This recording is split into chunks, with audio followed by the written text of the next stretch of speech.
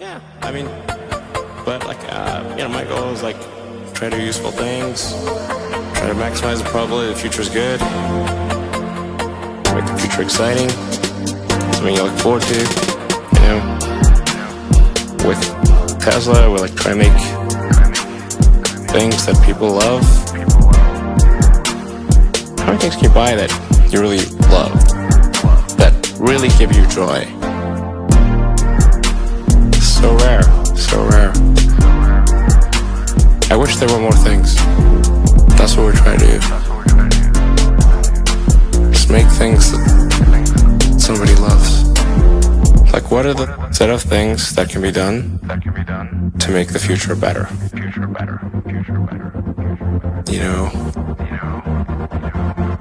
I think that a future where we are a spacefaring civilization out there among the stars, that's what we should strive for. Out there among the stars, this is very exciting. Out there among the stars, that's what we should strive for. This makes me look forward to the future. Makes me want that future. There are things, there need to be things that make you look forward to waking up in the morning. You wake up in the morning, you look forward to the day, forward to the future. A future where we are a spacefaring civilization and out there among the stars, I think that's very exciting. That is a thing we want. Whereas if you knew we would not be a spacefaring civilization but forever confined to Earth, this would not be a good future. That would be very sad, I think. No, I just think if there are two futures, and one future is we're out there among the stars, and the things we read about and see in science fiction movies, the good ones, are true. We have these starships, and we're going to see what other planets are like, and we're a multi-planet species, and the scope and scale of consciousness is expanded across many civilizations and many planets and many star systems. This is a great future. This is a wonderful thing to me. And that's what we should strive for. Out there among the stars, that's what we should strive for. Out there among the stars, this is very exciting. Out there among the stars, that's what we should strive for. This makes me look forward to the future. Makes me want that future. Life has to be more than about solving problems. If all that life is about is solving problems, why bother getting up in the morning? There have to be things that make you...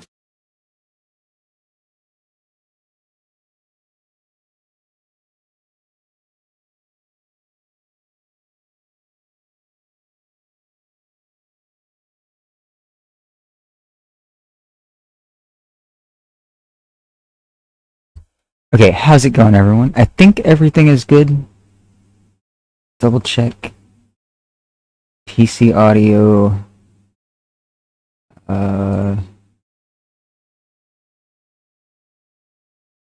Let me throw on some music right quick.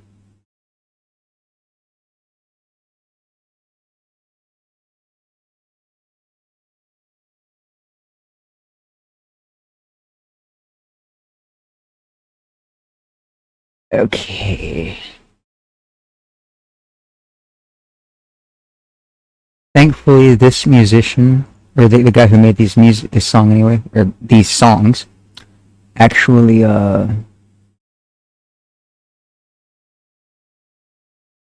made his music public domain, sort of. Gave everybody permission to use it anyway, so we won't have to worry about getting like a, copyright strike. We are going to get copyrighted for sure. Like, he will own the rights to this video, but I mean, I don't care about that. My main issue is not getting copyright struck.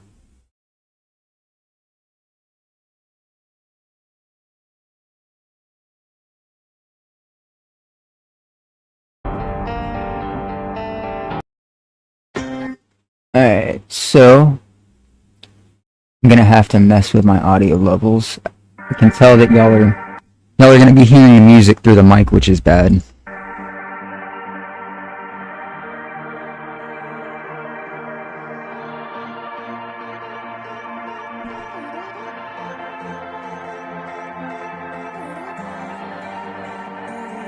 We want to put that at like 140p.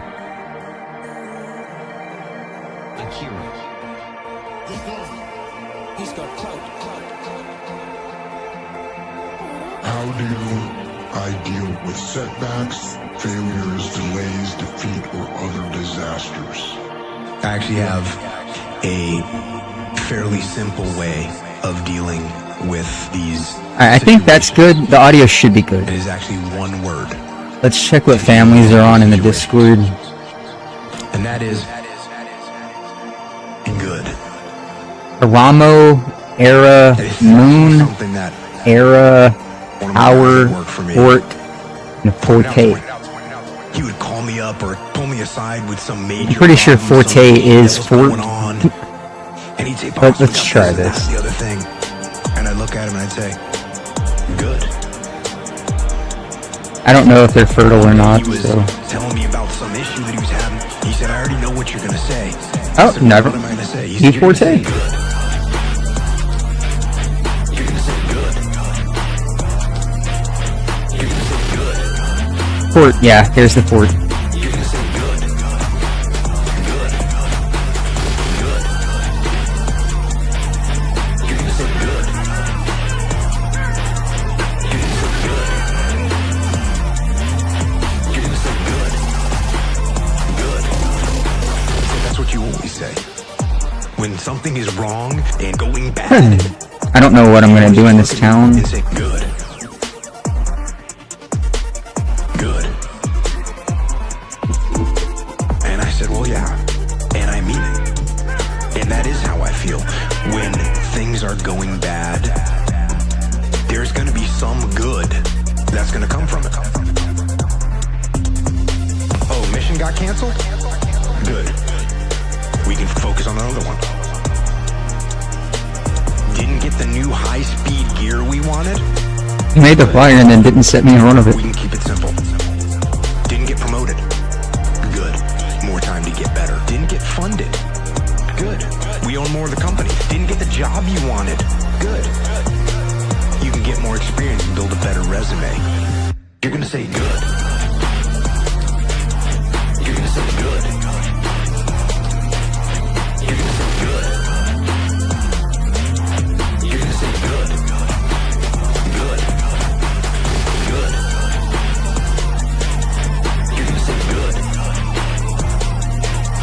You're gonna say good. Wish you could start your chaining before you're like an adult, you know? Good. Got injured. Got injured. Sprained my ankle. Good. Good. Good. Needed a break from training. Got tapped out. Good. Good. Good. It's better to tap in training than to tap out on the street. Got beat. Good. Good. You learned. Unexpected problems. Good. We have the opportunity to figure out a solution. So I think this is Eve Fort, That's it. but they died and then respawned as an Eve, tried to name himself Fort again, but since they still had relatives, it named them Forte. Don't get all bummed out. Don't get startled. Don't get frustrated. No. You just look at the issue and you say, good. You're gonna say good. You're gonna say good. You're gonna say good. You're gonna say good. Good. Good. You're gonna say good. You're gonna say good. You're gonna say good. Good.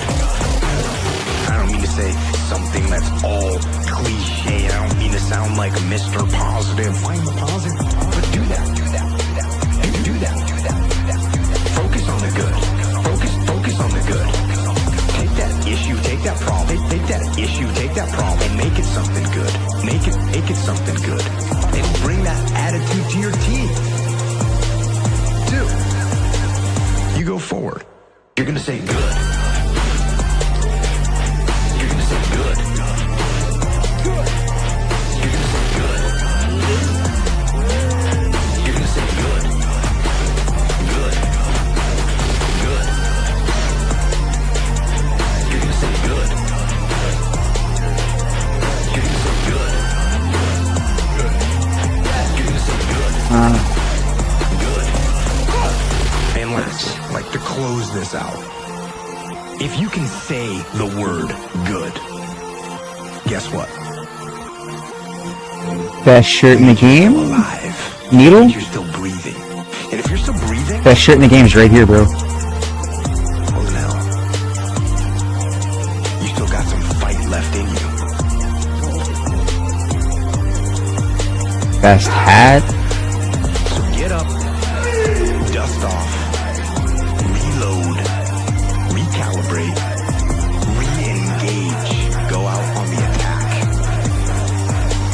And that right there is about as good as it gets.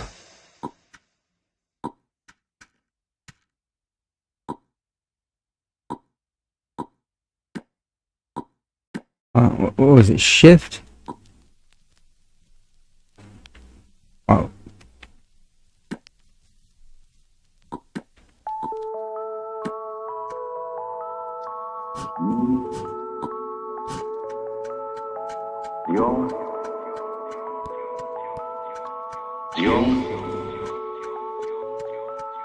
I want to read a passage from one of his Wait a minute. speeches, What the hell? which I think is one of the greatest things he ever wrote, and which has been a very marvelous thing for me. People forget that even doctors have moral scruples, and that certain patients' confessions are hard even for a doctor to swallow.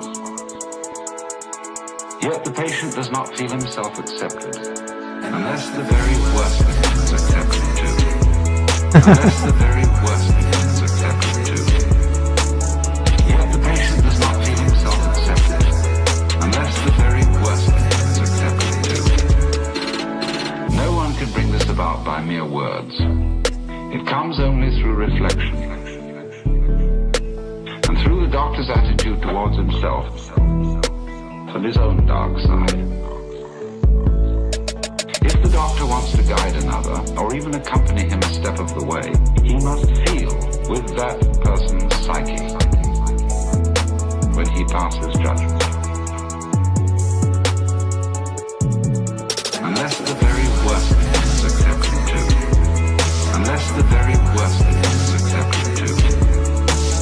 Yet the patient does not feel himself accepted, unless the very worst of him is accepted too. Whether he puts his judgments into words or keeps them to himself makes not the slightest difference. To take the opposite position and to agree with the patient offhand is also of no use. Feeling comes only through unprejudiced objectivity. This sounds almost like a scientific precept, and it could be confused with a purely intellectual, abstract attitude of mind. But what I mean is something quite different. It is a human quality, a kind of deep respect for the facts, for the man who suffers from them, and for the riddle of such a man's life. The truly religious person has this attitude. He knows that God has brought all sorts of strange and inconceivable things to pass, and seeks in the most curious ways to enter a man's heart.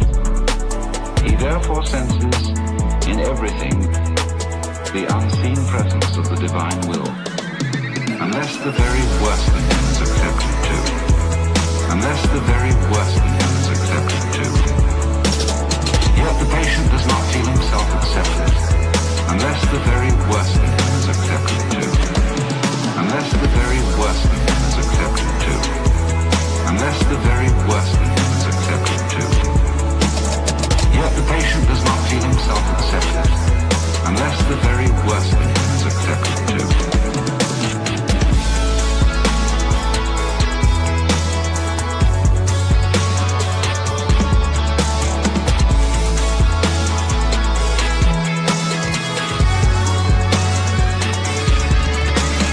This is what I mean by unprejudiced objectivity. It is a moral achievement on the part of the doctor. They really fixed it. Ain't no funny getting in here. Be repelled by sickness and corruption.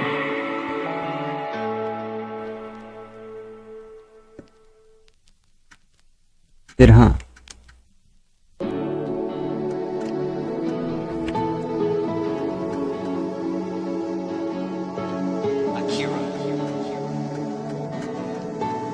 Don't forget the closed door.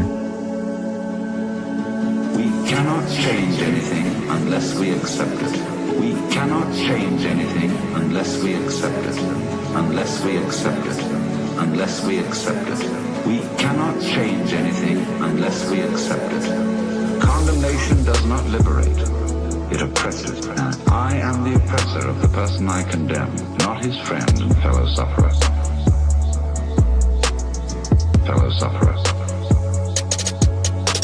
I do not in the least mean to say that we must never pass judgment when we desire to help and improve. But if the doctor wishes to help a human being, he must be able to accept him as he is. And he can do this in reality only when he has already seen and accepted himself as he is. As he is. Perhaps this sounds very simple, but simple things are always the most difficult.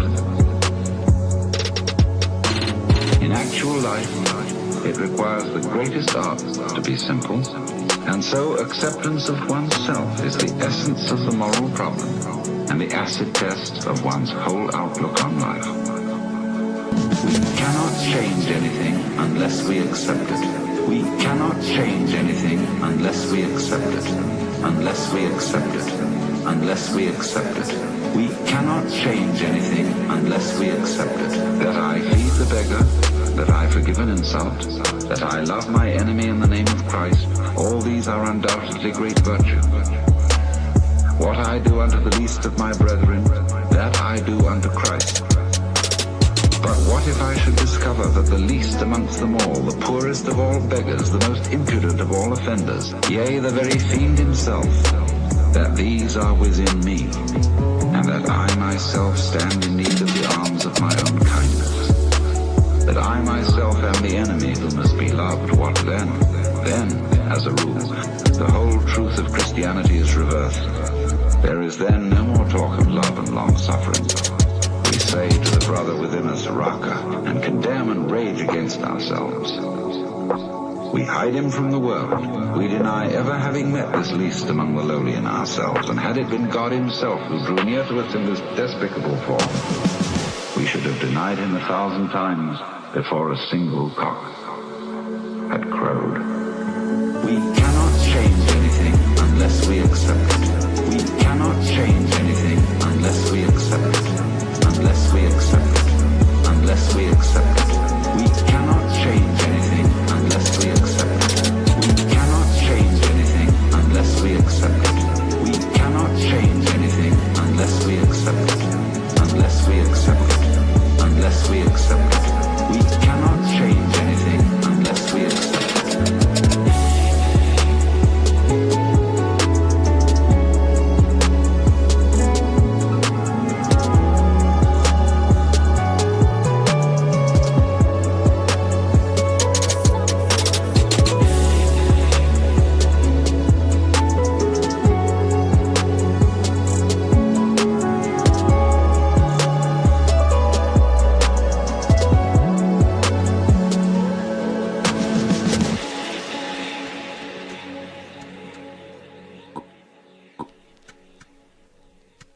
Healing may be called, Jung says, a religious problem.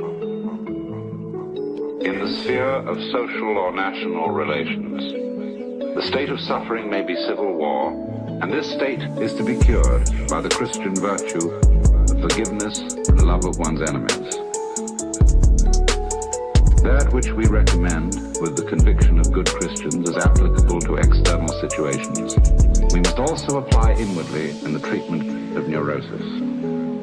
This is why modern man has heard enough about guilt and sin. He is sorely beset by his own bad conscience, and wants rather to know how he is to reconcile My spelling is terrible there. how he is to love the enemy in his own heart and call the wolf his brother. Yeah, that's still wrong. Reconcile himself with his own nature.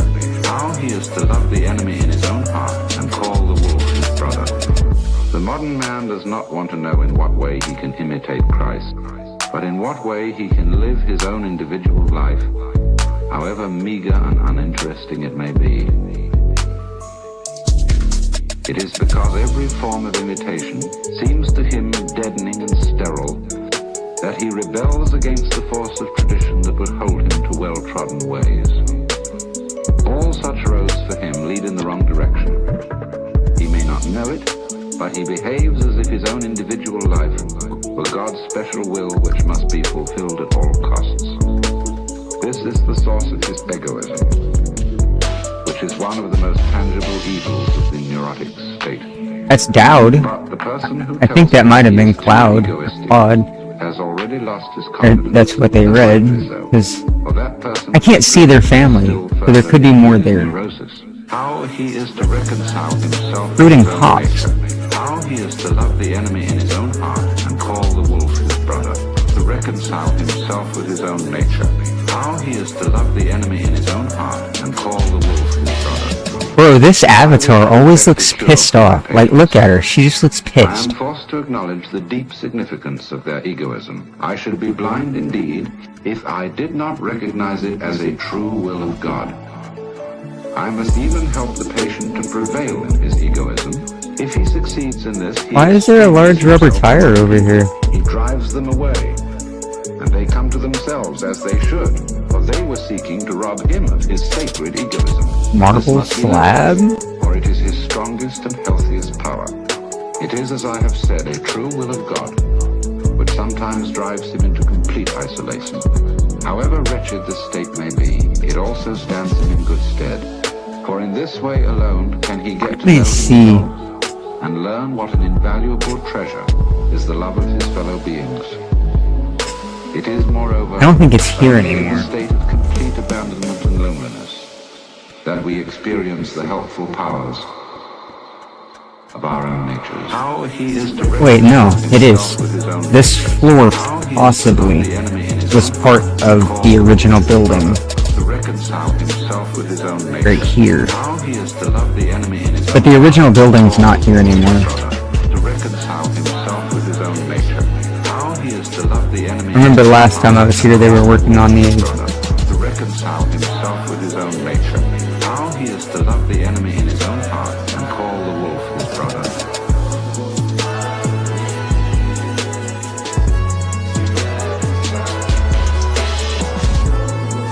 I'm gonna leave that alone, because that could be somebody in the middle of the game. I was gonna put them all back, nice and neat. Development at work.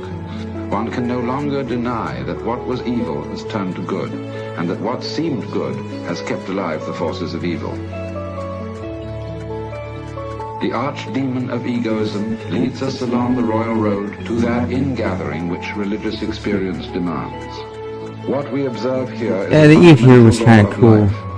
life, enantiodromia, or conversion into the opposite. And Fucking it is this that makes possible the reunion of the warring Wolves, halves man. of the personality, and thereby Why? brings the civil war to an end. And they were the last fort. End of quote. Now all we got are Fortes.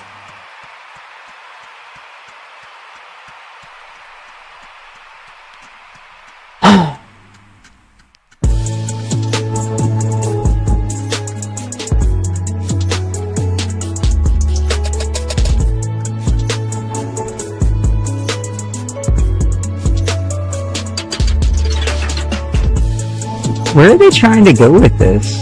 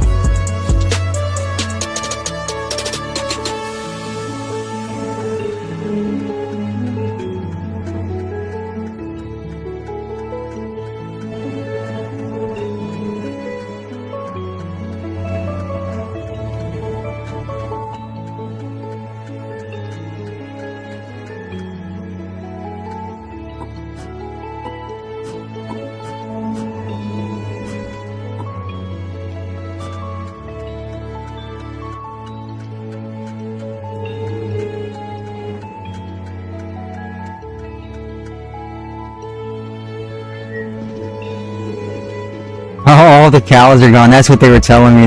The livestock have been moved up here. Yeah. Alright, alright.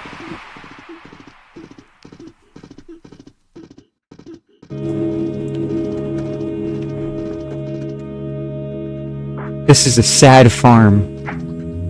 Brother, the amount of cows they had. I was fat. That's why I talk about it. Go ahead and say something, motherfucker. I was fat too. And it was hard as fuck every fucking day to get up. I know what it feels like.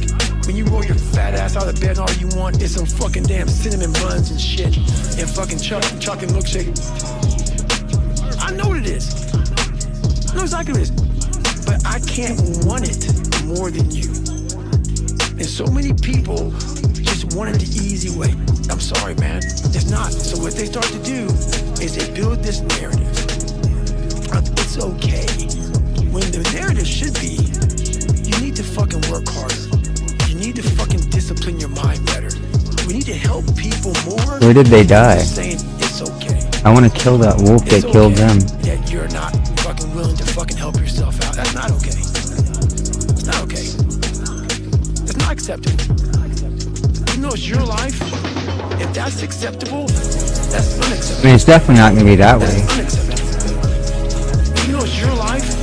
That's unacceptable. They had to have died down here. That's not okay. That's not okay. Those are all forgotten, aren't they? And there's a lot of people in this world, me included, that if I accepted that, I wouldn't be anywhere. So yeah, a lot of people just Marble, they start Harper, creating a narrative Rosa, about themselves Noe, that make it okay. Eve. The ultimate get out of jail free card, and now the world is Yeah, those aren't the people who were there. So many get out of jail free cards. Everything is okay, and you can't say a motherfucking thing about it. It's not okay. It's not acceptable. You know it's your life. If that's acceptable, that's unacceptable. That's unacceptable. You know it's your life. That's unacceptable. Then just saying it's okay. That's not okay. That's not okay. That's unacceptable.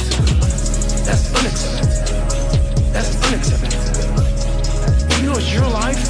That's unacceptable. Then just saying it's okay. That's not okay. That's not okay. That's unacceptable.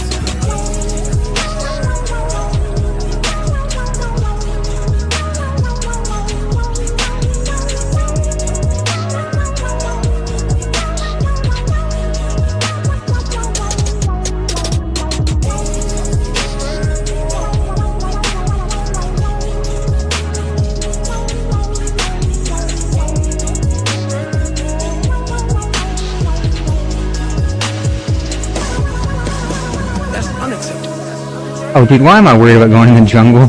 I mean, in the desert on this horse? That's unacceptable. That's unacceptable. That's unacceptable. That's unacceptable. That's unacceptable. That's unacceptable. I've never been as safe in the desert as now. Nah, I've been sick before in the desert. Sometimes.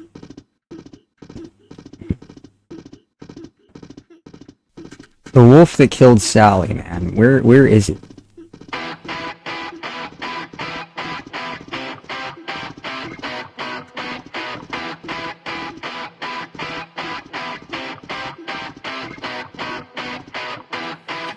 One thing that discipline definitely I have a does mission. help you with, it helps you get things done. And when you get things done, when you actually do things, you have more success. A big part of success is just not being fucking lazy and just doing it. 90% of it is just showing up. Get there and start working. Like, you're not gonna feel perfect every day.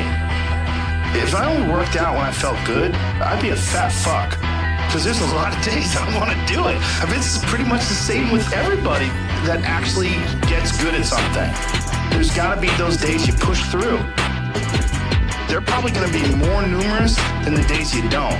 And so the benefit of discipline in my eyes has always been that through discipline, I get things done. This could just be like a fool's errand, man. Like, you might not ever find it. He's got clout.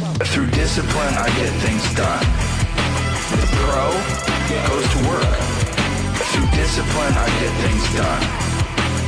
This is what I do. I also think that discipline is a pathway to creativity. When you're on the battlefield, is an absolute exercise in creativity. How are we going to attack them? How are we going to disorganize them? How are we going to get in their heads? That's all just massive creativity. And when I look at people that are artists, I would imagine the more disciplined you are, you gotta write stuff down, you gotta read, you gotta increase your vocabulary so that you are quicker and sharper, so that when people are saying things, you have more words to battle back at them. All those things, all that freedom that you get on stage comes from the discipline. You study, you learn, you read, you write, you talk, you go through things. Is that an accurate statement? Absolutely accurate. Through discipline, Which way did she come from with that soil last time? Because there's soil right there. I don't think she'd be way up here for soil. Sally. Through discipline, I get things done. The pro goes to work. Through discipline, It had to be you. this is what I do. And it doesn't matter if you're sick, doesn't matter if you have kids, you're a pro and you go to work. And you have pride in that. And then when you are in front of that keyboard, you look down at the count, it says, I fucked 1,000 words today. Out of that work, gems blossom. But you might have a day where you just write nothing but dog shit. So what? Show up again tomorrow. And tomorrow out of that dog shit, a flower will emerge. Through discipline, I get things done. The pro goes to work. Through discipline, I get things done. This is what I do. Through discipline, I get things done. The pro goes to work. Through discipline, I get things done. This is what I do.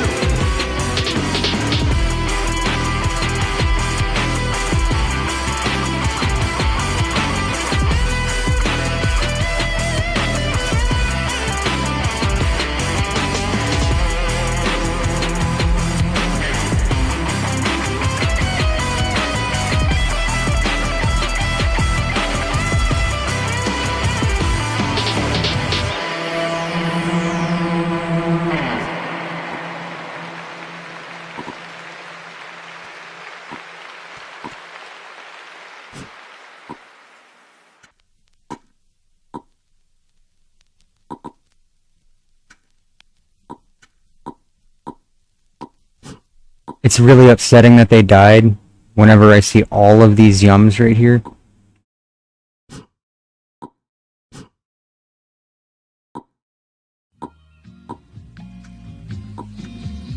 So also music is a kind of non-purposive thing, because you don't either play music to reach a destination, nor do you dance to reach a particular place on the floor. It is the doing of it itself that is important. Music. It is the doing of it itself that is important. Music. It is the doing of it itself that is important. Music. It is the doing of it itself that is important. Music. It is the doing of it itself that is important. Because after all, if the object of music were to gain a certain destination, those orchestras that played fastest would be considered the best. The best. Akira. Dancing and music, more than other arts, represent the nature of this world. The nature of this world. That it is playful, that it is sport. That it may be sincere, but is definitely not serious. And as G.K. Chesterton well put it once, the angels fly because they take themselves lightly. Music. It is the doing of it itself that is important. Music. It is the doing of it itself that is important. Music.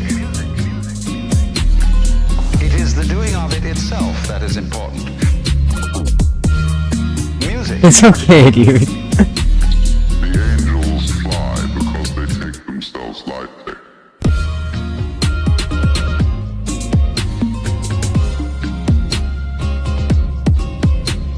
The angels fly because they take themselves lightly. I'm one of them expert hunters.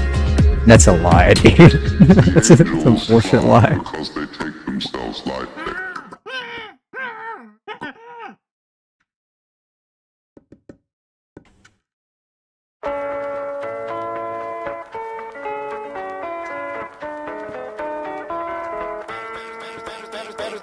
Better than alcohol, man.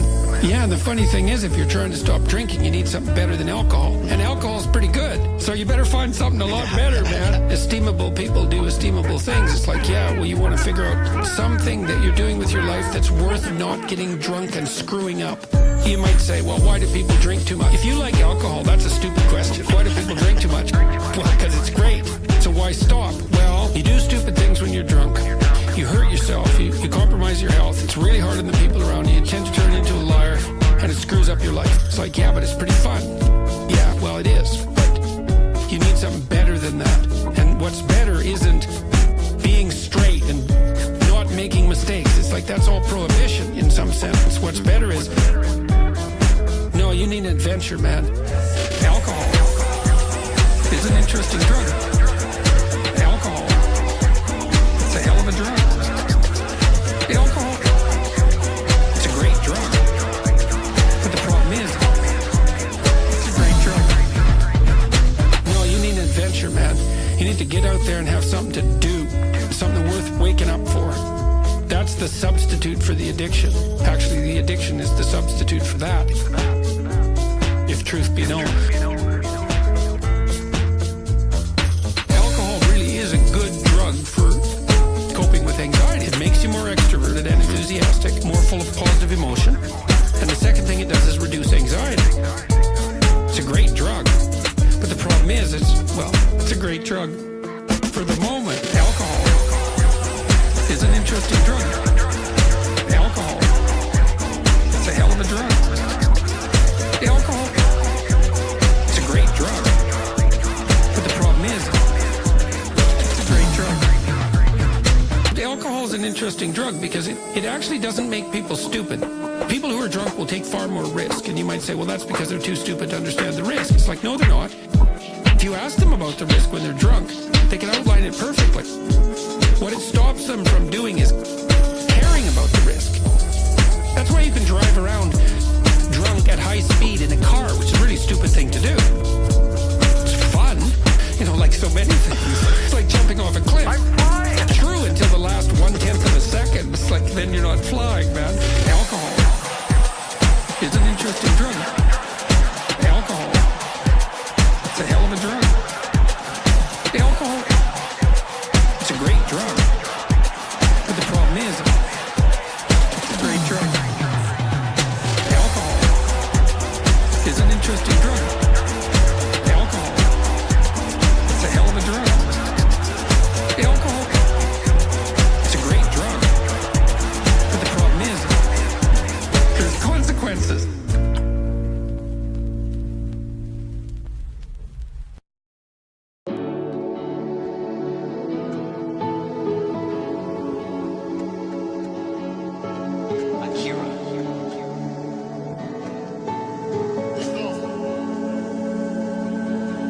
We cannot change anything unless we accept it. We cannot change anything unless we accept it. Unless we accept it. Unless we accept it. We cannot change anything unless we accept it. Condemnation does not liberate. It oppresses. And I am the oppressor of the person I condemn, not his friend and fellow sufferer. Fellow sufferer. I do not in the least mean to say that we must never pass judgment when we desire to help and improve. But if the doctor wishes to help a human being, he must be able to accept him as he is. And he can do this in reality only when he has already seen and accepted himself as he is. As he is. Perhaps this sounds very simple, but simple things are always the most difficult. actual life, it requires the greatest art to be simple, and so acceptance of oneself is the essence of the moral problem and the acid test of one's whole outlook on life. We cannot change anything unless we accept it. We cannot change anything unless we accept it. Unless we accept it.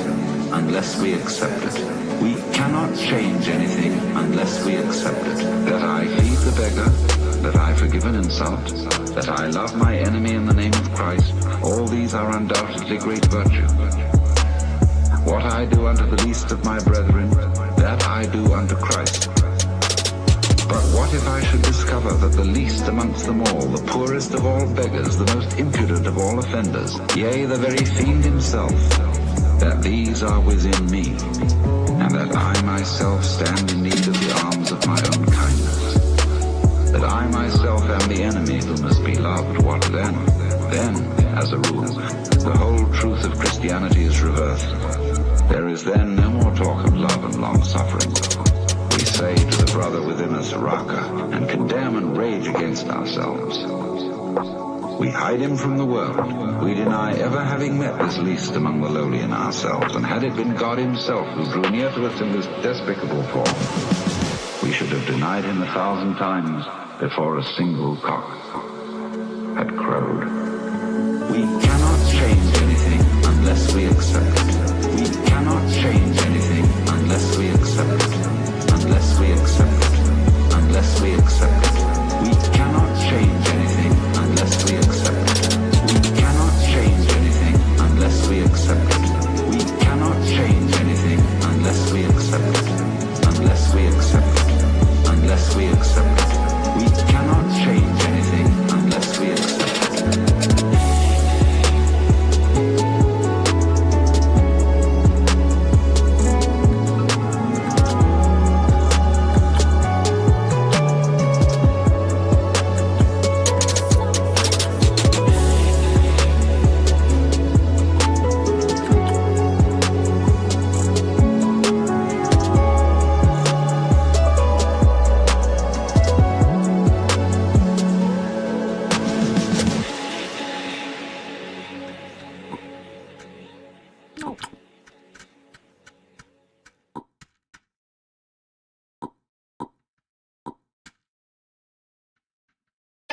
What separates me from a lot of people is they go into a daunting task, and the task is overwhelming.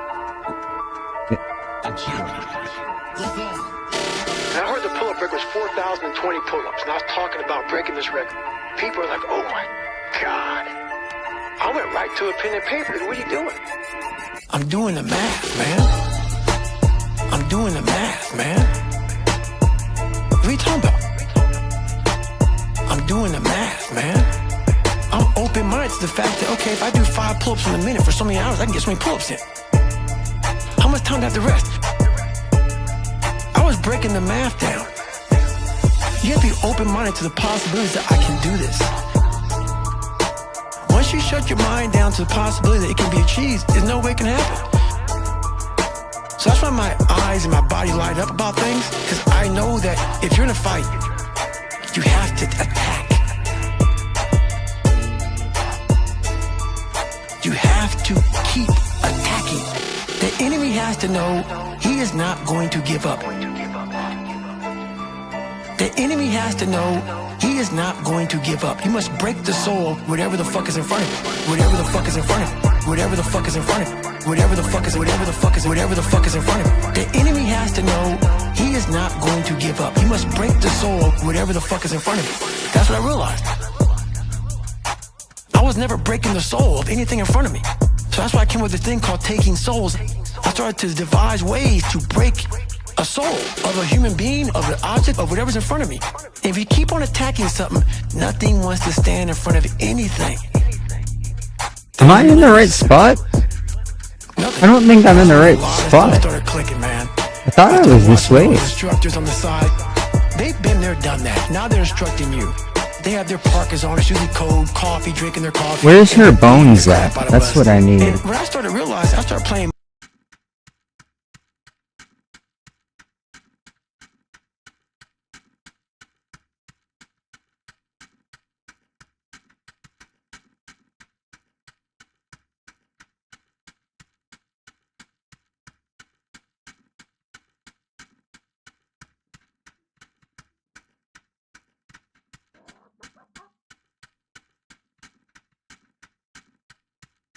she was up north. That is Celine.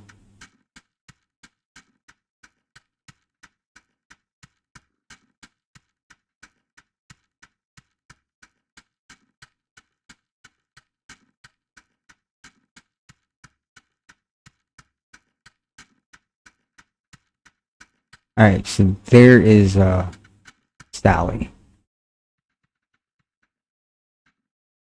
And as for the audio, quit pausing my fucking music. These fuckers are looking at us, judging themselves about when they were going through hell week. Are you still watching? Yes, I'm still watching. Quit pausing in the middle of a fucking song.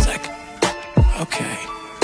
So what I started doing was I got my boat crew. They didn't get the wolf that killed her. I'm pretty sure that's the wolf that killed her. And everybody's like just trying to get through hell week now, and they tell you how you're supposed to feel. So you are feeling that way. I was like, don't let these motherfuckers tell you how you're supposed to feel. No. If that's the case, then they probably... This is hour one. Where's the horse and buggy? So I was getting my boat crew all jacked up. I said, we're gonna take these motherfuckers' souls. So they had us doing this simple thing that guys are struggling with. Boat crew 2 is just launching the fucking boat and you're yelling, yeah, you can't fucking hurt us. You can't hurt boat crew 2. And I looked on the instructors' faces and it looked like someone had just fucked with their soul. And I looked at my guys on the boat crew and I said, hey, guess what? Those motherfuckers are fucking tonight. Cause we own space in their fucking head. We own space. They're gonna think about us tonight. The enemy has to know he is not going to give up. The enemy has to know he is not going to give up. He must break the soul of whatever the fuck is in front of him. Whatever the fuck is in front of him. Whatever the fuck is in front of him. Whatever the fuck is in front of him. The enemy has to know he is not going to give up. He must break the soul of whatever the fuck is in front of him. And we start fueling off of that. We start fueling off the fact that, man, Lamo. 1 second of energy. Not laughing my ass off. Laughing ass smile. Energy you need. That's all you need. You need to look at someone's eyes. You know how it is when you fight somebody and you broke that motherfucker. He's like, oh God, man, I don't want to go back to the next round. And you feel like, my God, I can fight all day. That's what taking souls is. But you have to have the will, the heart, the courage to go that distance when you're exactly jacked up. You have nothing left to give. And give more. You know how you get that fight or flight response when you get to move real quick? I started learning the move a lot, how to extremely fast in a horrible environment when everybody's miserable. I learned how to really find strength in the misery. This is where I shine. And I started using all that misery for tons and tons of drive and motivation to then lead people further. Because you can get a lot of power through misery. And once people see that, my God, Goggins is fucking going, then everybody says, roger that. I started realizing that if you can just find strength just a little bit longer, you will have a crew of people following you along the way. The enemy has to know he is not going to give up. The enemy has to know he is not going to give up. He must break the soul, whatever the fuck is in front of him. Whatever the fuck is in front of you. Whatever the fuck is in front of you. Whatever the fuck is in front of you. Whatever the fuck is in front of you. The enemy has to know he is not going to give up. He must break the soul, whatever the fuck is in front of you. You have to take great pleasure in the fact that no one wants to be where the fuck you're at right now. Great pleasure in that. It has to bring a passion out of you. It has to bring something very, very weird out of you, man. Like, you know, people don't really understand what that is. Good thing they're teaching them, man. Makes me happy. And everybody's looking like, God, man, I hope this ends. And you see that. Time slows down and you see that. You're feeling that. Everybody has that look on their face like, God, this gotta go. I don't want to be anymore. This is where I shine. This is where I shine.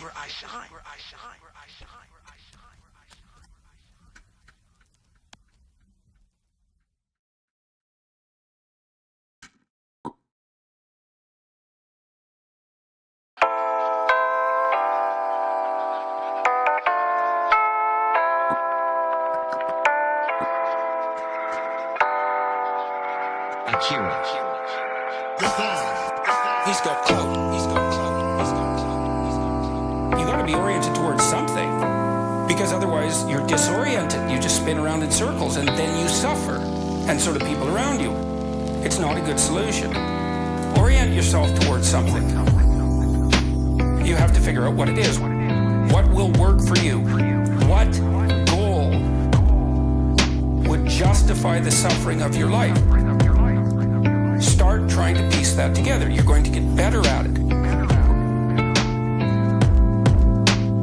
Start trying to piece that together. You're going to get better at it.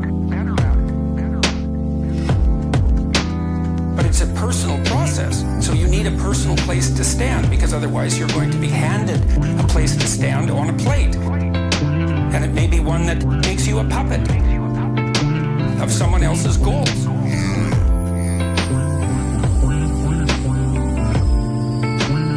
So I would say, what are the processes? Well, I think what I've recommended to people is clean up your room. Clean up your room. Clean up your room. Clean up your room. Clean up your room.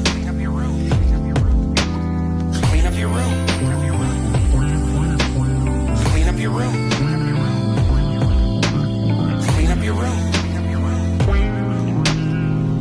Then you'll know what to do next.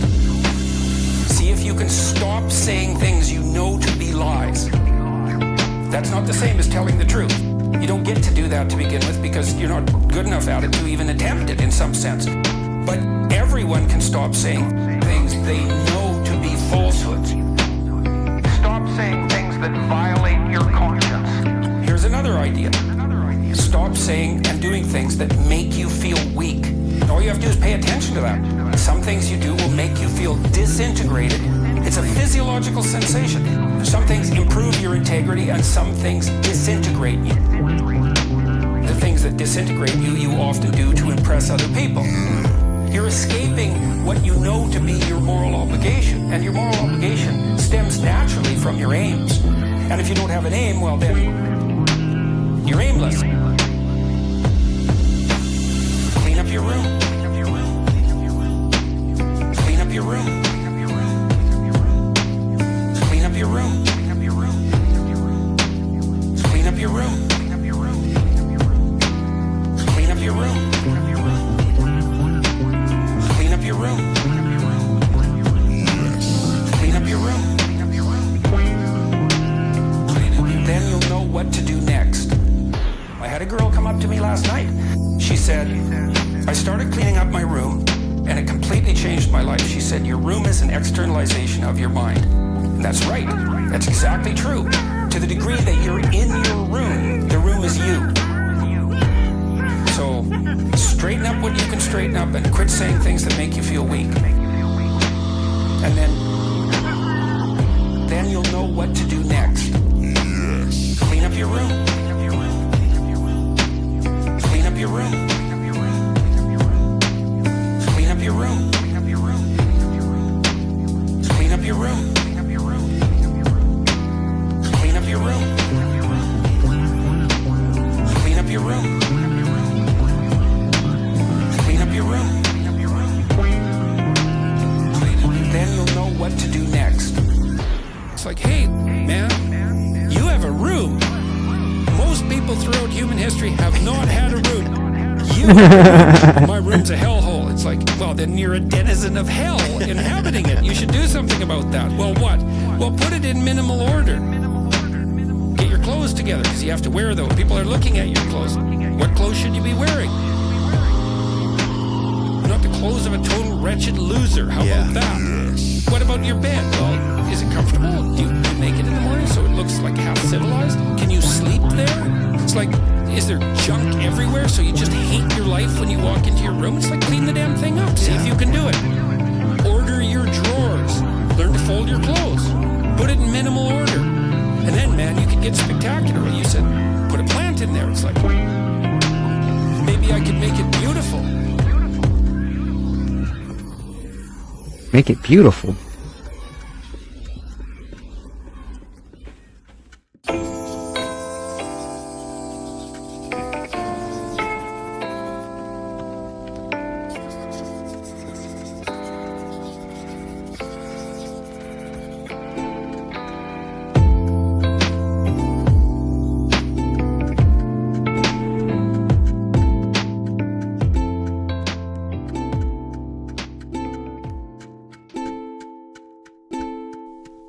Oh no.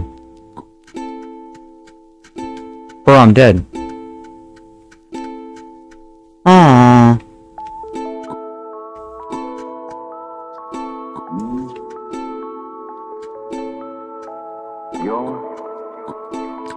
Oh my god, that was so close. I want to read a passage from one of his lectures, Give me which I that. think is one of the greatest things he ever wrote, and which has been a very marvelous thing for me.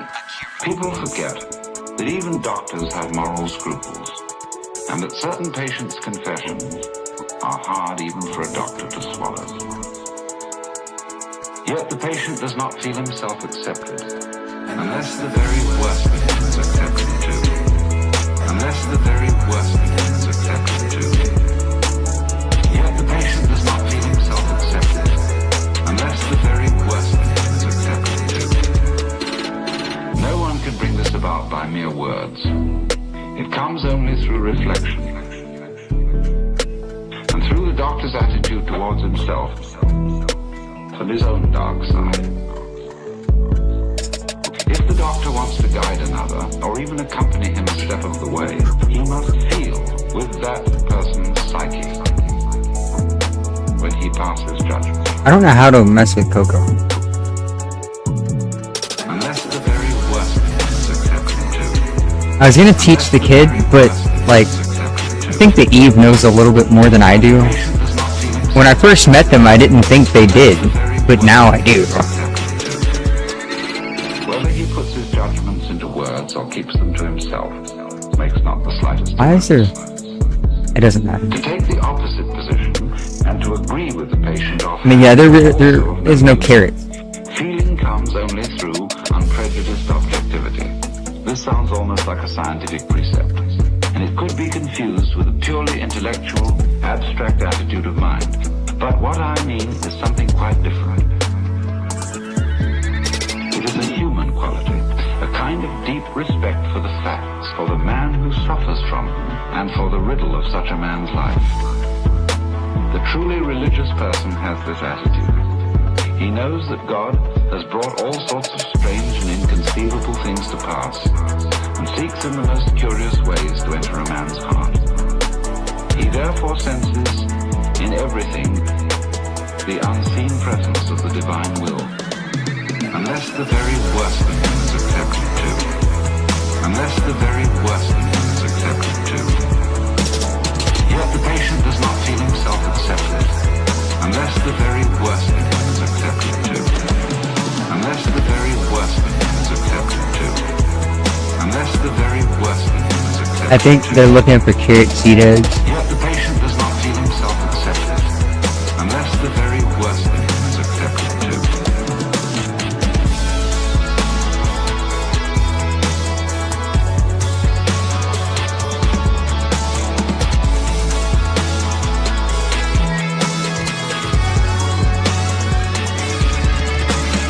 This is what I mean by unprejudiced objectivity. It is a moral achievement on the part of the doctor. Why aren't there apple trees and shit planted here? Repelled by sickness and corruption.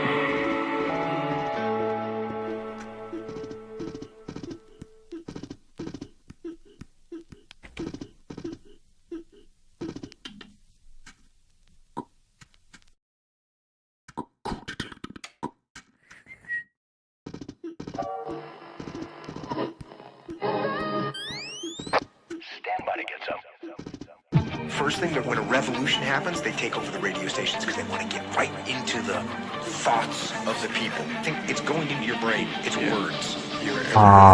Bro. Just press play. It's because there's no food in here for them to eat. Today. We all know that. Everyone hears that. But Rome also didn't fall apart overnight either.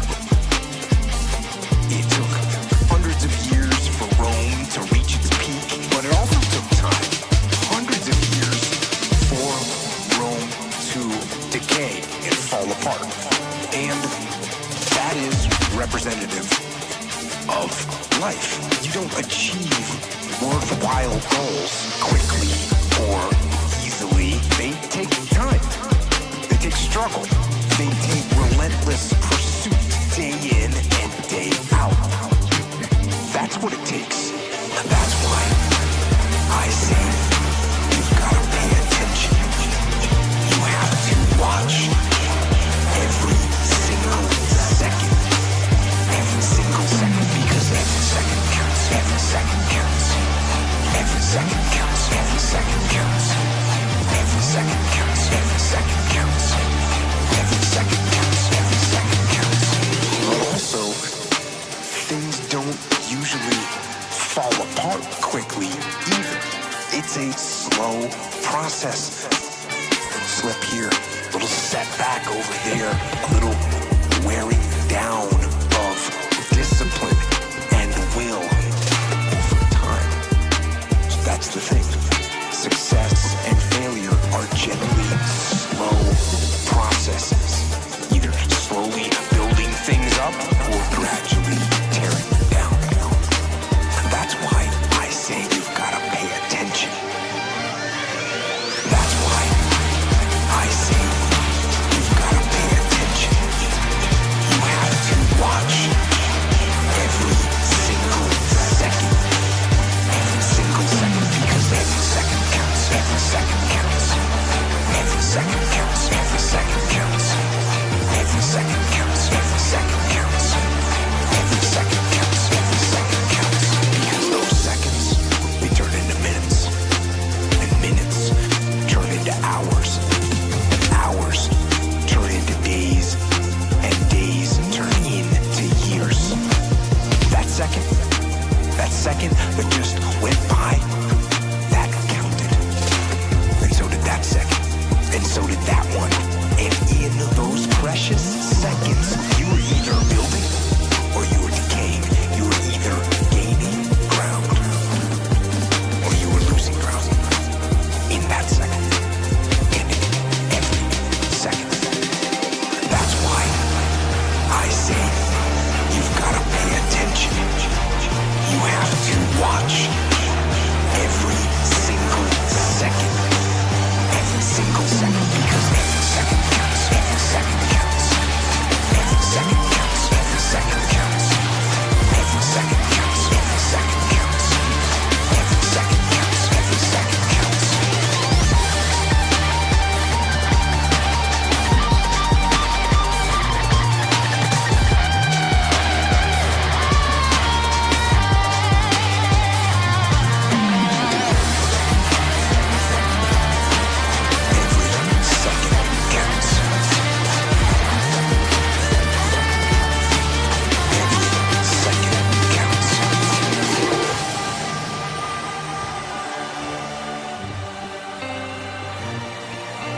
So, make every second count.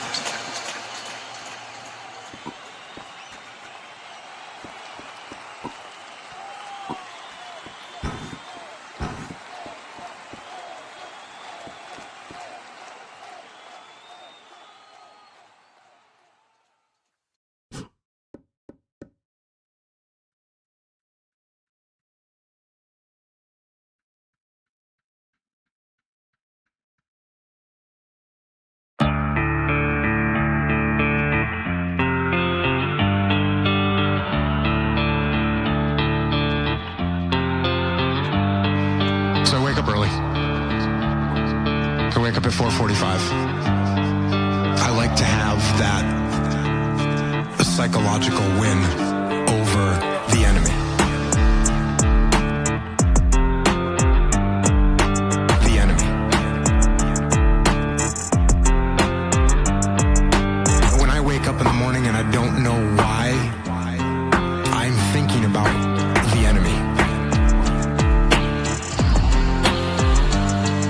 And what they're doing. And I know I'm not active duty anymore, but it's still in there that there's a guy that's in a cave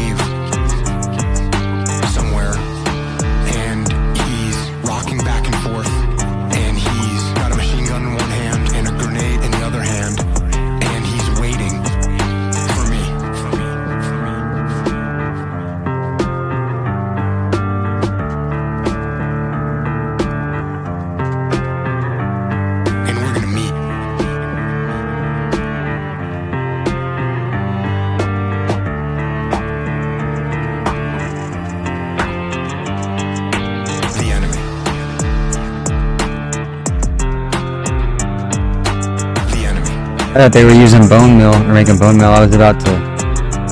I'm not worried about Sal. Celine, bro. I don't know why I'm thinking about the enemy. But if we can go up here and get Sally before they, I wanted to do this anyway earlier. I'm thinking to myself, what can I do to be ready? There she is, okay, we're good. Which is coming. Which is coming. The part of the world that I've seen is a very dark place. Why am I in the swamp? It's a dark place. That's what war is. Yeah, it is.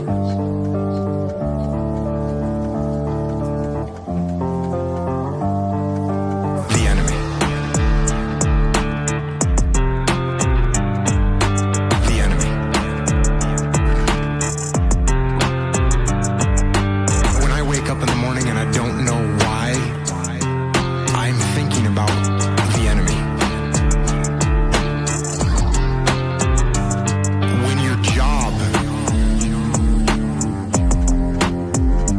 which my job was to expand that darkness. Bone meal those. I mean, war is about killing people.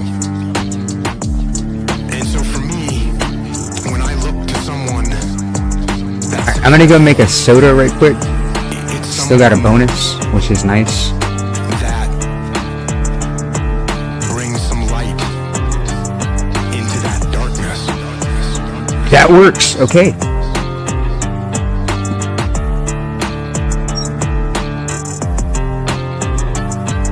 That darkness.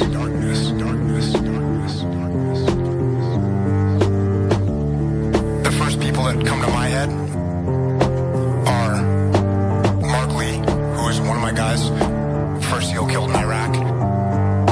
Mike Mansour, one of my guys, second SEAL killed in Iraq. And Ryan Job, one of my guys, wounded in Iraq, blinded in both eyes, made it home, married his high school sweetheart, got her pregnant, finished his college degree, and after his 22nd surgery to repair the damage that was done to his head and face, there were complications and he died as well. But all of those guys, in all that darkness, they did things, they made a sacrifice that was completely selfless. And to do that, and to live, and fight, and die, like a warrior, that to me is success. And those guys are my heroes. Alright.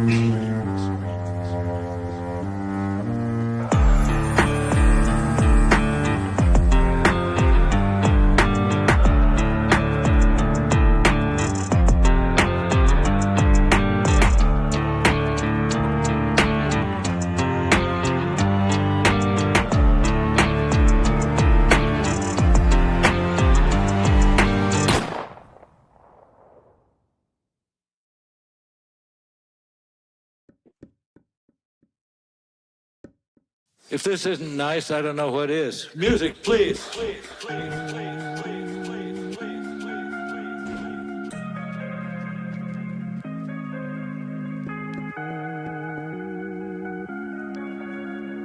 Akira. Nice. Now, every lecture I've ever given has included my tribute to my Uncle Alex, my brother's kid brother, who was a graduate of Harvard and a wise man, a distant insurance salesman in Indianapolis. He was childless. But what Uncle Alex found objectionable about so many human beings is that they so seldom noticed it when they were happy. And so we would be sitting under an apple tree, for instance, on a July afternoon drinking lemonade and, talking about this and that. They're practically buzzing like honeybees. And alcoholics would stop everything and say, wait a minute, stop. If this isn't nice, I don't know what is. If this isn't nice, I don't know what is. I don't know what is. I don't know what is. If this isn't nice, I don't know what is. I don't know what is. I don't know what is. And so he would do that again and again, and it was very good advice, and I've taken it up. And I hope that you will take up this habit too, of noticing when things are really awfully nice, and say, if this isn't nice, I don't know what is. And say, if this isn't nice, I don't know what is. I figured they were naked because they wanted to look like their mom. I don't know what is. I don't know what is. I don't know what is. If this isn't nice, I don't know what is. I don't know what is. I don't know what is. If this isn't nice, I don't know what is. I don't know what is. I don't know what is. If this isn't nice, I don't know what is. I don't know what is. I don't know what is.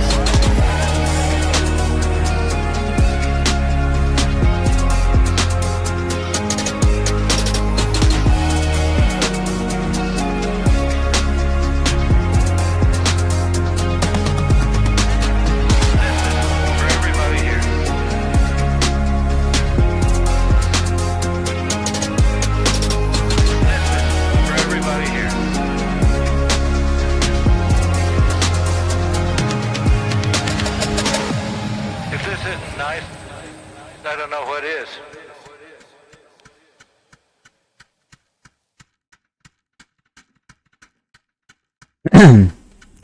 I get what they're doing, and I understand it, because I was the same way when I first started playing. I wanted to make sure everybody got buried, no matter what. Because I felt like if they died, it was an accident or whatever. But, dude. Unnatural causes, I know what that means. I know what it means now. You know what I'm saying? Proactive and aggressive are similar, and they are both good. You certainly have to be proactive in the world. You want to be dictating what happens, not responding to it. And yes, that means creating or controlling a situation as much as you can, but being aggressive, that means you are ready to attack. As I always point out, this doesn't mean you walk around with your chest puffed out, ready to bang heads with everyone around you. It doesn't mean you confront people physically or mentally head on without a tactically superior plan. It doesn't mean you go straight forward into conflict without thought and without reason. It doesn't mean you engage in attrition warfare. No, that is almost never smart. Default. Damn, there was a stone. Here it is. You are going to get after it. You are going to move fast. You are going to think fast. You are going to outthink and outmaneuver the enemy. Default aggressive. You are going to get after it. You are going to move fast. You are going to think fast. You are going to outthink and outmaneuver the enemy. If I think the enemy is going to attack me, I'm going to attack them first. If I think they are going to seize a piece of terrain, I am going to be there waiting for them. If I think the enemy is going to flank me, too late, I'm already flanking them. I don't view aggression as an outward attitude. I view aggression as an internal character trait. A fire in your mind that says, I am going to win.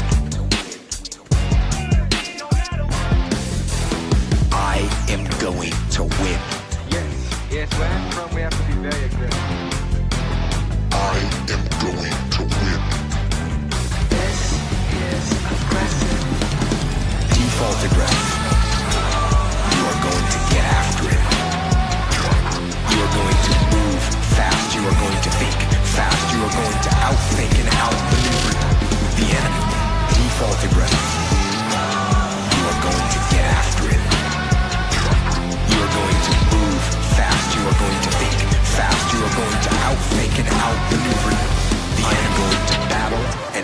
going to fight, and I'm going to use every tool I have to crush my enemy. And that tool might be fists, but it might be guile. It might be a frontal attack, but it might be a flanking maneuver. It might be an undeniable display of force, but it also might be a subtle political maneuver.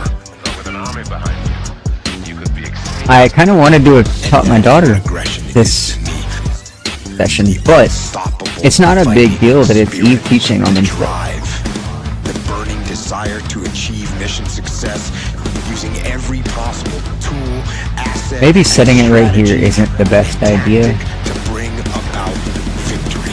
Default aggressive. You are going to get after it. You are going to move fast. You are going to think fast. You are going to outthink and outmaneuver the enemy. Default aggressive. You are going to get after it.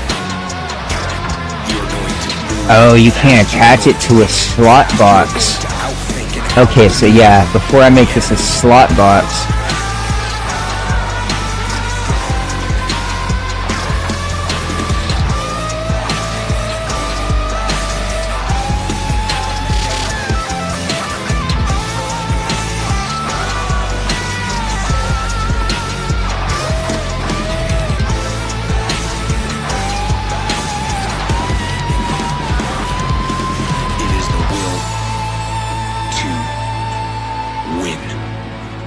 and if that kind of internal, relentless aggression is your default mode, you will win.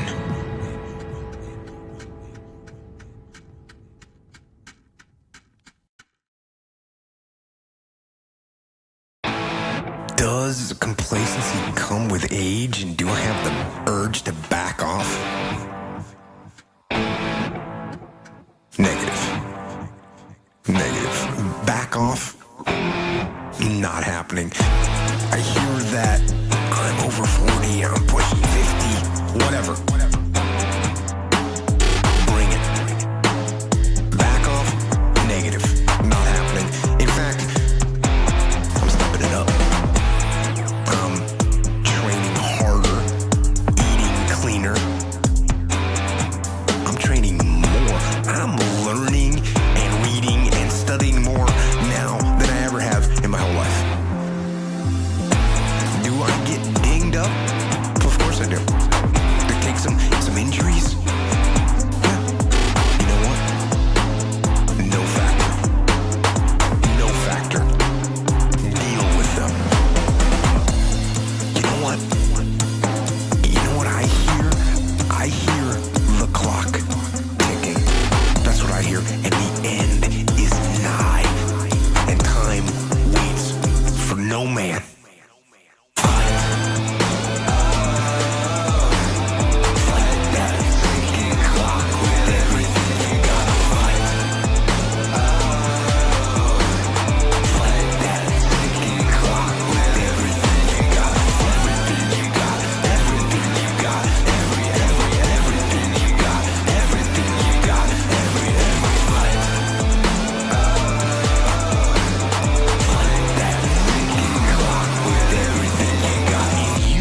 Young guns out there, 15 years old, 20 years old, 24 years old. Listen.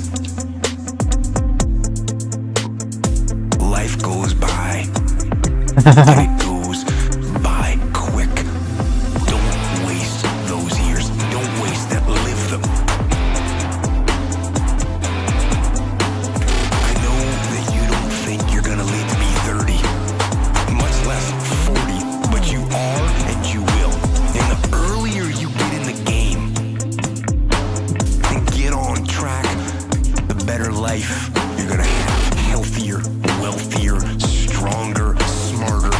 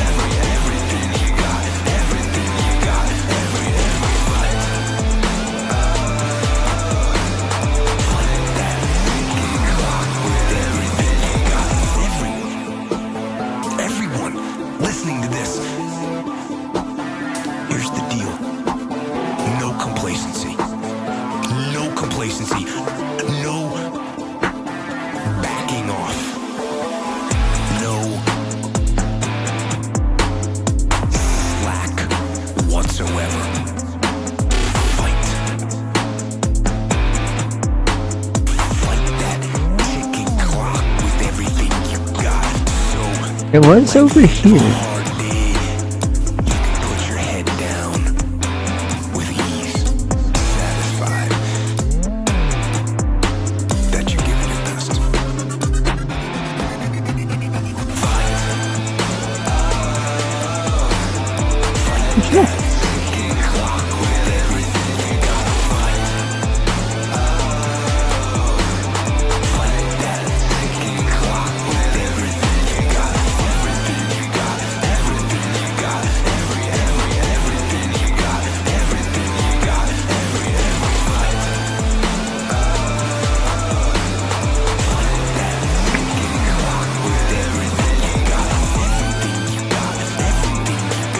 I'm not seeing my grandbaby.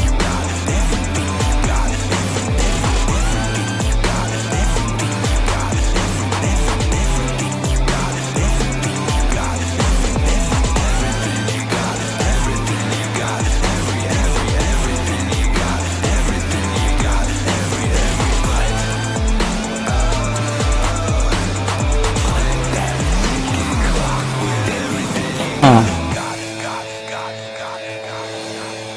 Alright. You're not a show horse, are you?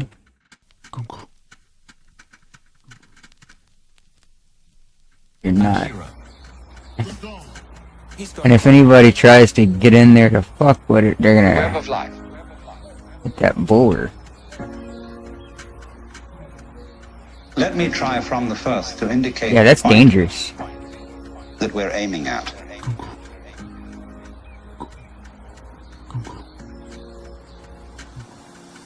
The point is this, that human consciousness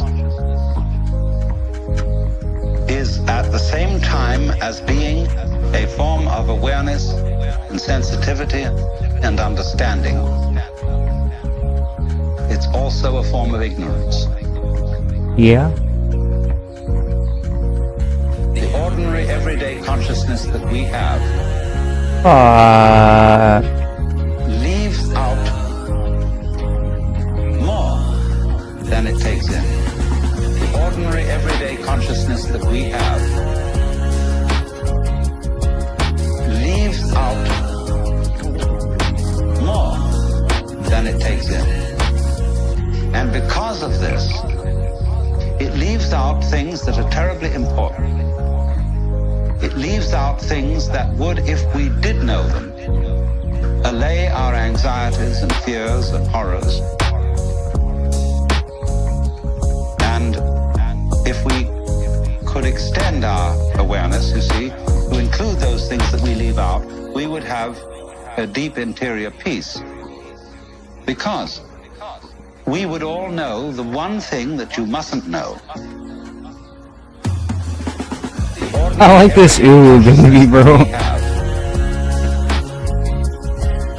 Leaves out more than it takes in. The ordinary everyday consciousness that we have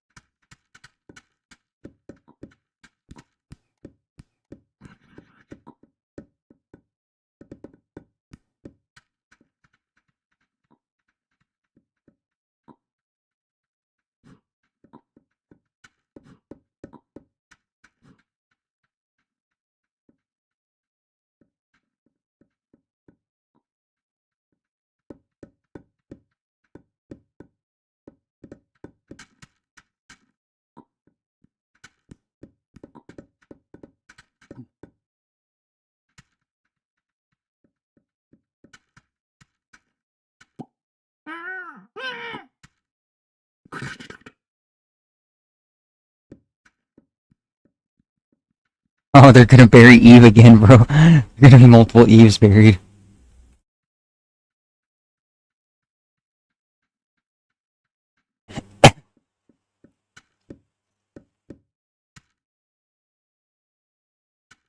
You need to stand.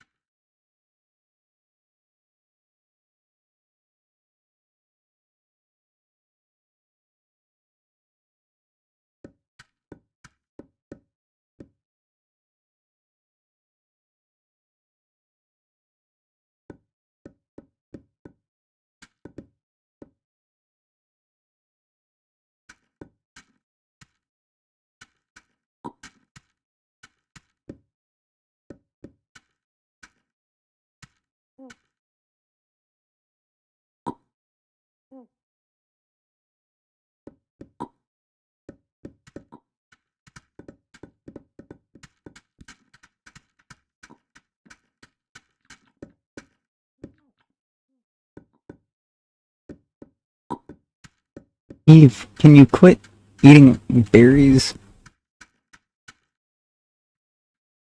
I am Forte.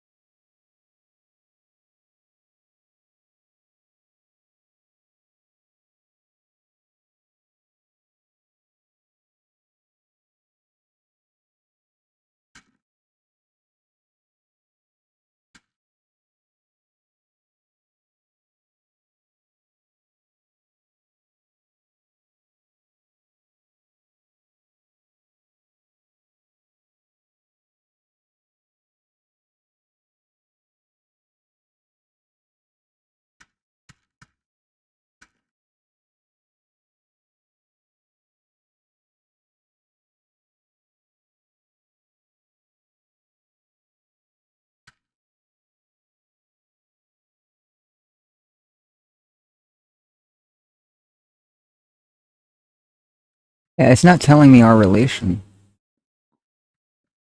Oh, because it says no relation.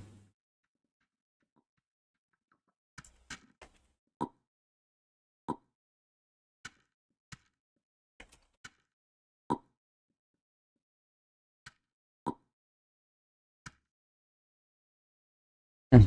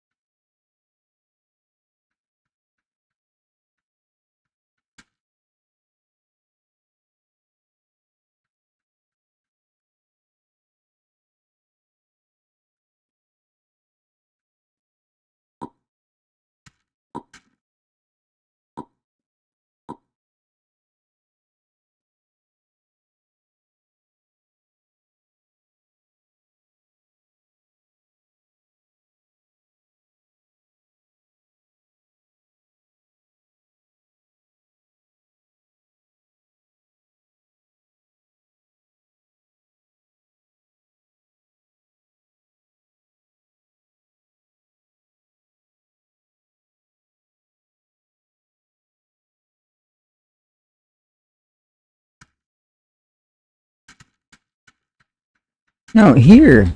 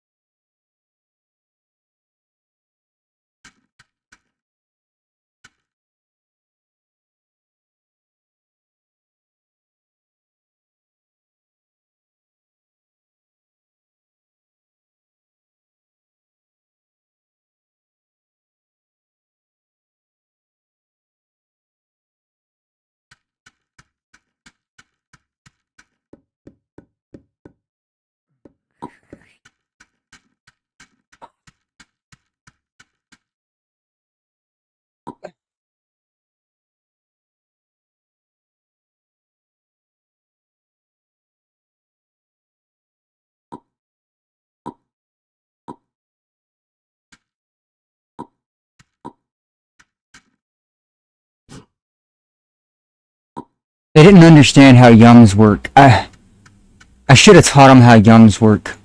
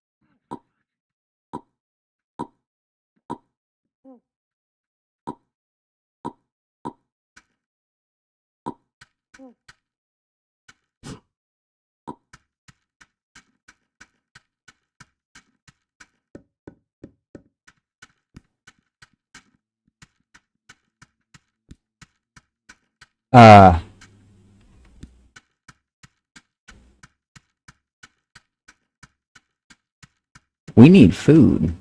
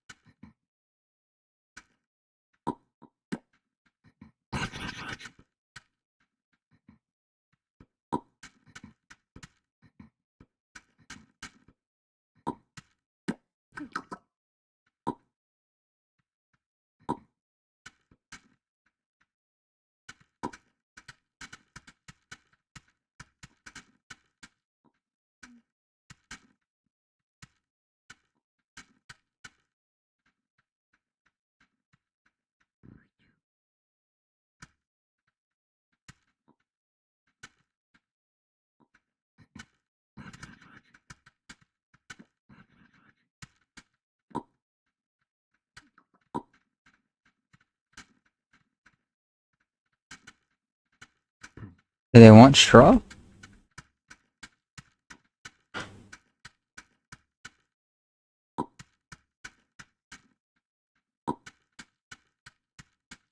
All of this has to be cut.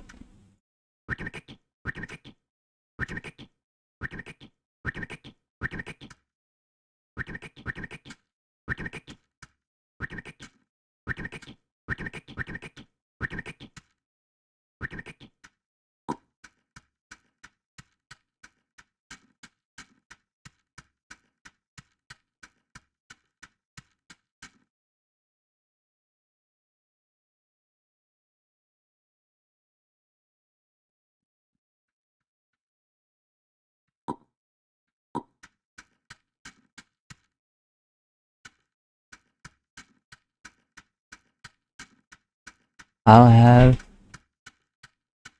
to disk on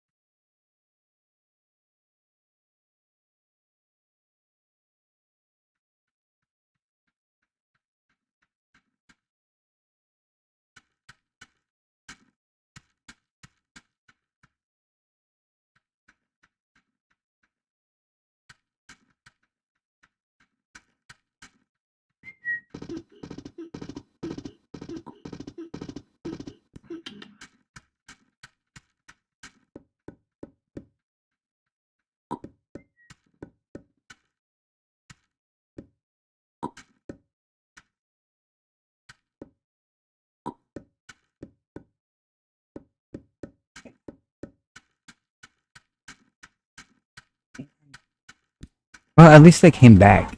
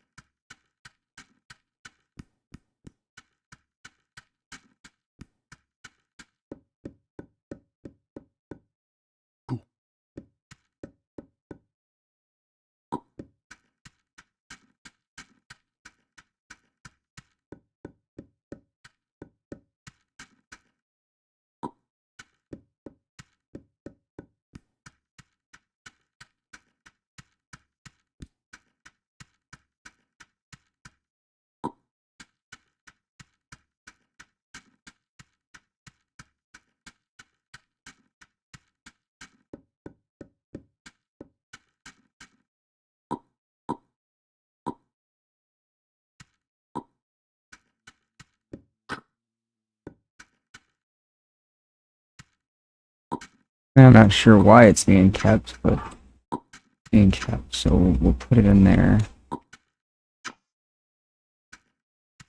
What is that?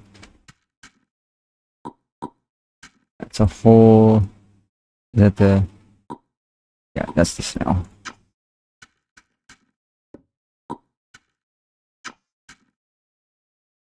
What is this? Diamond. That with the snail. What are you? Gold.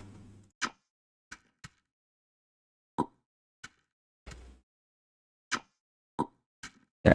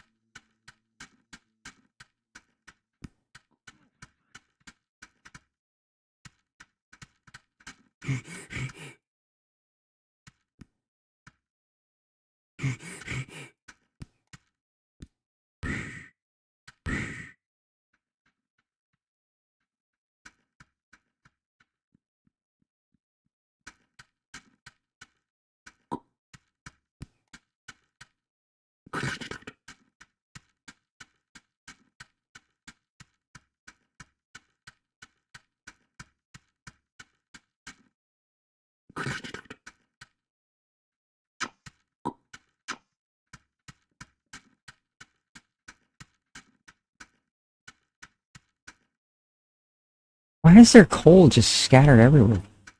Where's the charcoal?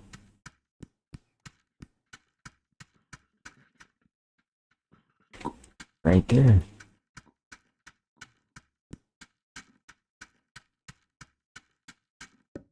Is that a nozzle? Garlic clove. We're plant garlic.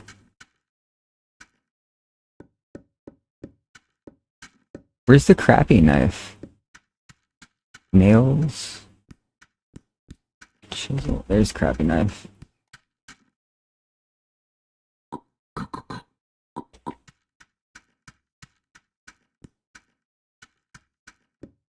I feel like we should get 2 charcoal pencils out of that big ass chunk of charcoal.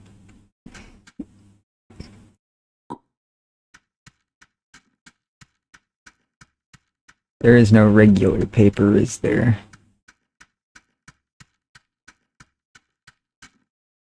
Wood shavings.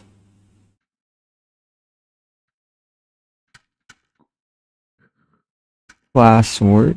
Cold glass.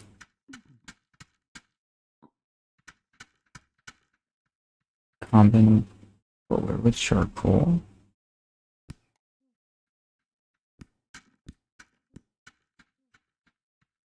Okay, they're working on the rods.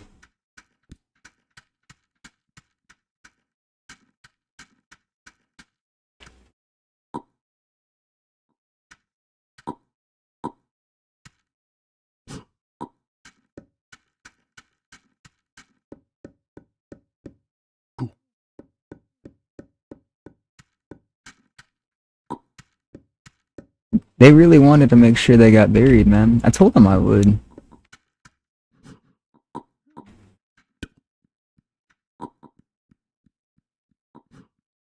Oh, okay. Ruby, yes, the same pissed off avatar I got. Track kit. Okay. And right now it just has no use.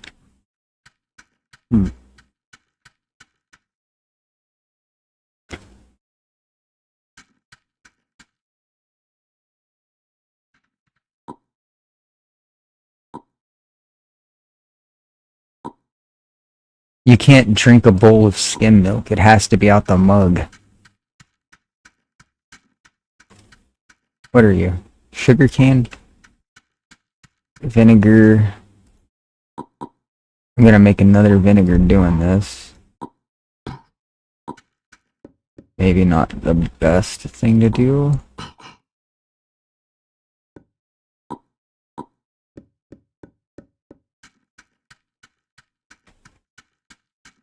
Wait, wasn't there a full water pouch?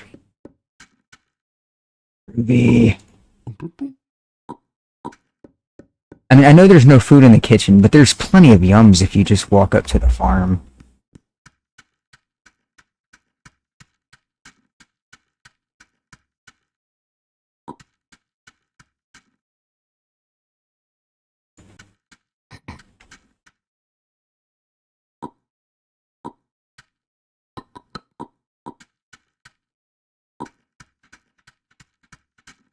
Ray Grodd said, "Hi." Hey, how's it going?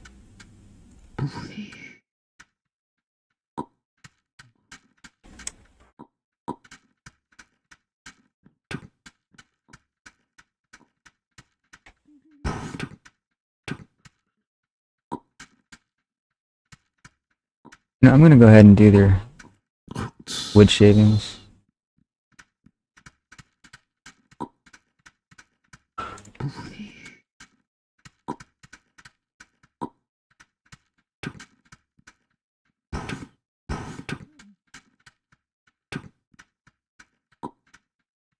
Where did I put my,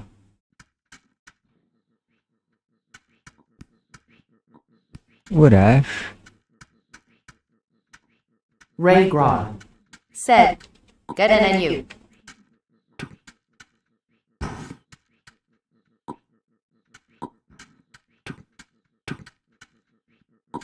There it is. Okay, let me double check.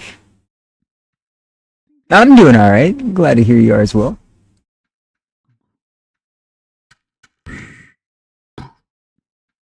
There's the cooked wood shavings, cooked sugarcane pulp. I think I gotta strain this. Oh my god, there is so much vinegar. I might unintentionally have accidentally trolled by doing this. I didn't realize there was that much vinegar just laying around.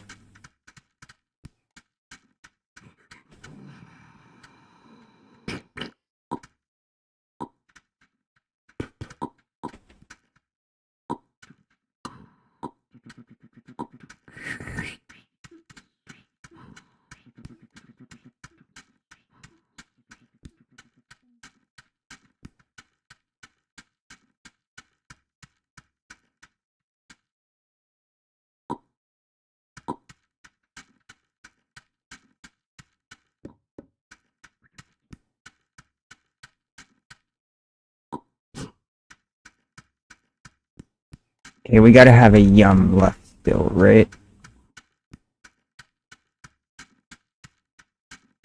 Carrot. We have not a carrot.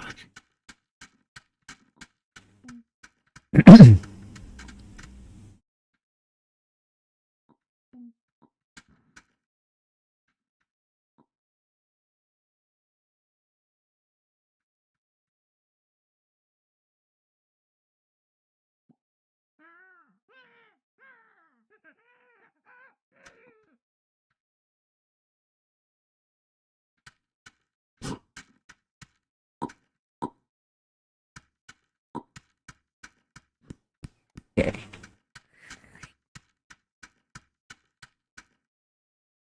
Unnamed stranger. Oh, it's a baby. Okay. And Adzi was closed up.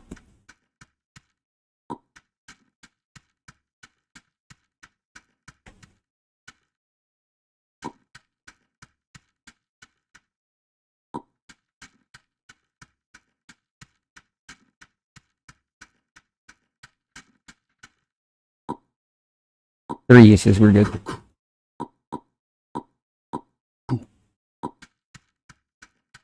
We'll actually just leave that over there. There's an axe in the kitchen, there's an axe by the forge, and now there's an axe by the trees that need cutted.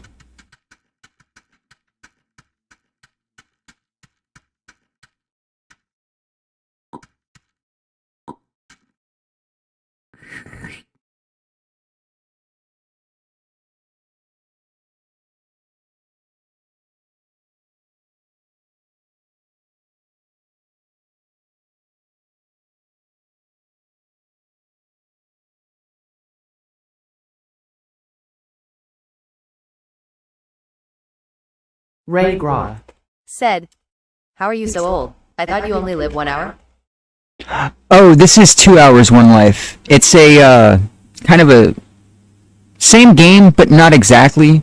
It's since 1 hour, one life is free or it's open source, Jason let people basically make their own version of the game. This is 2 hours, one life.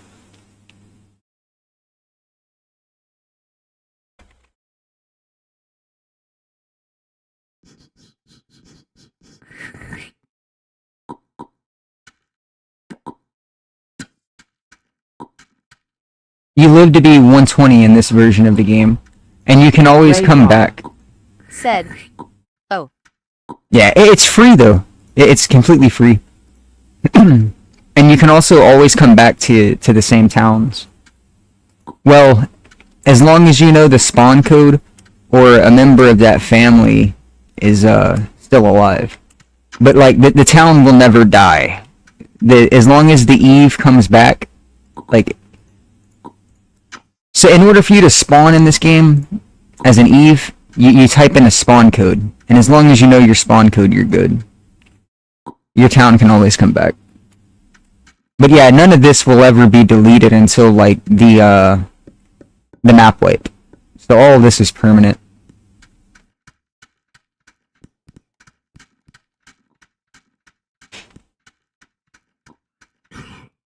Ray Groth said, "I am going to download it now, lol." It's epic. It's pretty nice. I played 1 hour, one life, and I really like the game, but this version of it just much more suits my taste.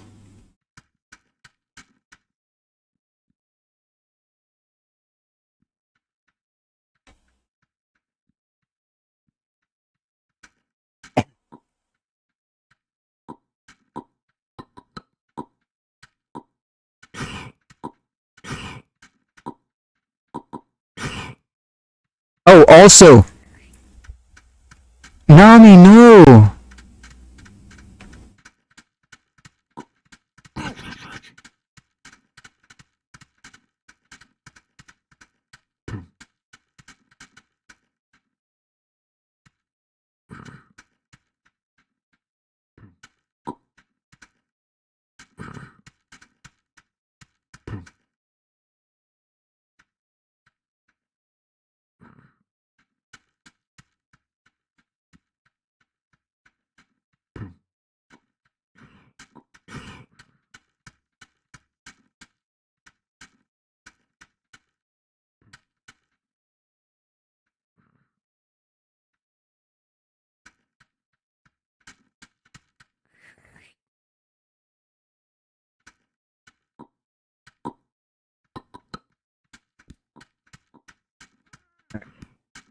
Damn, it's too bad Nami died, dude.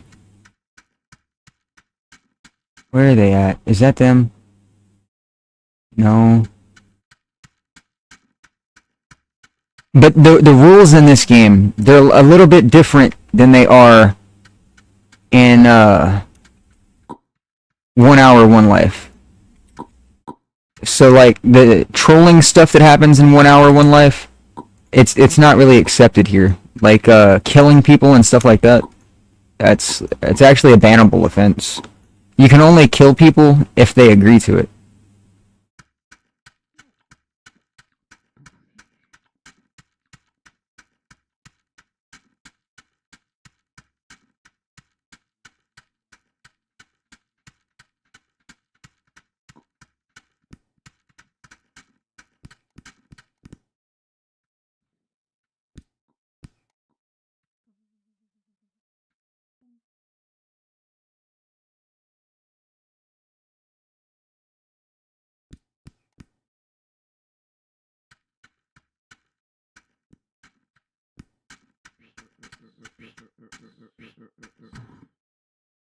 Mhm.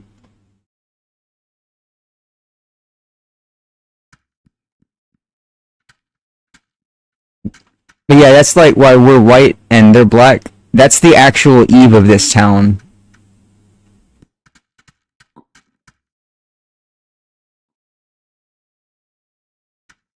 We're from their last family line, and then they died, and then they used their spawn code to come back.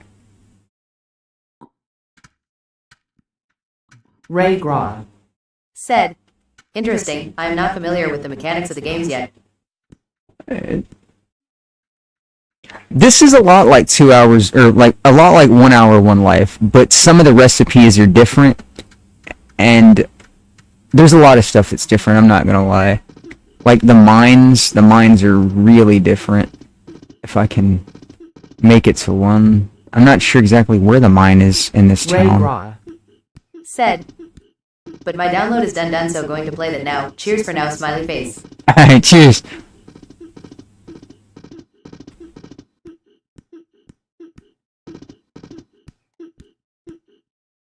And this hat is still sitting here from last time.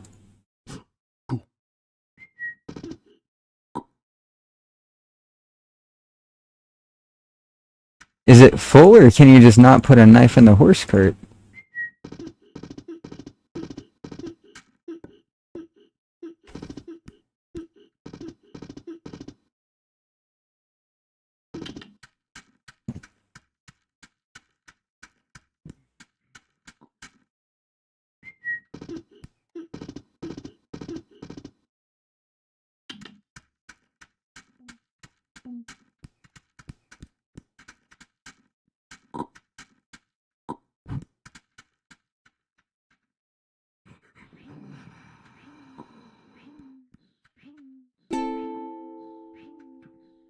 I'm totally gonna starve. I don't think I should go eat, dude.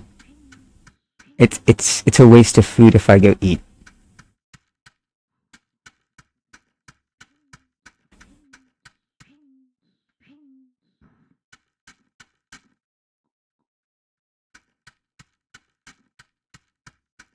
It's not a waste of food if I eat wild gooseberries.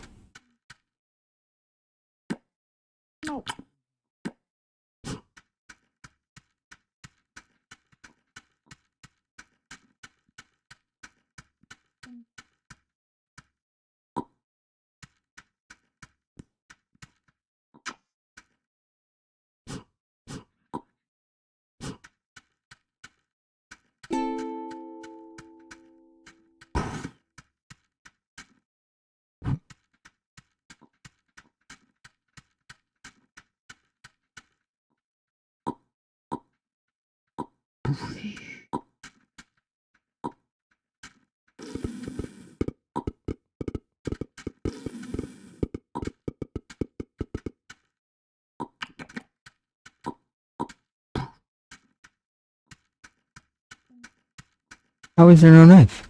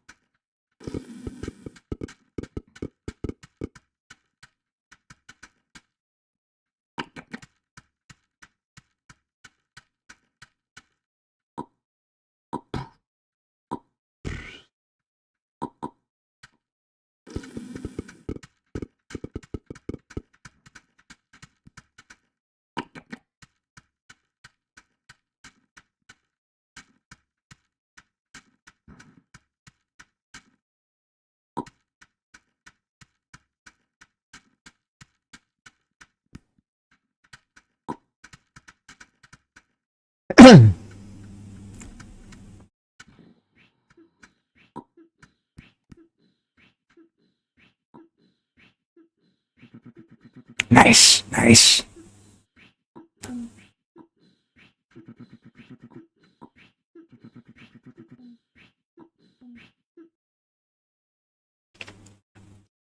Well, there I went.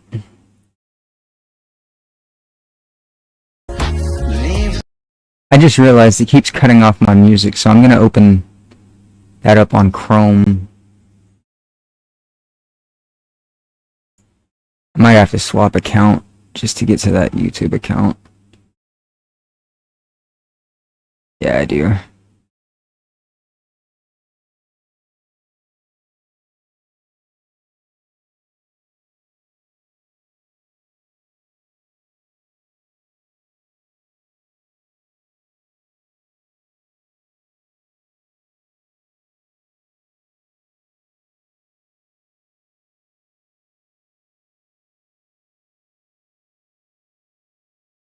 A Christian OF model.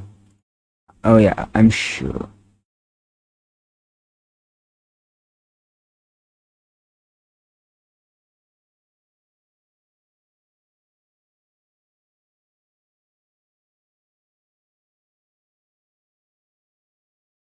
Bear Grylls latest extreme wilderness survival challenge.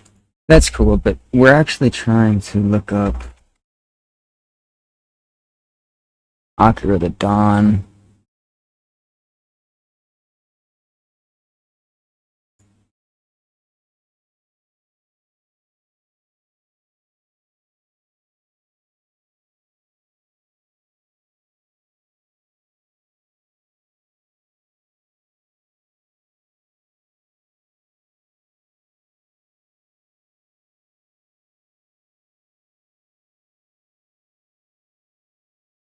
I think Scott Adams, Joe Rogan, Terrence McKenna, David Goggins. Let's do Elon Musk, bro.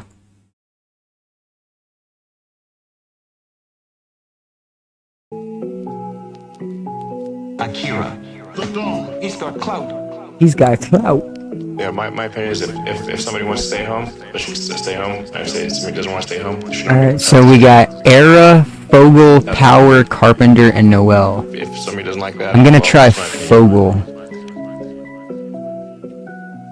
Before I do that, I'll be right back. You can just sort of send checks out to everybody. And I should check the audio, make sure that's not picking that up, because it's kind of loud. Some people have this absurd Yeah, it is.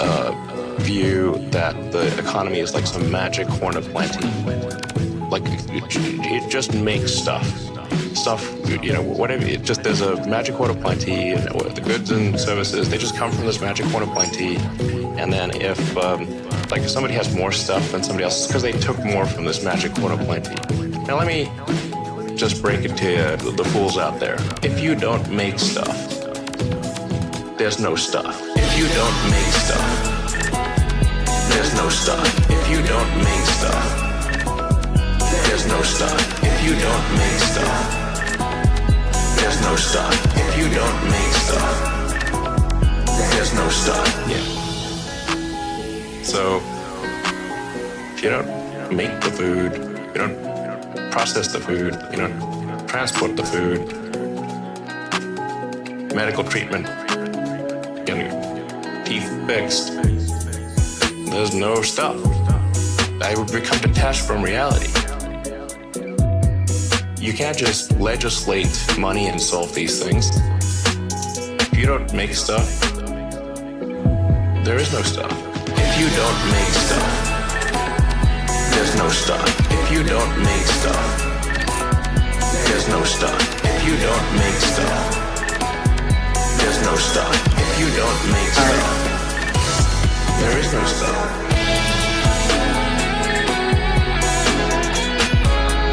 Hopefully it's an Eve camp.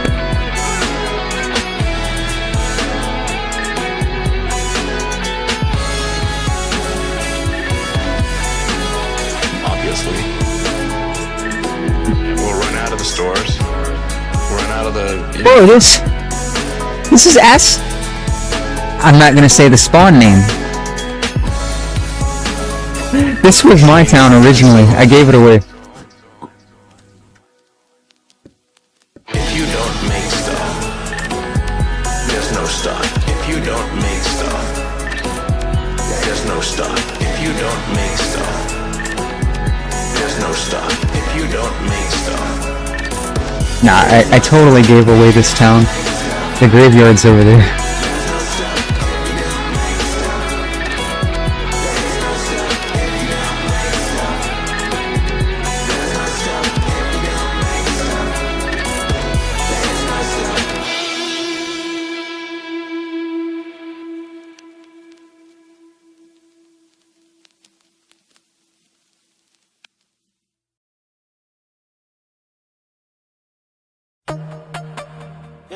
mean, but like, my goal is like try to do useful things, try to maximize the probability the future's good, make the future exciting, something you look forward to.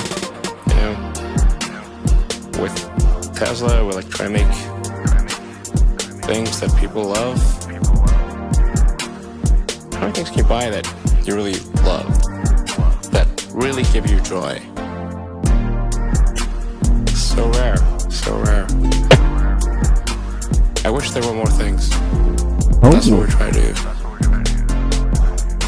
Just make things that somebody loves. Like, what are the set of things that can be done to make the future better?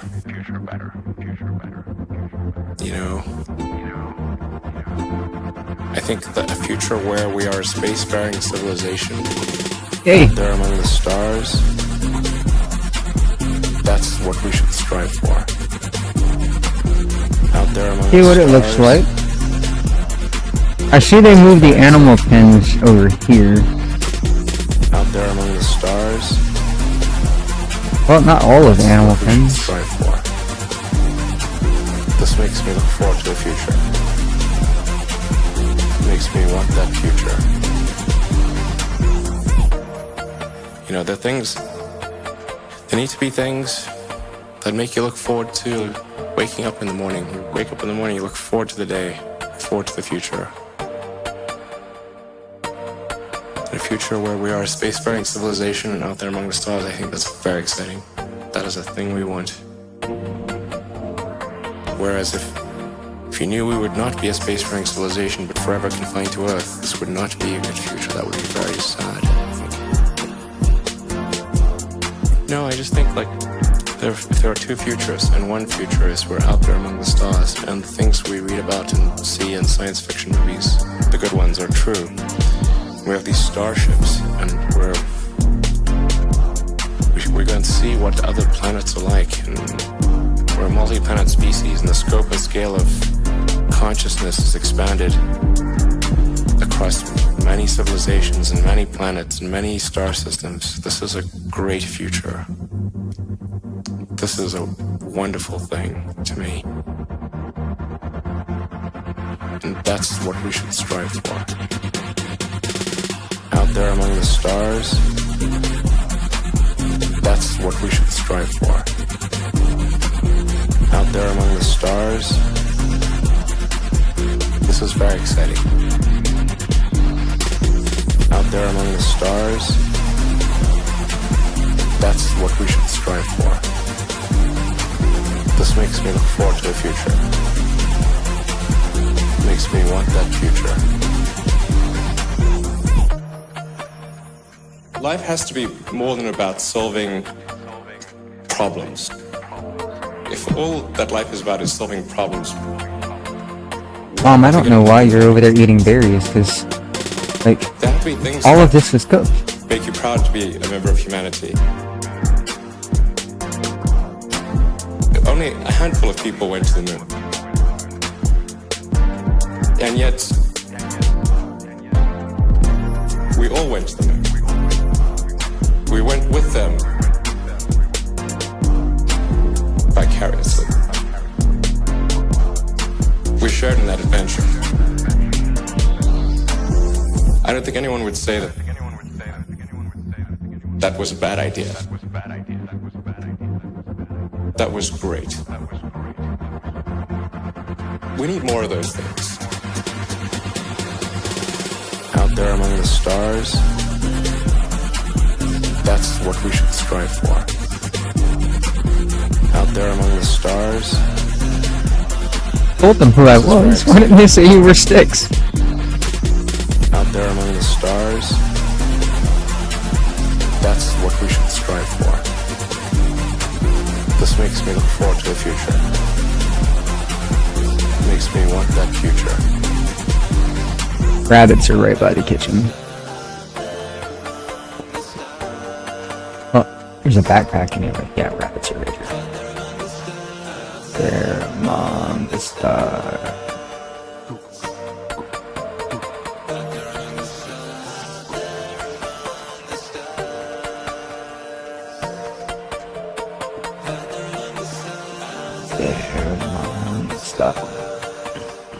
I thought I would keep this family line going. Nope, it died out fast, bro. But again, I never intended on keeping this as a serious town. It's not my actual spawn code. I mean, it was my spawn code. Like, I did make the thing originally. But, They think like I'm a business guy or something like that.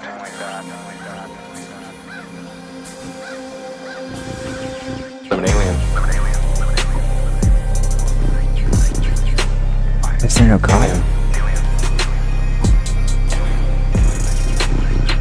I'm an alien. Alien. It's one Lindsay, bro. I don't think you'd necessarily... It's alright, there's a bunch of flax balls. I don't think people would like it that much. It's very hard to turn it off. Might sound got turned on. But what if it doesn't turn off? All the time. Doesn't stop. Doesn't stop. All the time. All the time. Doesn't stop. Doesn't stop. All the time. Like a never-ending. It's like a never-ending explosion. I'm over here making them a loincloth, but they're already dressed, bro.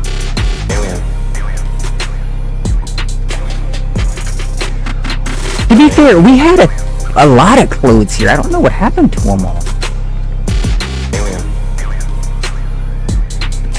It's like, there was 2 horses also. I don't know where the other horse is.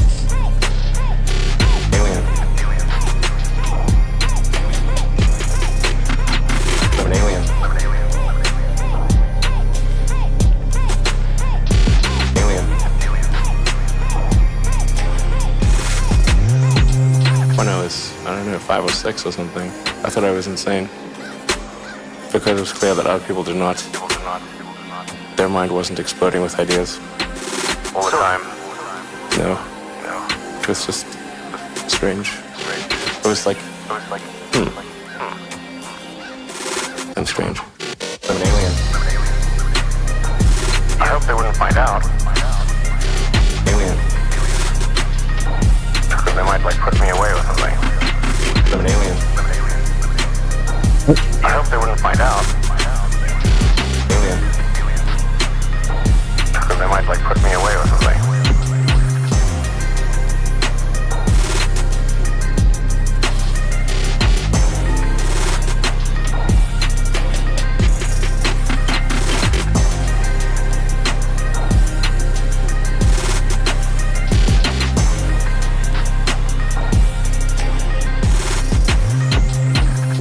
I like to get things done. I like to be useful. That is one of the hardest things to do. To be useful. Doing something useful for other people. That I like doing. Yes.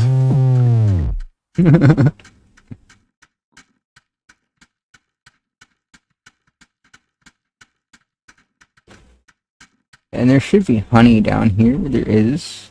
Nice.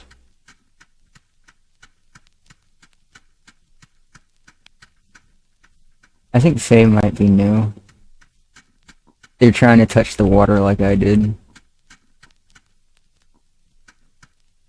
Not bad for a human. But I think we'll not be able to hold a candle to AI. It's less of a worry than it used to be, mostly due to taking more of a fatalistic attitude. It's not necessarily bad. It's definitely going to be outside of human control. Yeah, it's not necessarily bad. It's just outside of human control. I try to convince people to slow down. Slow down AI. To regulate AI. This was futile. I tried for years. Nobody listened. I tried to convince people to slow down. Slow down AI. To regulate AI.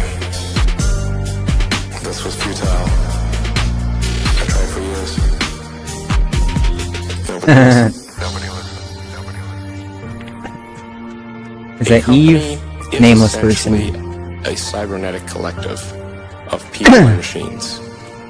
That's what I don't know if they ever is. found the mine. Yeah, they had to have found the mine. And then there's different levels of complexity in the way these companies They are didn't formed. find that mine though. Is this sort of like a collective AI in the Google search, where we're all sort of plugged in as like nodes on the network, like leaves on a big tree. We're all feeding this network without questions and answers. We're all collectively programming the AI. But that was a rose seed at first. All the humans that connect to it are one giant cybernetic collective. This is also true of Facebook and Twitter and Instagram and all these social networks. They're giant cybernetic collectives. They try to convince people to slow down. To regulate the AI. Slow down AI. Oh. To regulate AI. That's up there. This was futile. I tried for years. Nobody was. I tried to convince people to slow down. Slow down AI. To regulate AI. This was futile. I tried for years. Nobody was. It feels like we are the biological bootloader for AI. Effectively, we are. I don't know what to do here. Like, and then we're building. I gave this town away. Intelligence. The percentage of intelligence that is not human is increasing. And eventually, we will represent a very small percentage of intelligence. The AI is informed, strangely, by the human limbic system. It is our id writ large.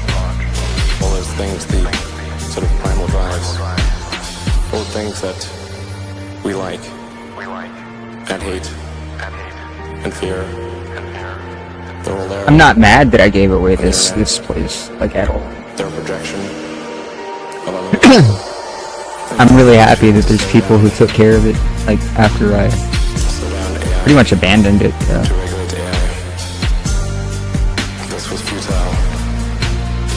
I put the spawn code on my headstone because I wanted other people to come back and to, you know, keep the town going. But I mean, I should have realized it would just be like Public Town, bro. Nobody goes to Public Town. Normally the way that regulations work, it's very slow. Very slow indeed. If you look at, say, automotive regulations, how long did it take for seatbelts to be required? You know, the auto industry fought seatbelts, I think, for more than a decade. The numbers were extremely obvious. If you had a seatbelt on, you would be far less likely to die or be seriously injured. It's unequivocal. Eventually, Yeah, the fact that somebody else, like, took over the town, not took over, but, like, how do I word that so it doesn't sound like... you can't take 10 years. Anyway, since somebody else took... Since I gave away the town to somebody else, there's how I'm gonna word it.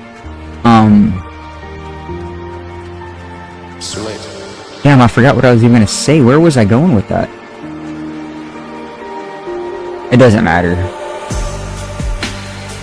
Basically, I'm happy that I gave the town away. That's what I was gonna go. That's how I was gonna word it.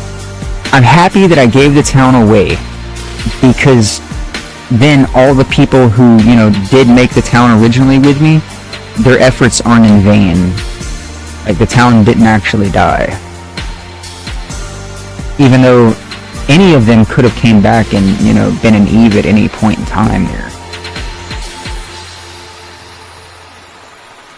Because I made sure to give away the spawn code to pretty much everybody. I chiseled it on my grave, and then I, put it on a piece of paper as well.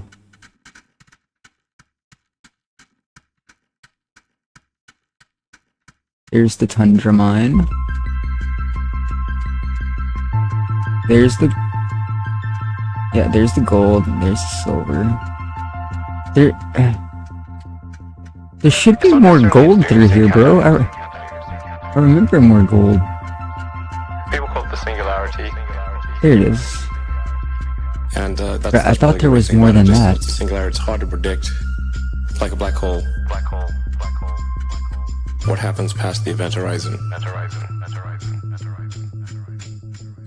It could be terrible, and it could be great. It's not clear. One thing is for sure, we will not control it.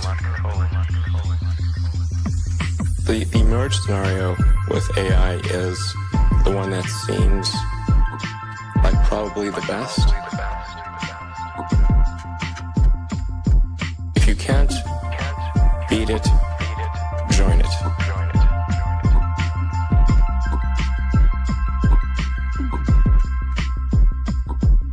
I think best case scenario, we effectively merge with AI, where AI serves as a tertiary cognition layer, where we've got the limbic system, primitive brain essentially, we've got the cortex.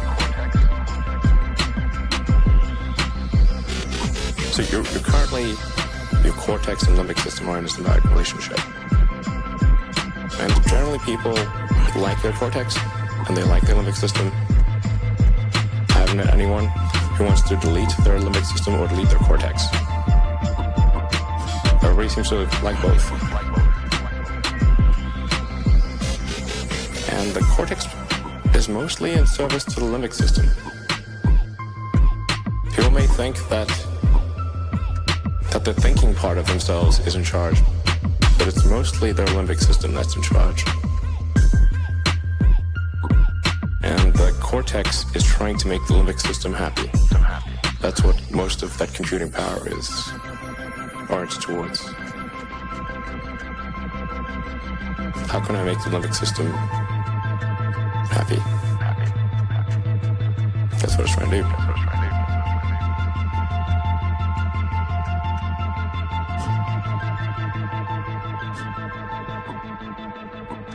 Now, if we do have a third layer, which is the AI extension of yourself, that is also symbiotic. And there's enough bandwidth between the cortex and the AI extension of yourself such that the AI doesn't de facto separate. Then that could be a good outcome. That could be quite a positive outcome for the future. To really appreciate the difference. You know, it's kind of like, how much smarter are you with a phone, computer? I thought we had sheep, but I guess not. You're vastly smarter, actually. Or I thought they had sheep. To answer any question pretty much instantly. Any calculation. Your phone's memory is essentially perfect. You can remember flawlessly. Might as well, right? Videos, pictures, everything perfectly.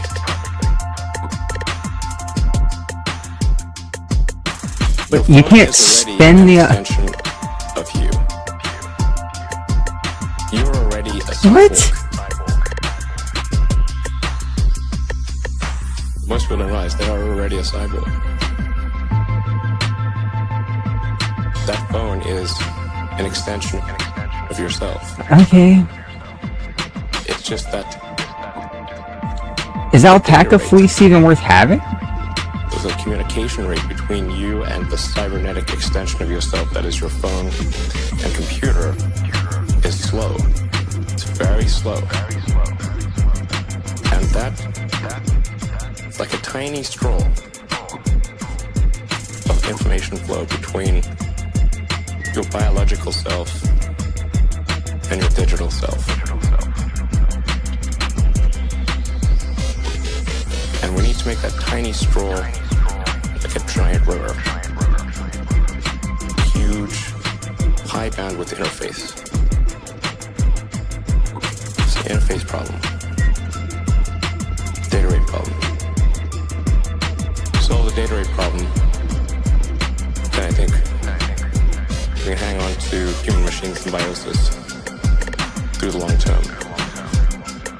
And then people may decide that they want to retain their biological self or not. I think they'll probably choose to retain their biological self. It will be essentially snapshotted into the computer at any time. Stop running! Jesus Christ! Upload into a new unit. I've never seen something move that much.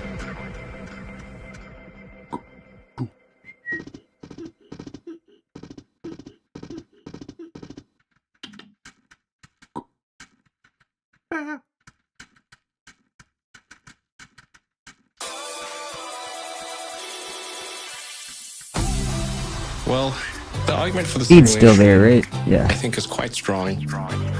Because if you assume any improvements at all over time, any improvement, 1%, 0.1%, just extend the time frame, make it 1,000 years, 1,000,000 years. The universe is 13.8 billion years old. Civilization, if you're very generous, civilization is maybe 7 or 8,000 years old.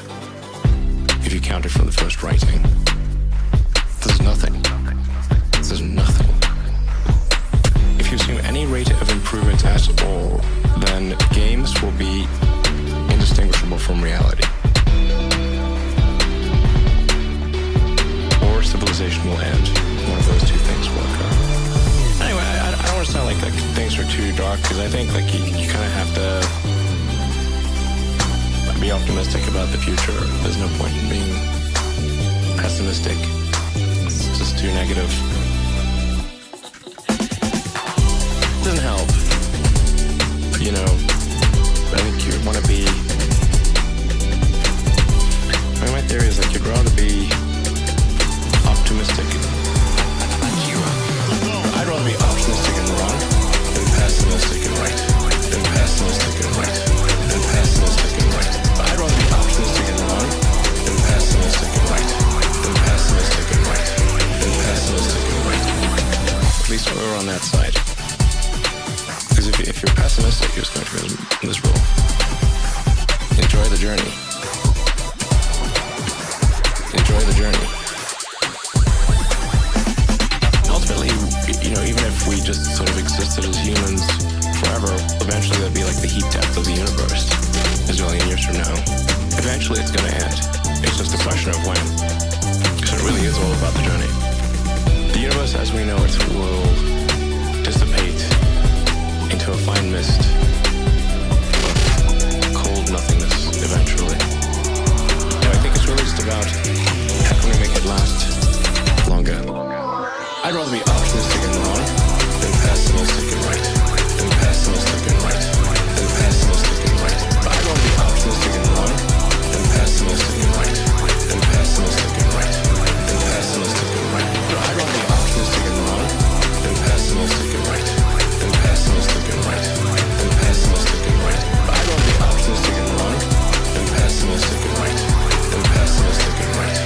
Than pessimistic and right. I think most likely, that's just about probably, there are many, many simulations.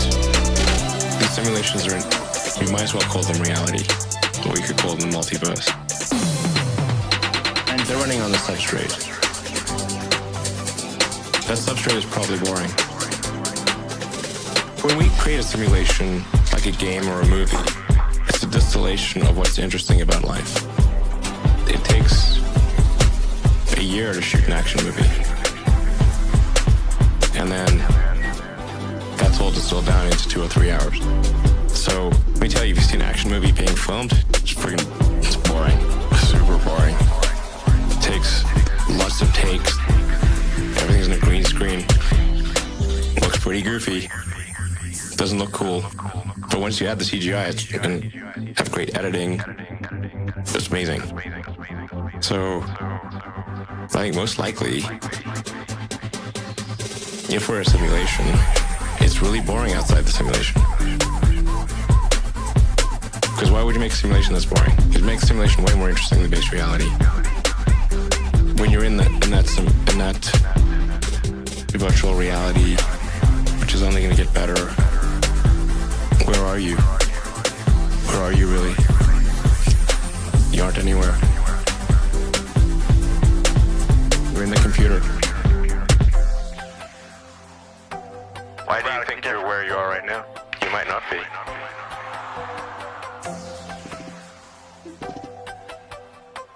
Right now, you think you're in a studio in LA. Akira. You might be in a computer.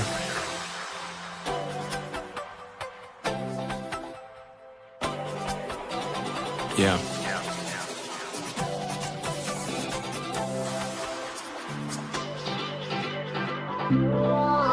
I'd rather be optimistic and wrong than pessimistic and right. Than pessimistic and right. Than pessimistic and right. But I'd rather be optimistic and wrong than pessimistic and right. Than pessimistic and right. Than pessimistic and right. But I'd rather be optimistic and wrong than pessimistic and right. Than pessimistic and right. Than pessimistic and right. But I'd rather be optimistic and wrong than pessimistic and right. Than pessimistic and right. Than pessimistic and right.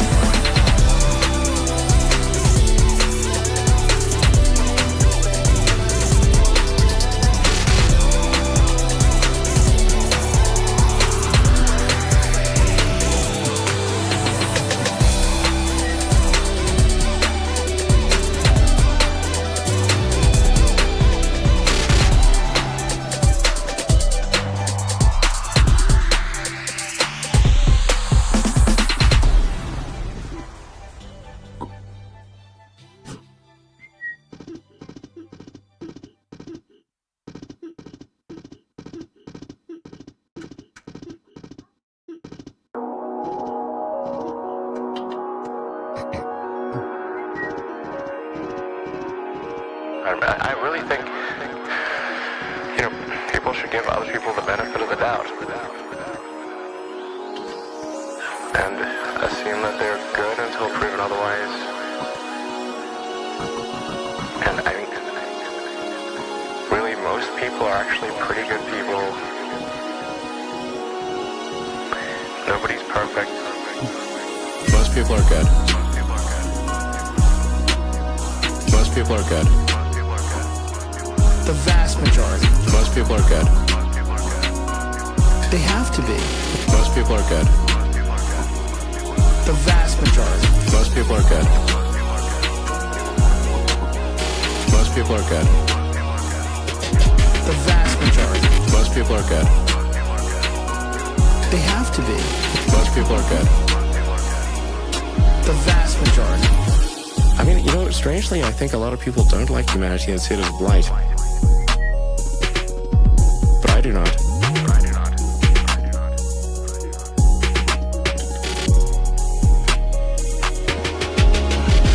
This may sound corny, but love is the answer. Love is the answer. Wouldn't hurt to have more love in the world. Most people are good. Most people are good. The vast majority. Most people are good. They have to be. Most people are good. Most people are good. Most people are good. The vast majority. Most people are good. They have to be. Most people are good.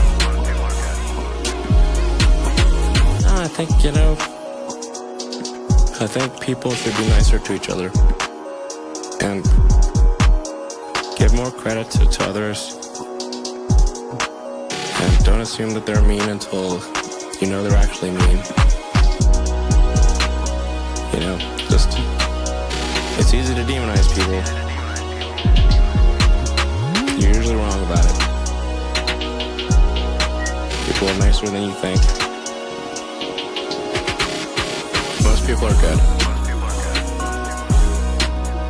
Most people are good. The vast majority. Most people are good. They have to be. Most people are good. Most people are good. Most people are good. The vast majority. Most people are good. They have to be. Most people are good.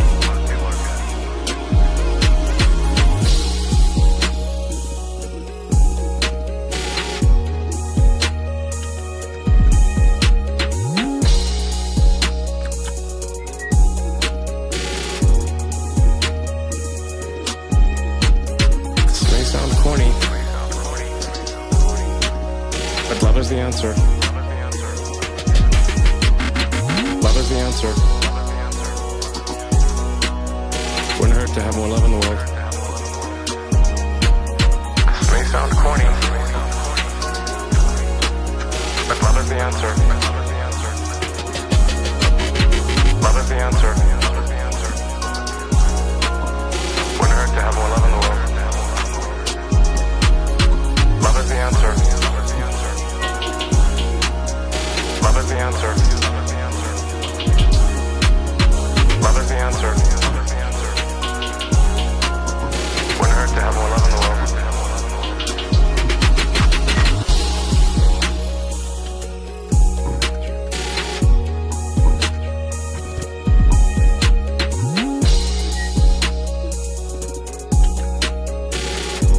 I think whenever I gave them the code to this, somebody else joined and like lost all the clothes because there was more clothes here. I know for a fact there was.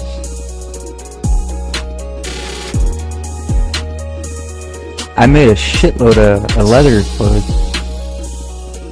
Like everybody in this town, whenever I first started, it was running around in the leather. What are they called? The blacksmith's apron.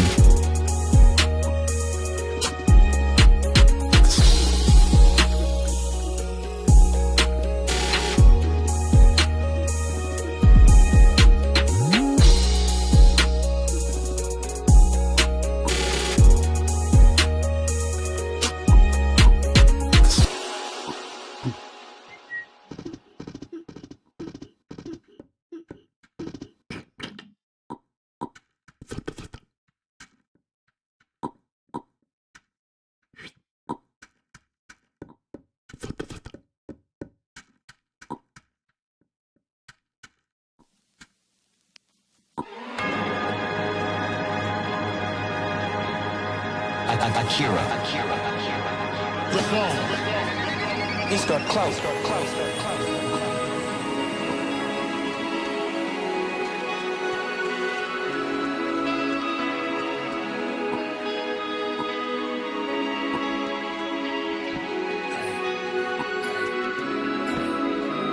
My grandfather Virus, character and self-control. My father, integrity and Bro, there was the needle. My mother, her reverence for the divine, her generosity, her inability not only to do wrong, but even to conceive of doing it. My great-grandfather, to avoid the public school. Oh, I had a loincloth. Private teachers. We know that now. Resulting costs as money well spent. My first teacher, not to support this side or that in chariot racing, this fighter or that in the games, to put up with discomfort and not make demands. Do my own work, mind my own business, and have no time for slanderers.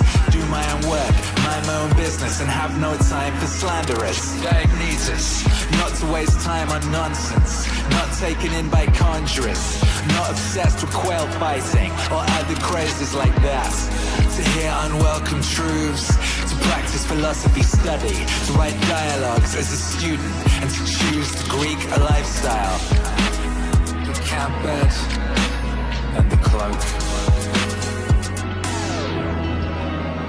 Debts and lessons, debts and lessons, debts and lessons, debts and lessons, debts and lessons, debts and lessons, debts and lessons, debts and lessons. Rusticus. The recognition I needed to train and discipline my character, not to be sidetracked by interest in rhetoric, not to write treatises on abstract questions, or deliver moralizing little sermons, or compose imaginary descriptions of the simple life or the man who lives only for others. Steer clear of oratory, poetry, and bowels lectures, not to dress up just to stroll around the house, write straightforward letters, to behave in a consideratory way when people who have angered us want to make up, read attentively, not to be satisfied with just getting the gist of it, and not to fall for each smooth talker. Apollonius, independence and unvarying reliability, to pay attention to nothing, no matter how fleetingly,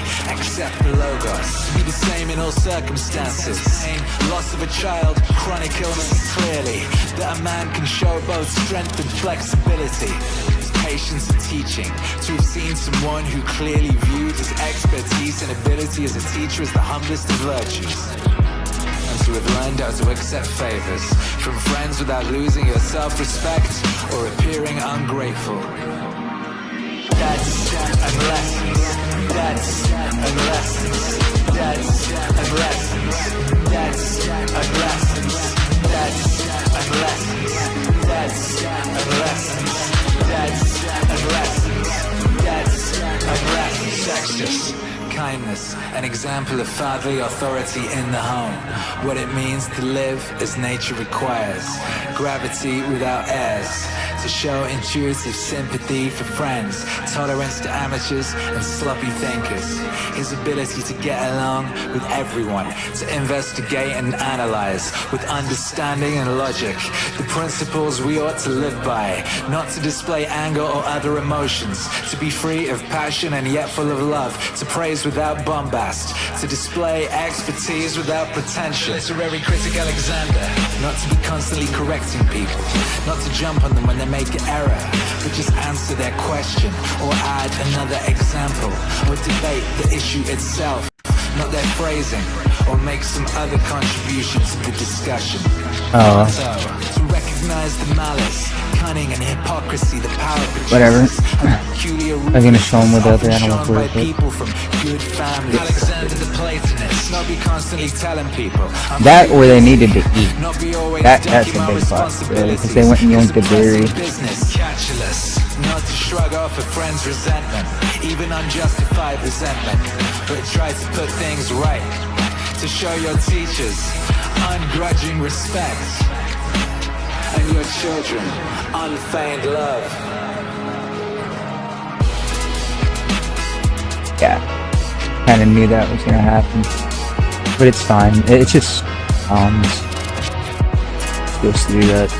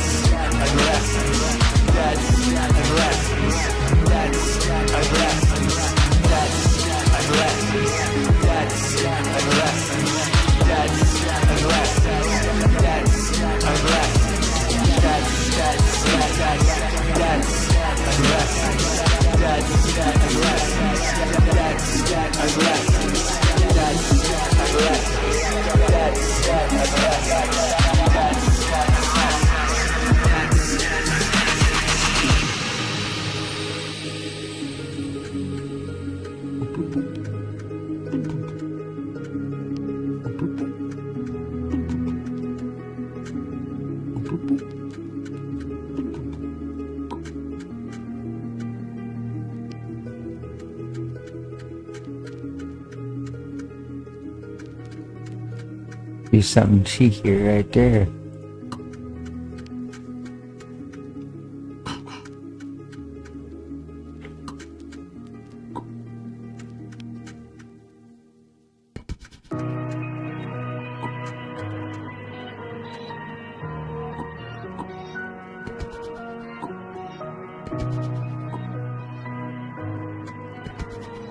Akira.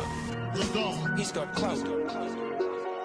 Love my family, love my family, love my family, love my family. To love my family, love my family, love my family, love my family. To love my family, truth and justice, love my family, truth and justice, love my family, truth and justice, love my family, truth and justice. To love my family, truth and justice, love my family, truth and justice, love my family.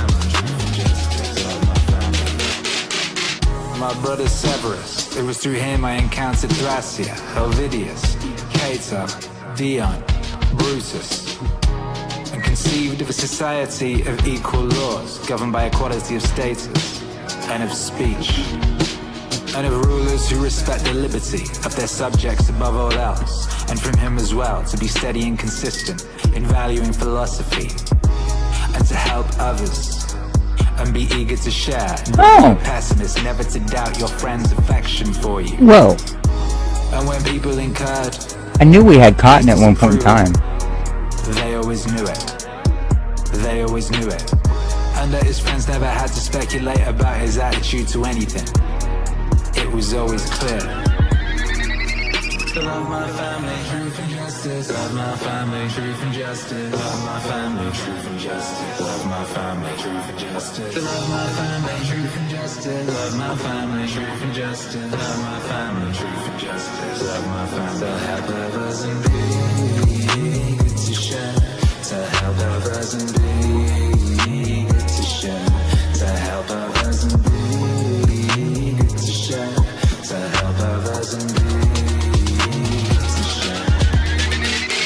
Maximus, self-control and resistance to distractions, optimism in adversity, especially illness, a personality in balance, dignity and grace together, doing your job without whining.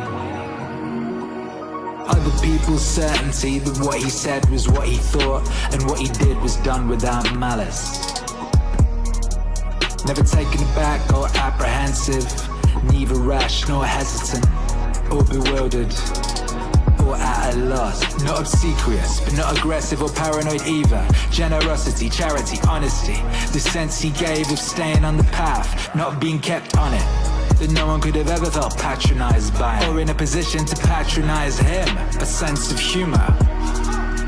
Love my family, truth and justice. Love my family, truth and justice. Love my family, truth and justice. Love my family, truth and justice. Love my family, truth and justice. Love my family, truth and justice. Love my family, truth and justice. Love my family. To help others and be good to share. To help others and be good to share. To help others and be.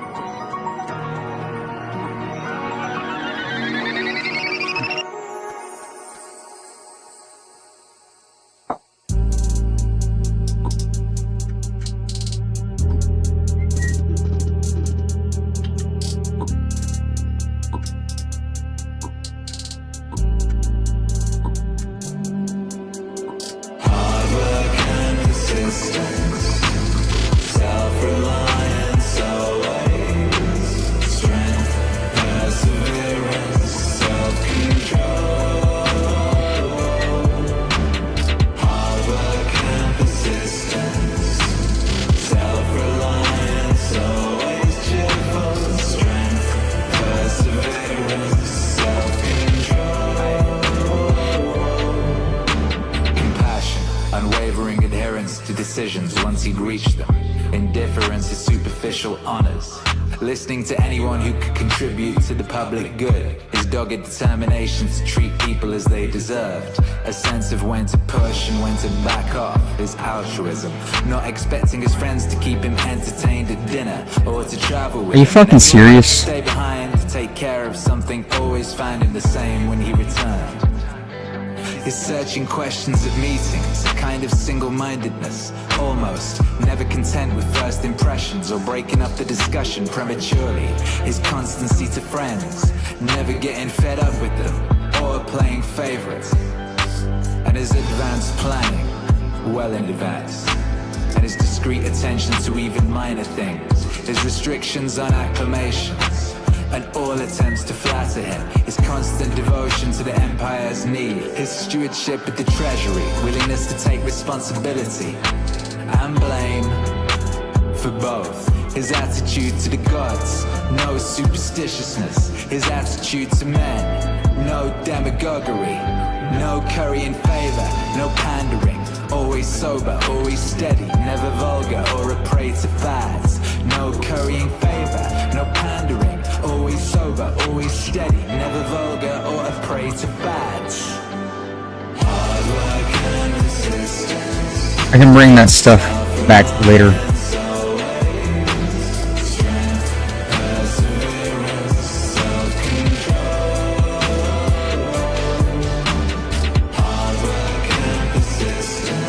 You know what? I got enough hunger to last till I get down there.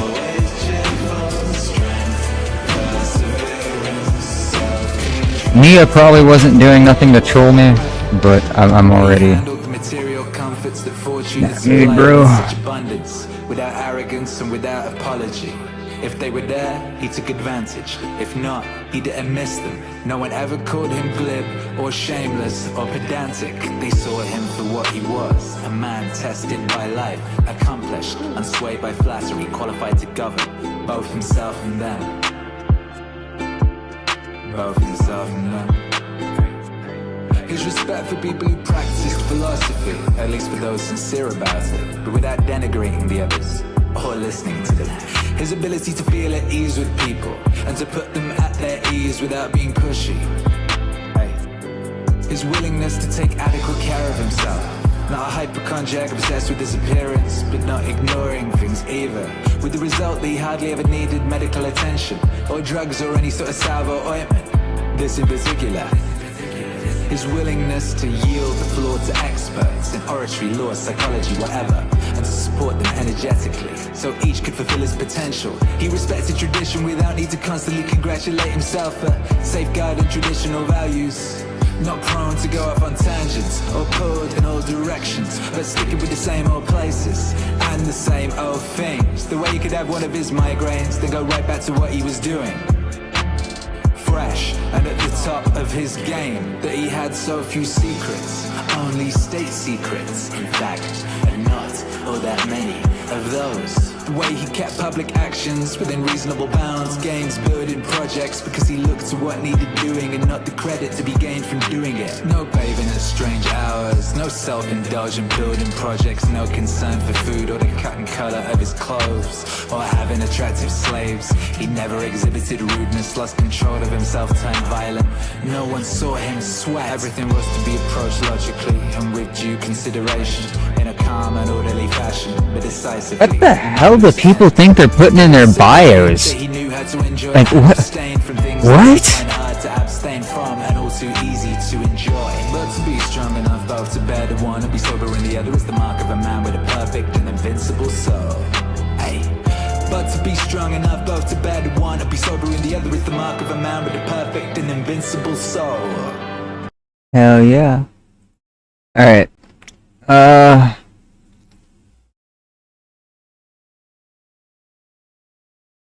Let's see. Let's see if radiation has an update.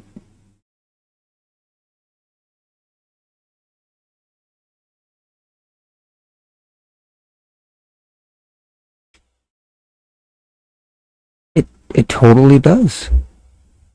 But what is the update?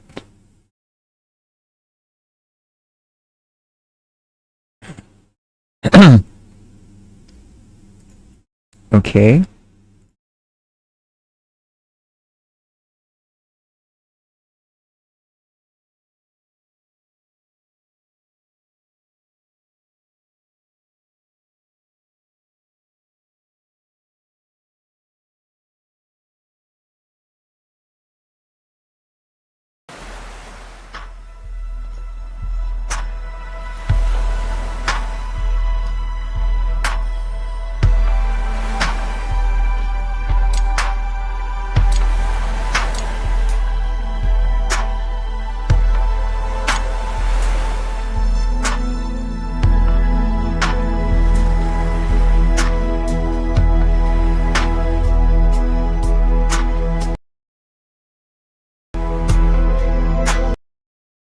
Bro, this game is poorly fucking optimized.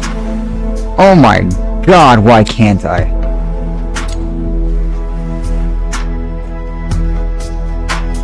Language obviously needs to be in English because I don't speak Chinese.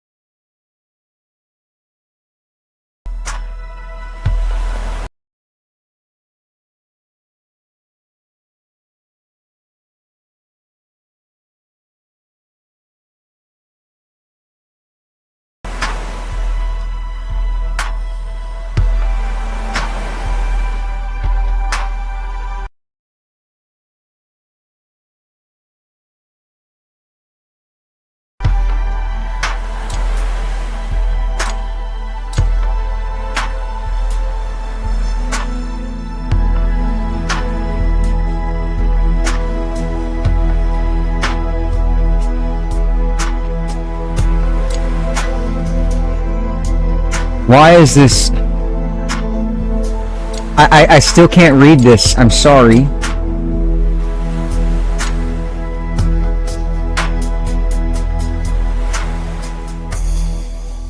We've only got one color.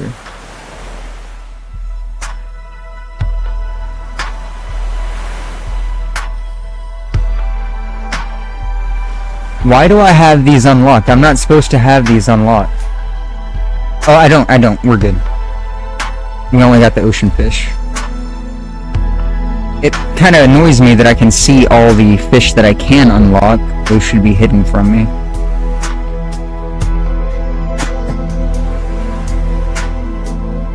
Let's go with the ocean fish. So, I'm actually new to this game.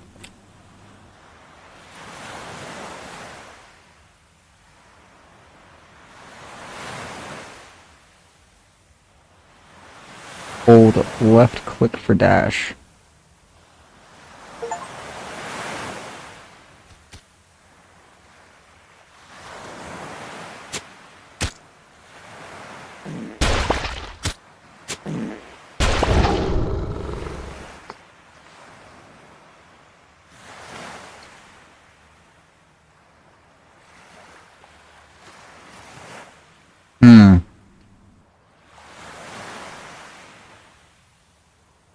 Let's...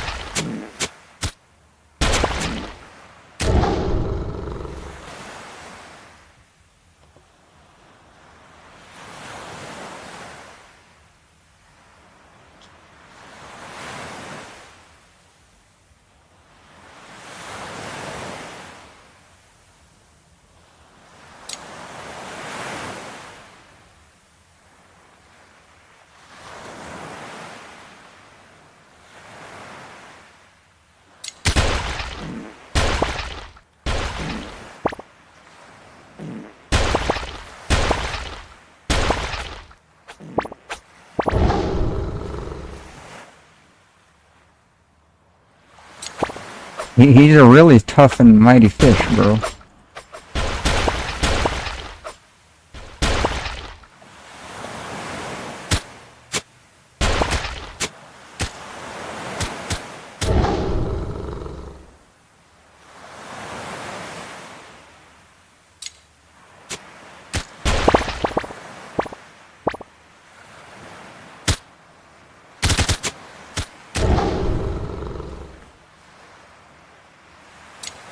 Fucking hell! Why would you do that to me?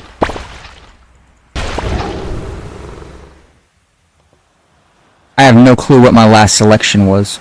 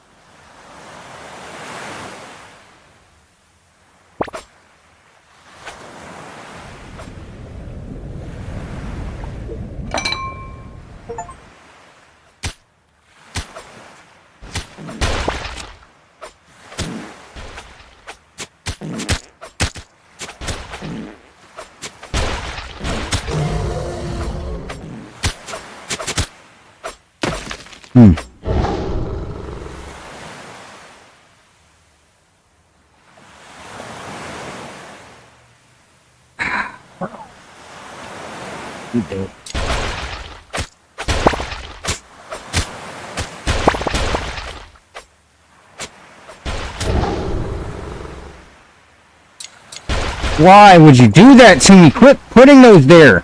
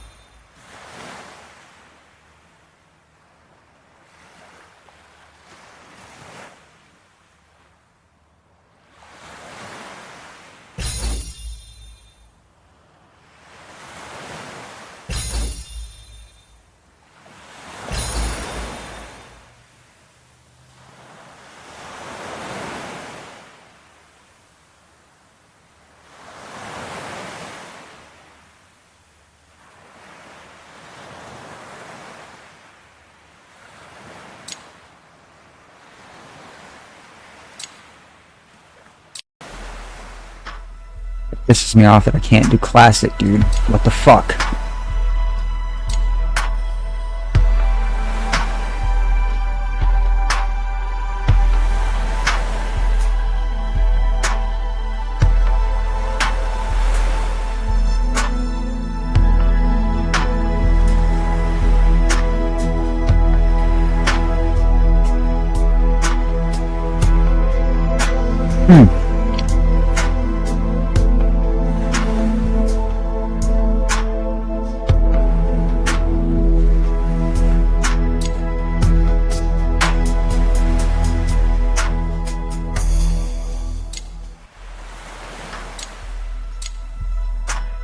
This is pissing me off that I can't just play classic mode. Travel the world. Bro, I'm not traveling anywhere. This isn't like the demo was at all.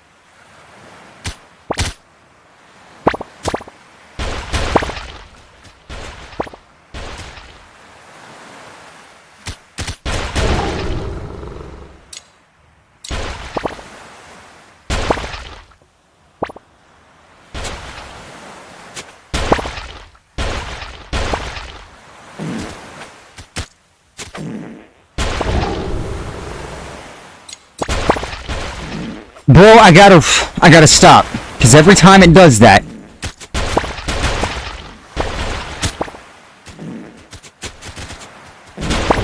It ain't right.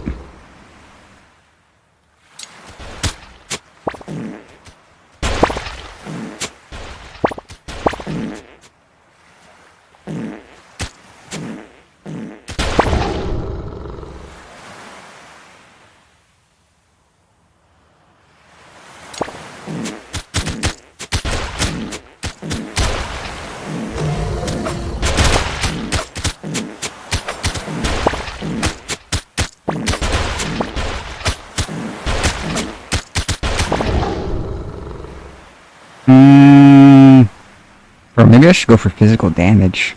Fucking hell!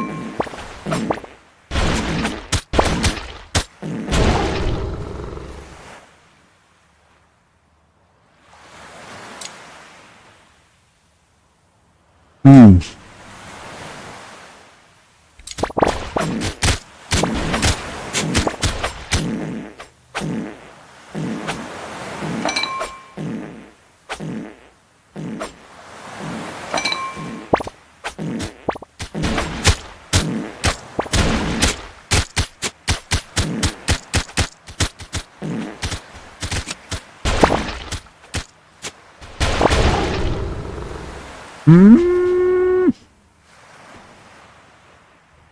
Maybe I should just go for natural selection. I mean, I've been doing tough skin and shit a lot. No.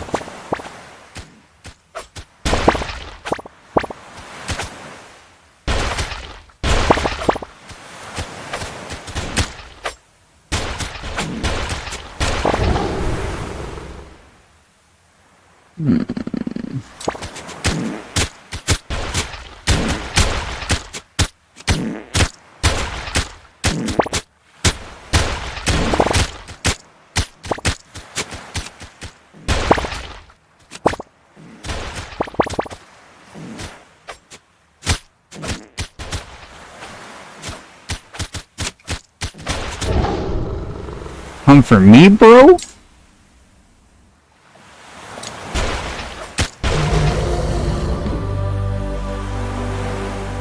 I wanted to take him out.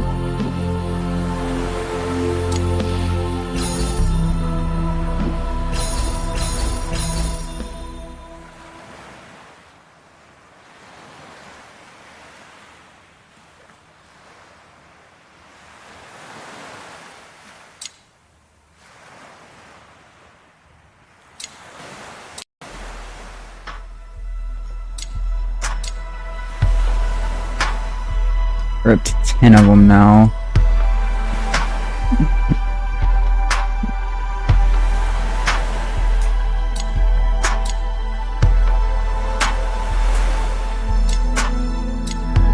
This is just pissing me off that I can't play classic mode.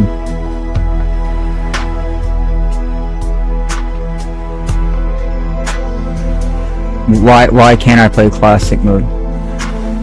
When can I unlock classic mode?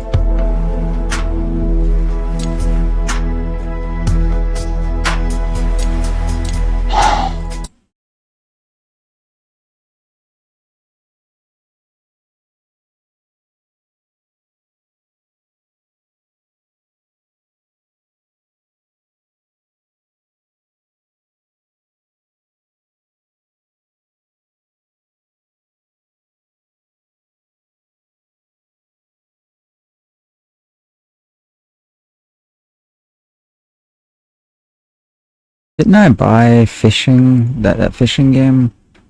No, I didn't. I only got the demo. I didn't buy it. Hmm.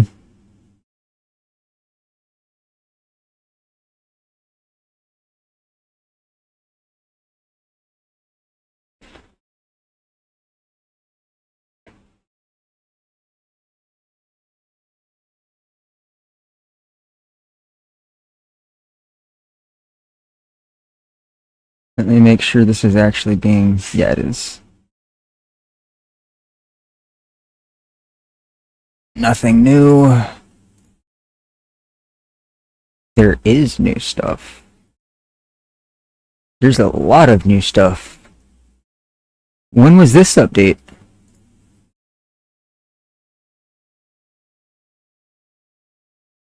Oh, and I still got these characters, that's right! Okay. I forgot Ode to Castlevania. Yeah.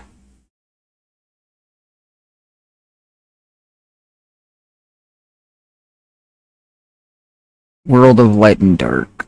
Let's check this. Power up.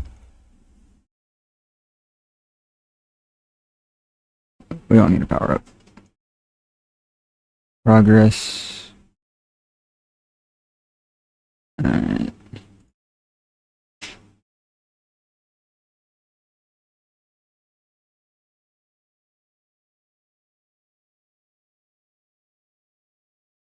Arcanus, limit break. Random events. Do you want that?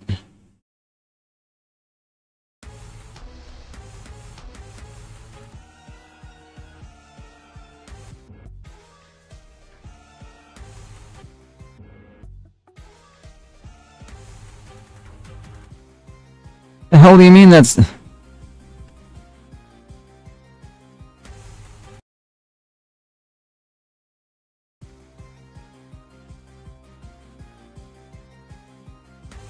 Bro, what the fuck?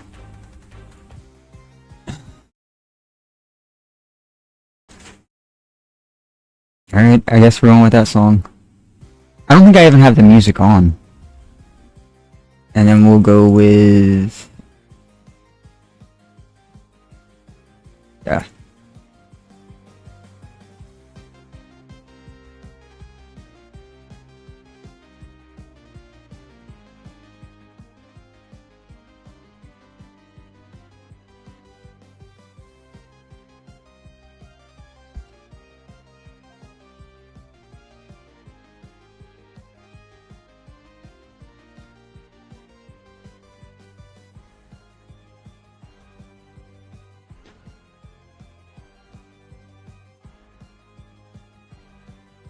Dude, where the hell is my cord at?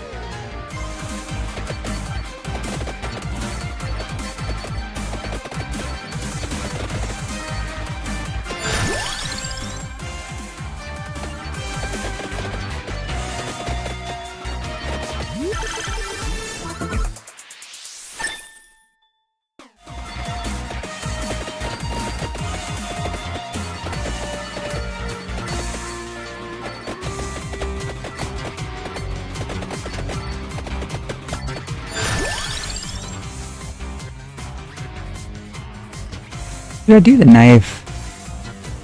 I don't really want to do the knife.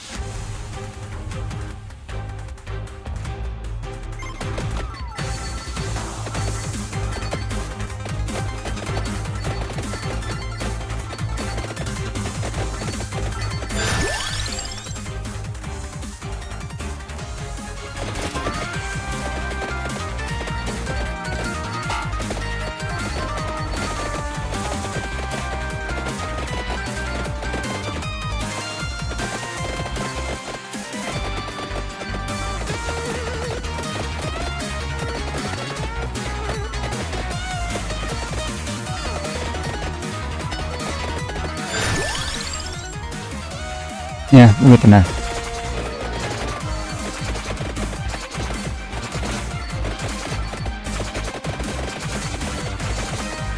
Honestly, I should have kept last round. When I plugged in my controller, nothing would respond, and then it chose an upgrade for me, and it pissed me off. but thinking about the upgrade that it did choose for me, I maybe shouldn't be as, like, mad about that, you know?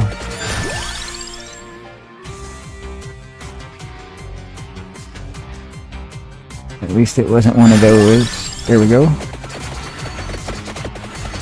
We got that upgrade back that I gave up for some reason. Basically, I was just pissed off that it chose the upgrade for me while my controller was, like, glitchy, not working.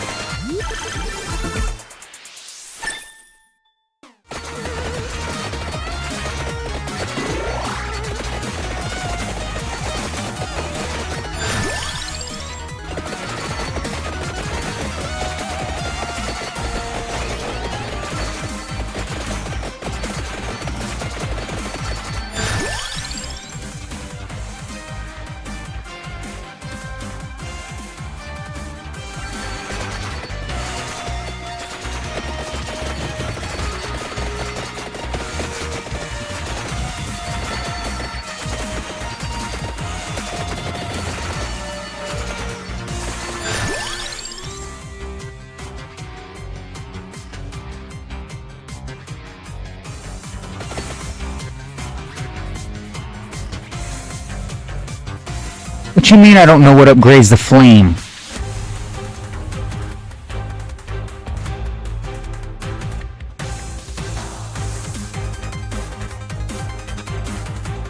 Bro, was it Taroma's box or Skull of Maniac? I don't know why the fuck it's hiding that from me.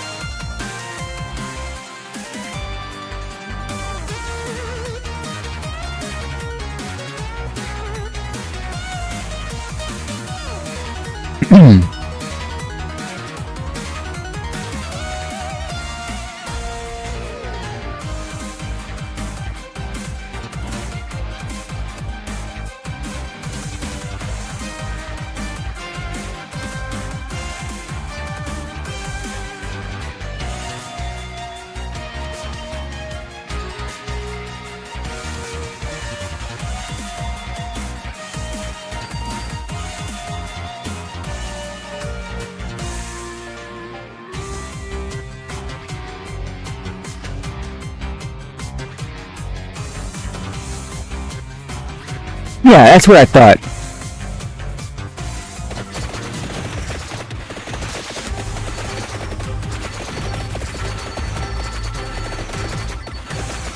It's not the skull. It's Tarona's box, which I'm gonna hopefully get.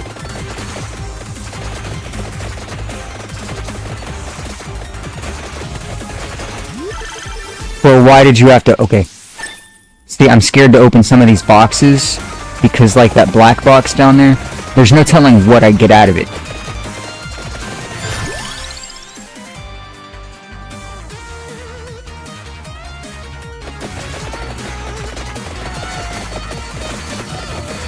This is an upgrade, so we're good with this.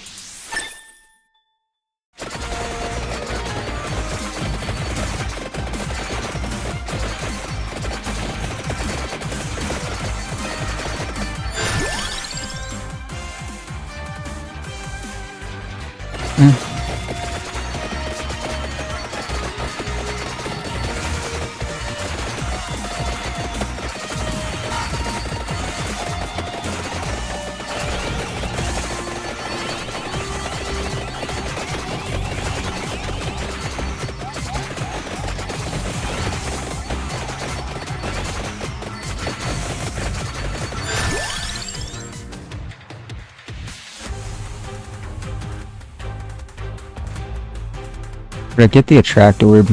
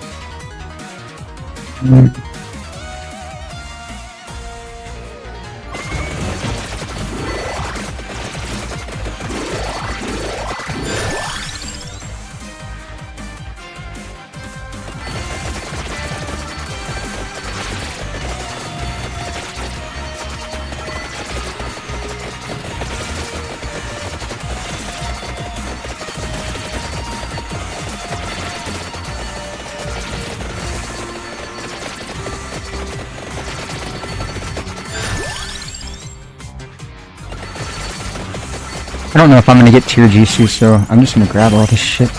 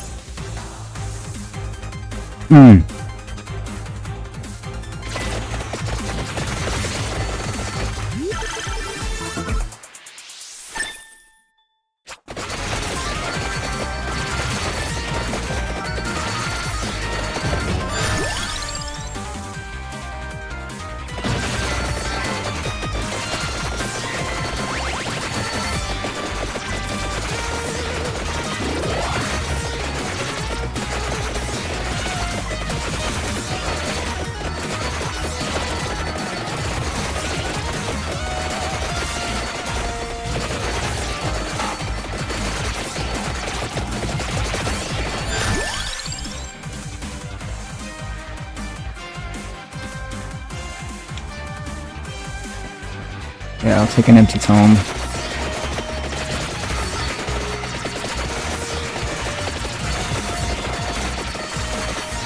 I really wish it would give me tier Jisoo.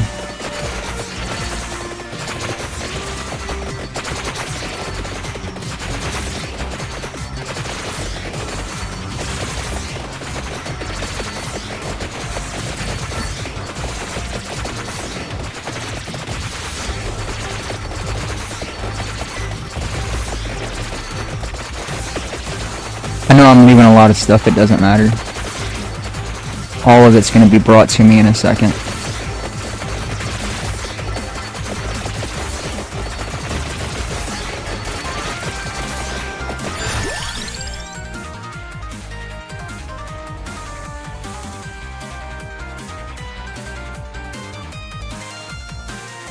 This is better to get all damage up.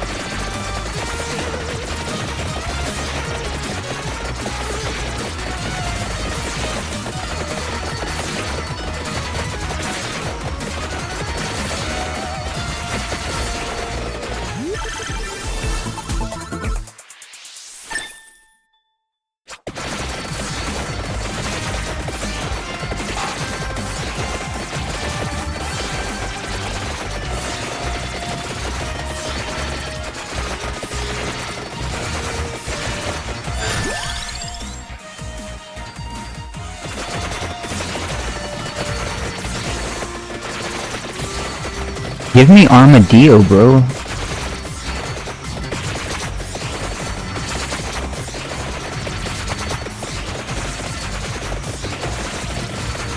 I don't want to banish anything.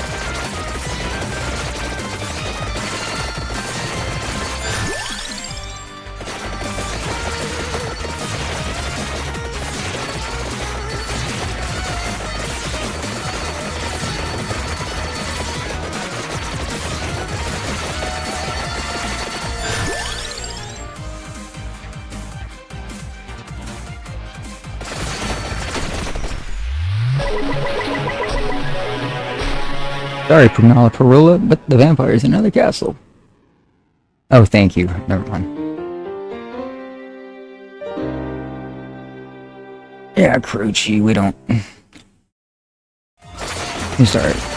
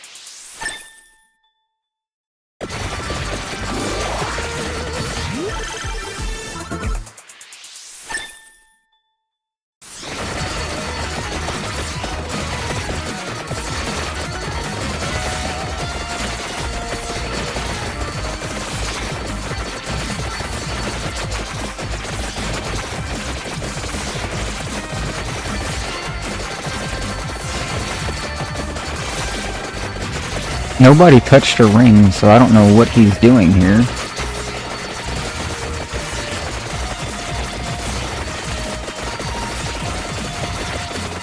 About to have a lot of bats coming.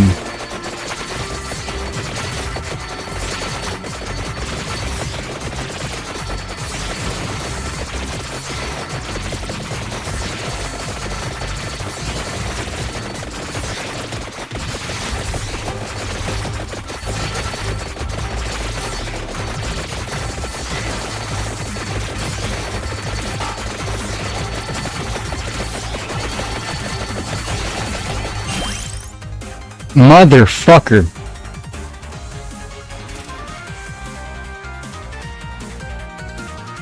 Discard it. Whole fucking run gone to shit.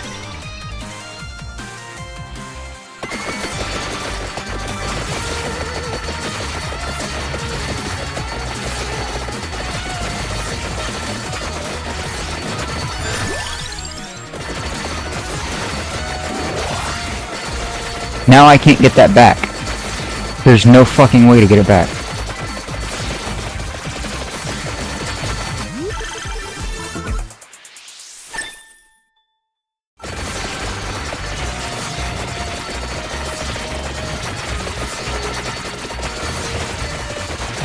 And the game just does not want to give me tier Jisoo at all.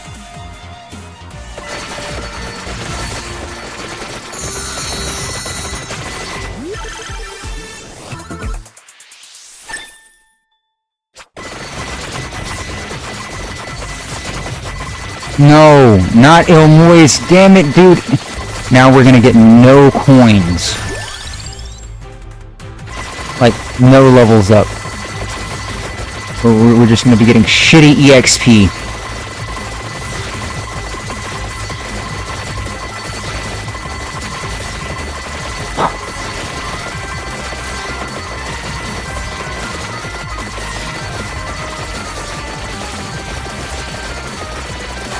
Taking me twice as long. No, it's taking me like over twice as long for sure to level up because of these fucking plants.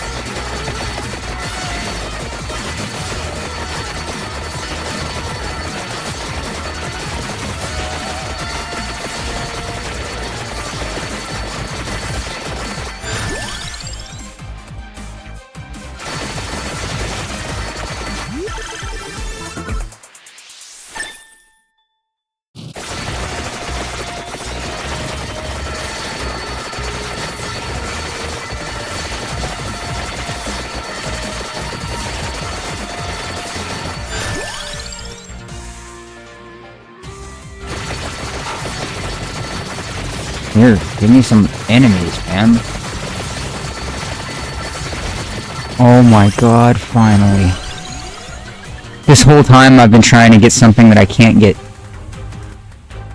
Ain't that nice? You can't be serious.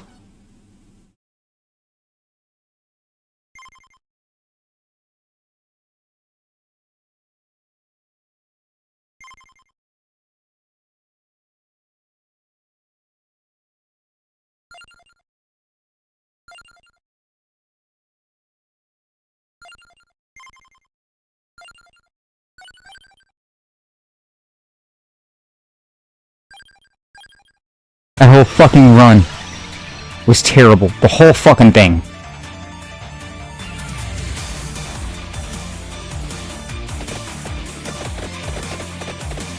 Yeah, you.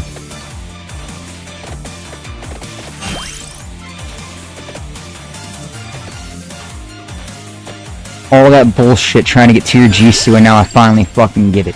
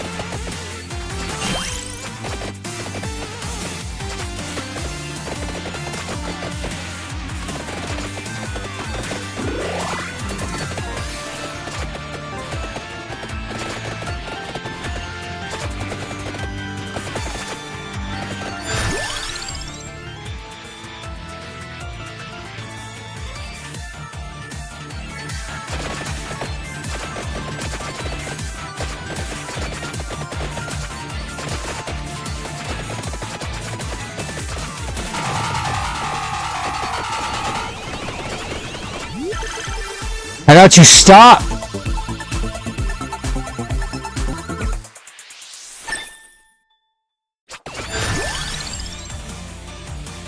Fucking troll, man.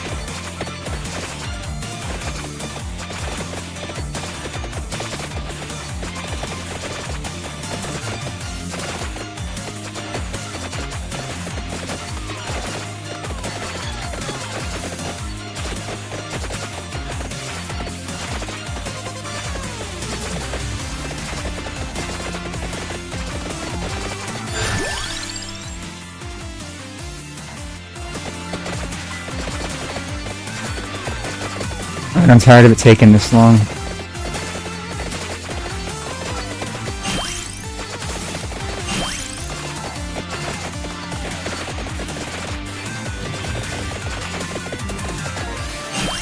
Give me all the stuff. This was a stupid way to do this, but I'm tired of this little ass corridor and these fucking mobs.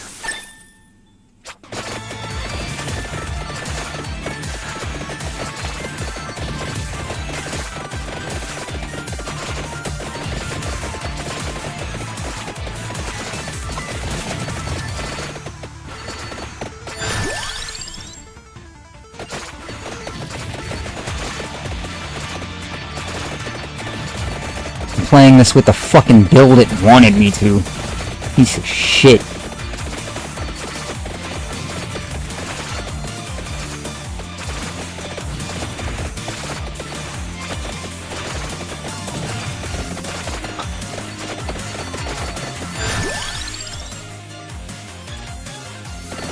I'm gonna build it Spellbinder.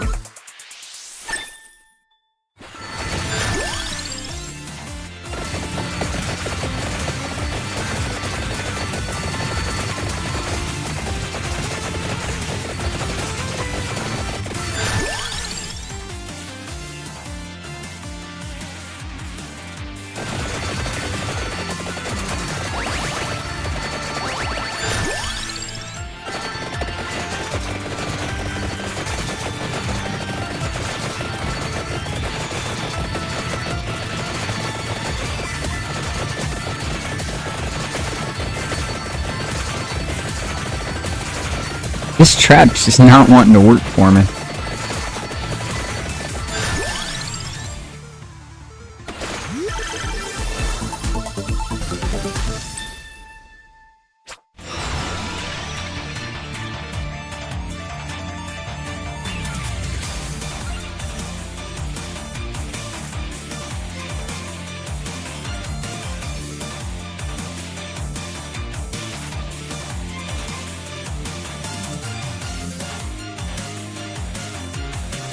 And Gemini is one I like.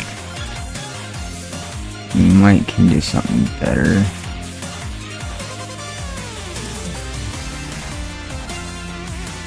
Like this.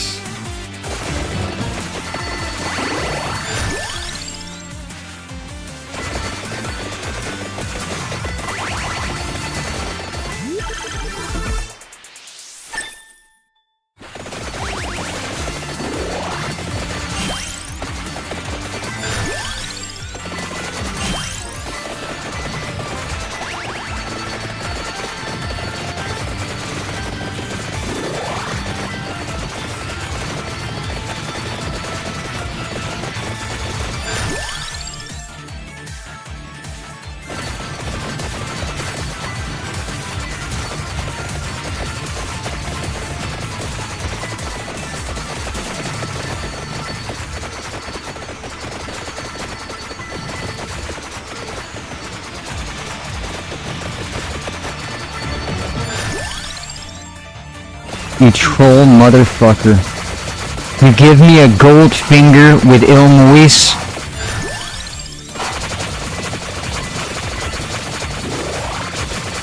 We're not gonna get shit for points. Because the game fucking trolled me right there. It waits till I pick the shit up to send in the trees.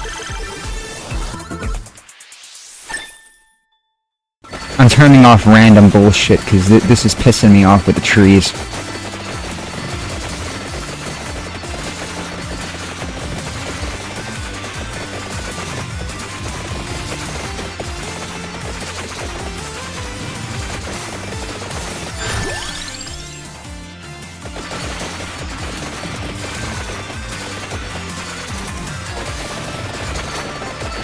Is this really just a dead-end fucking room?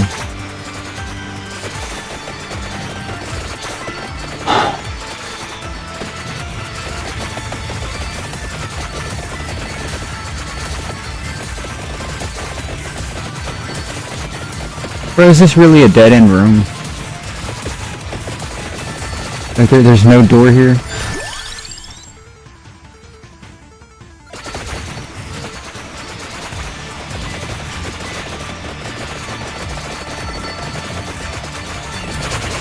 Oh look, there we go.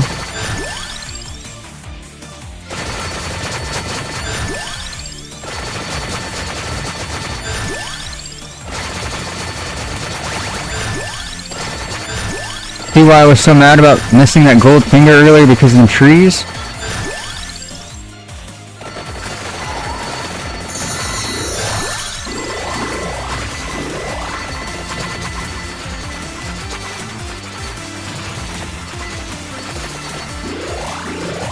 No, no, no, no, no!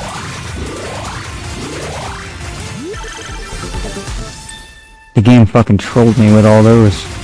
Way too much time freezy bullshit, so now there's no enemies to get anything from.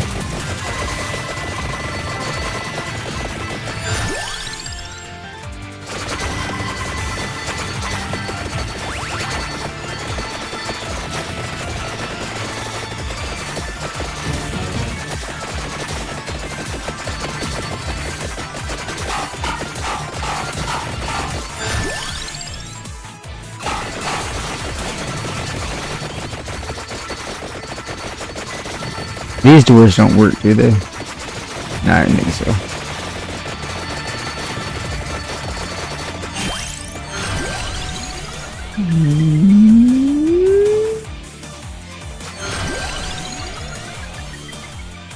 I mean, we can get it.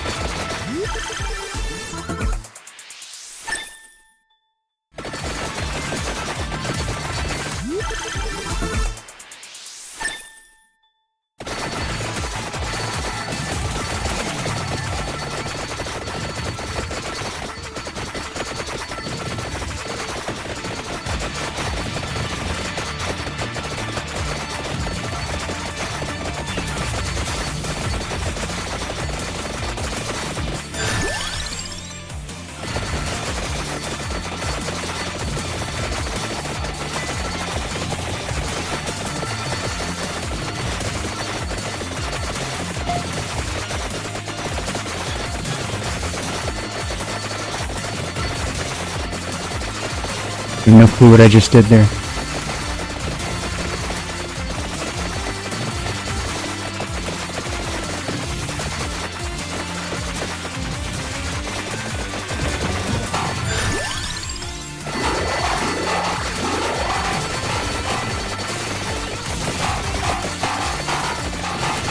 Oh, I changed which room this is, I think.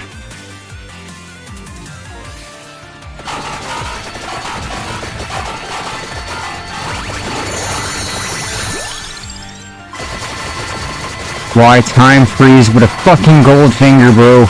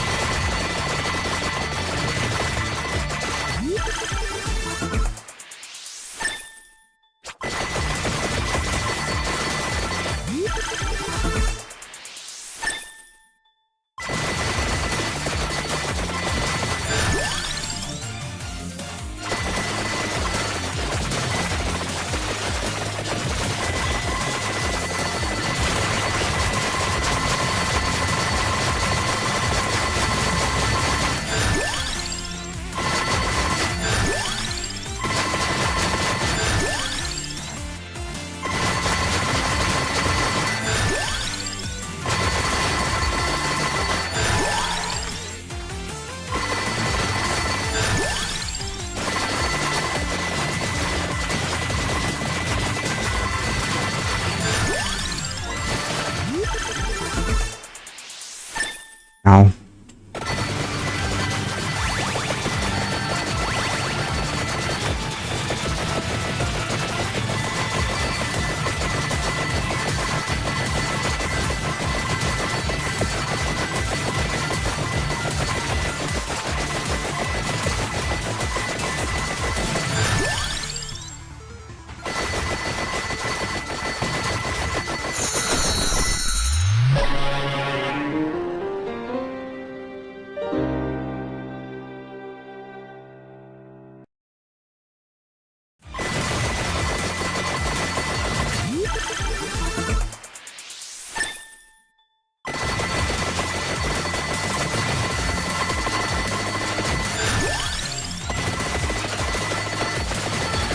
I don't think these chairs are good for EXP.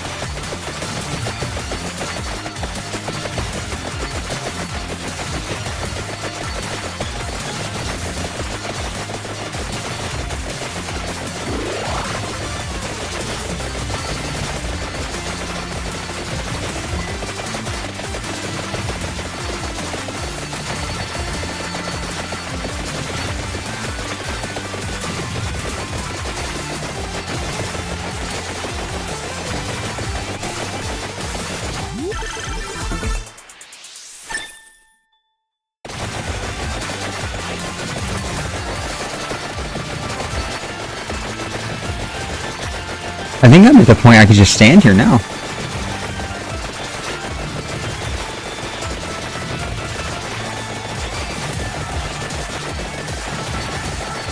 It's honestly kind of annoying though that the dills aren't really popping up. Supposed to be getting a lot of little mini bosses and stuff that's just not showing up.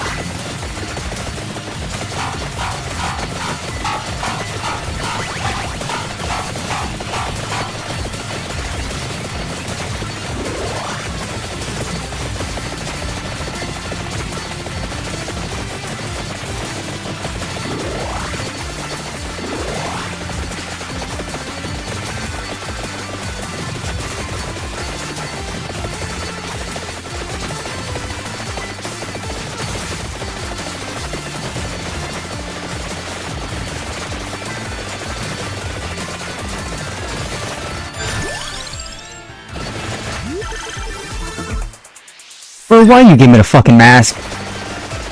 You could have upgraded any of my shit and you choose to give me the fucking mask.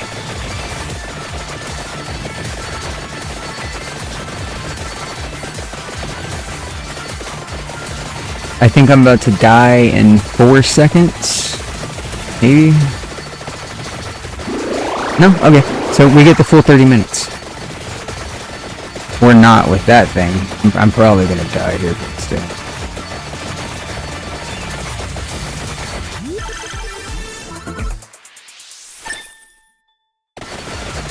And I need the flames. I need the flames bad.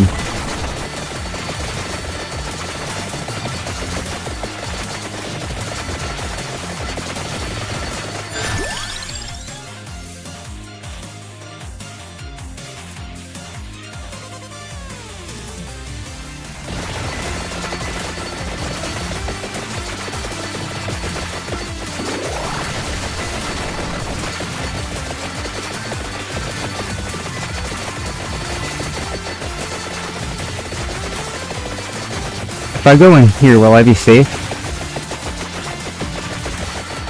No.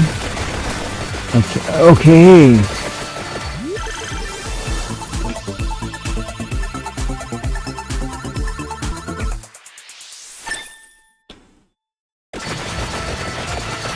Got really scary there for a second.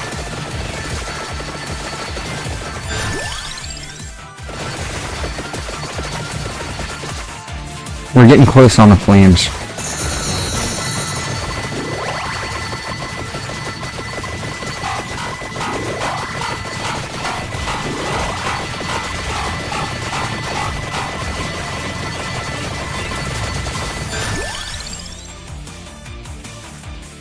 Alright, we're done with the flames. Sort of.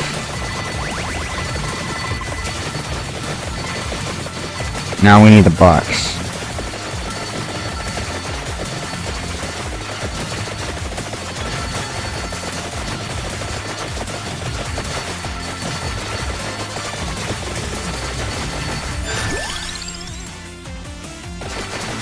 One more on the box.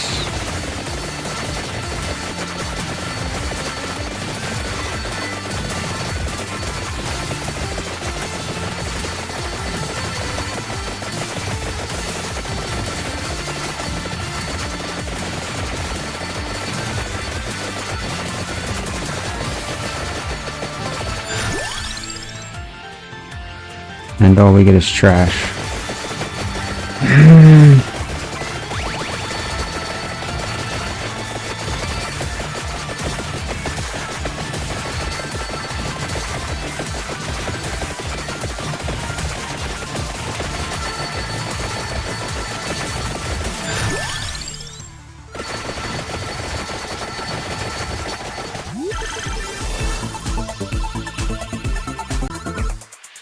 There we go. Evolve Flames. The more enemies are defeated, the stronger it grows.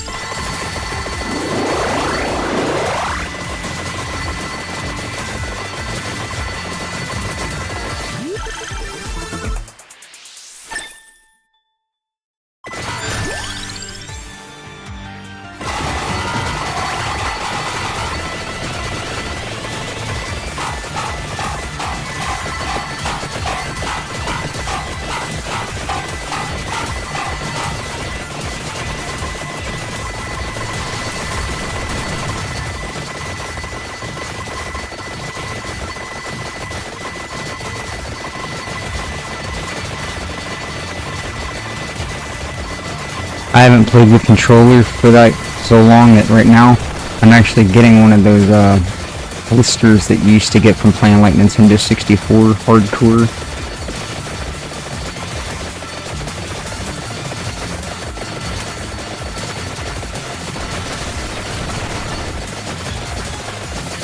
How about you stop that?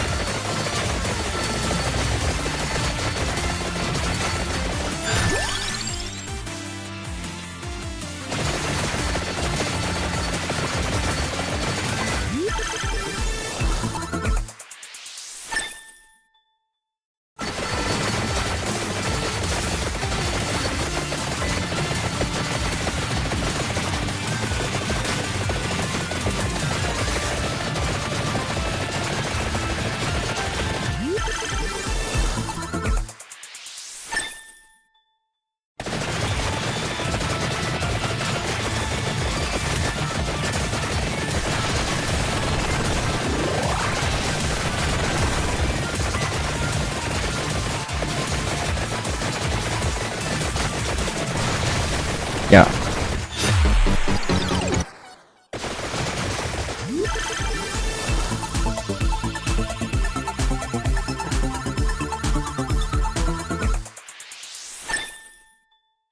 You don't say.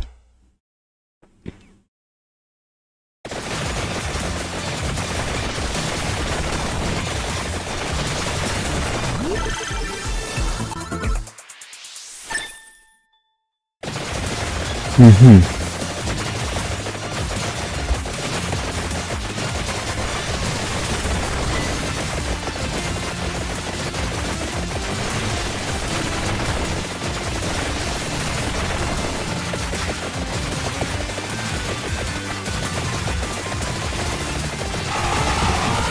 Really? Oh, it's death, bro. There's nothing I can do.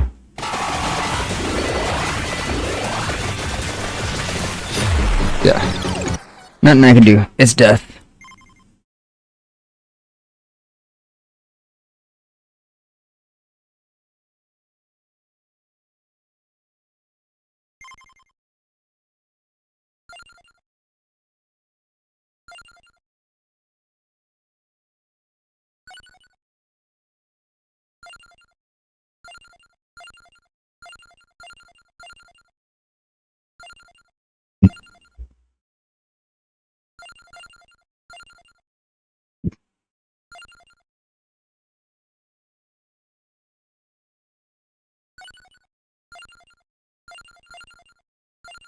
The fuck do they mean legacy?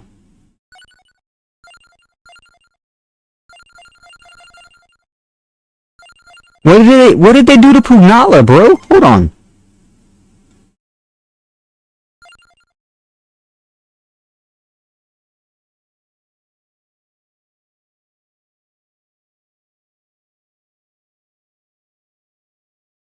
Where? No, that's not the way Pugnala looked. Pugnala had like a purple hat.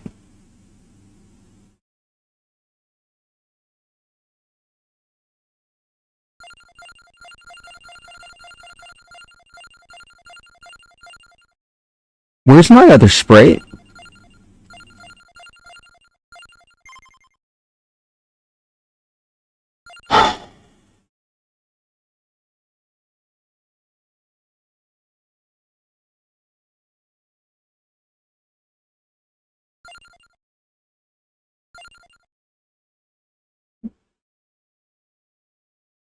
Shetta and the Asunta of Hassi.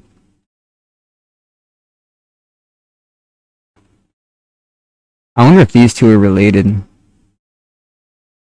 They got the same last name.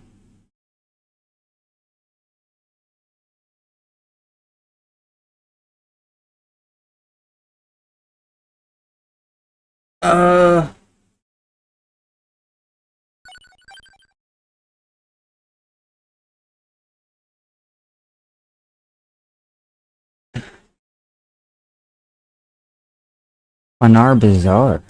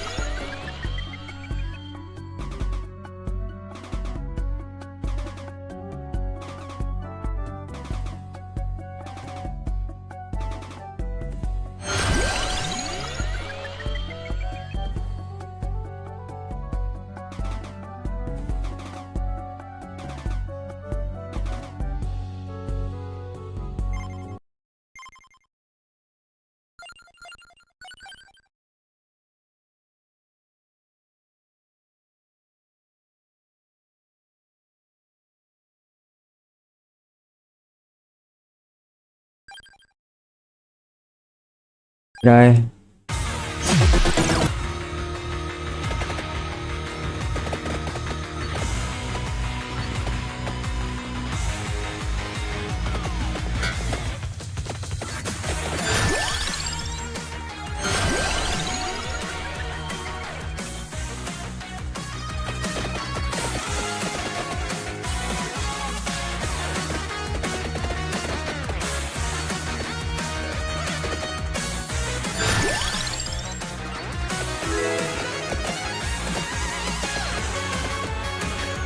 Yo, great streamer. Hey there, totally super awesome streamer. I am Scammer. Can you please DM me on Discord? Scammers.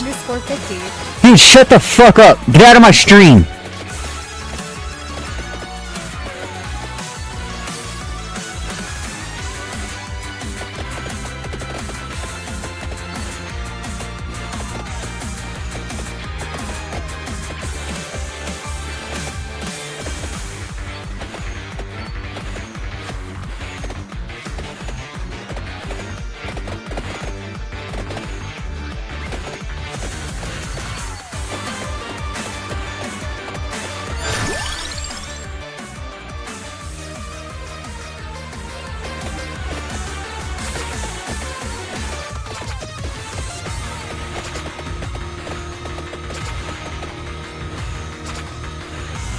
Fucking parasites, man.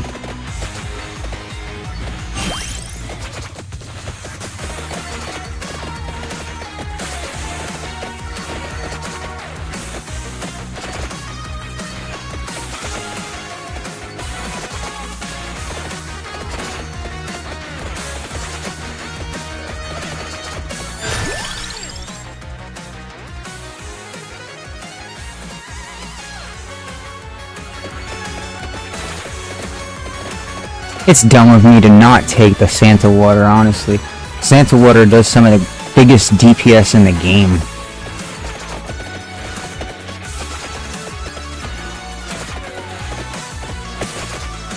What?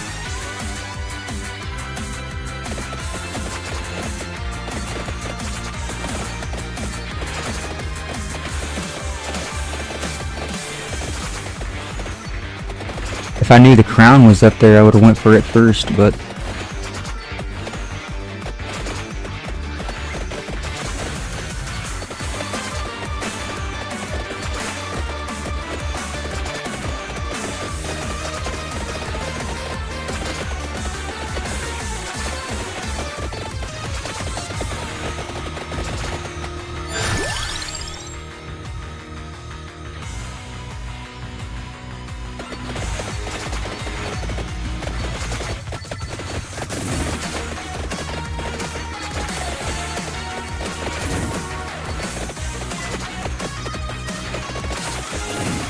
And the scammers that come in get me so pissed, dude.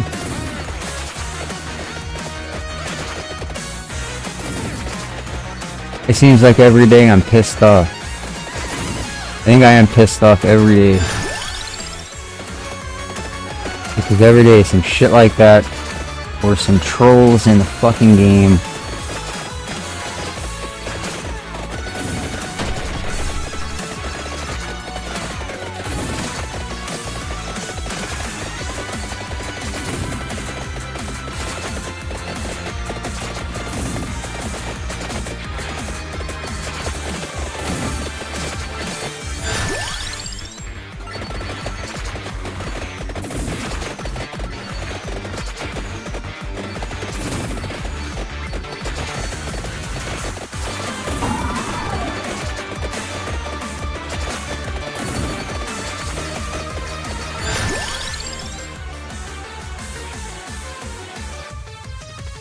I mean, I could still get the knife. Should I?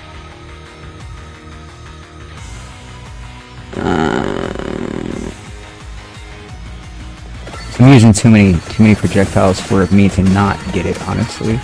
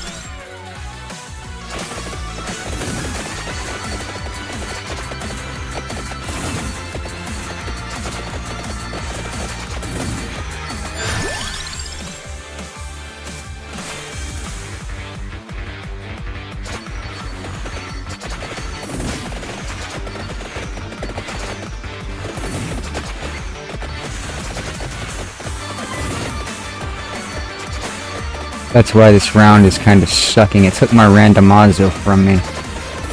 That or I turned it off by accident.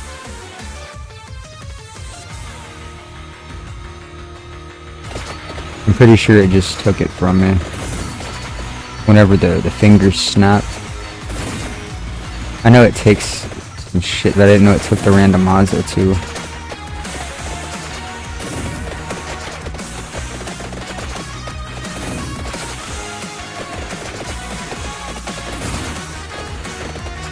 Your bullets used to pass through the wall, and now they don't.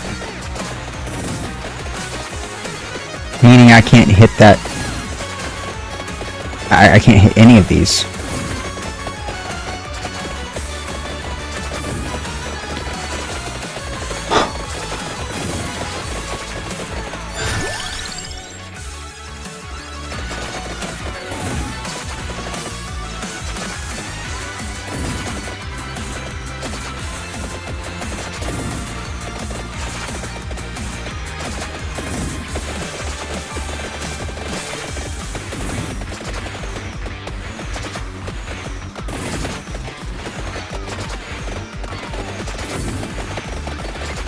Yeah, dude.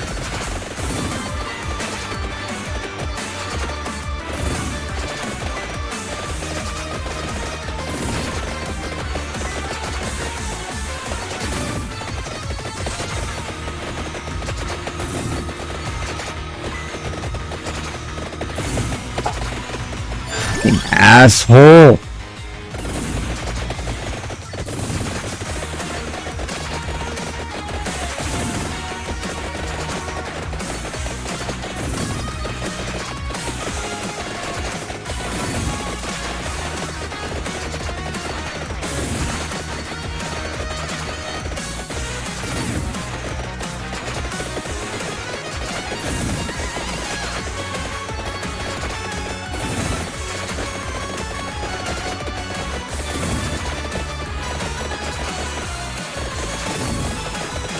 This whole fucking run's been ruined.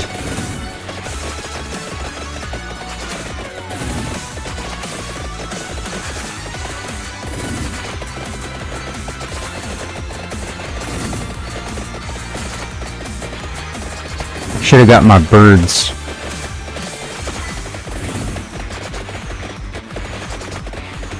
I should have got a fucking pentagram for this dick.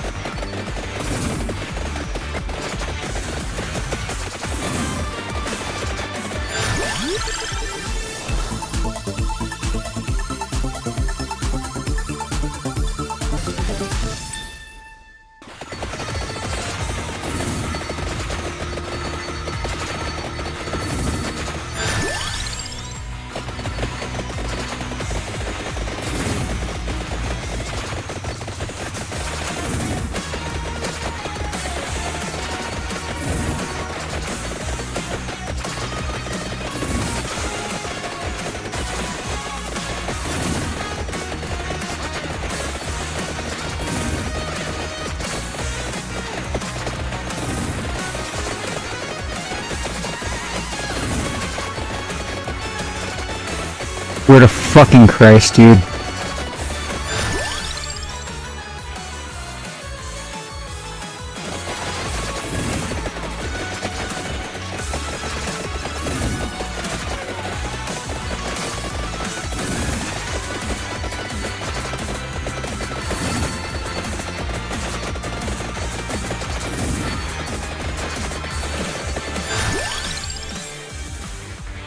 Yeah, give me that. We need more health because it's not giving me enough fucking chickens.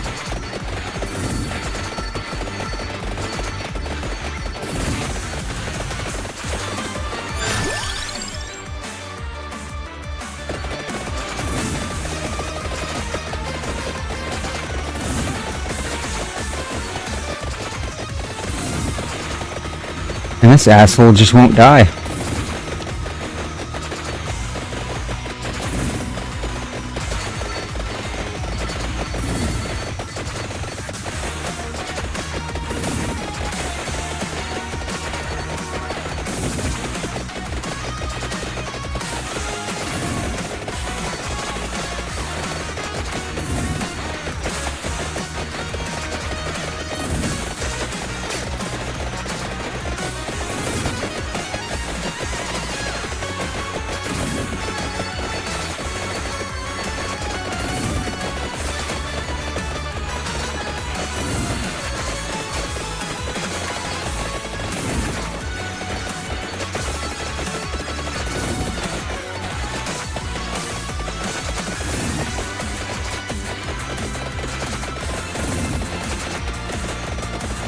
He should not be able to fucking move when I had time paused.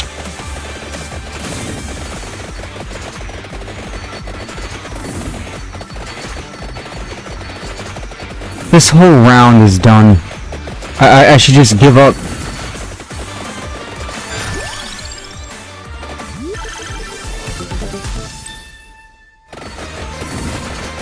Dude, there's no fucking way I'm gonna be able to get back down there. Look at him, he's still going up. And now I got the stalker to worry about.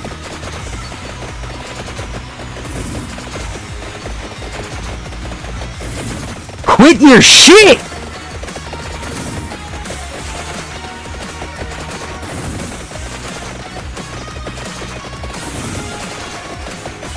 He's gonna take me all the way back up to the top of the fucking map!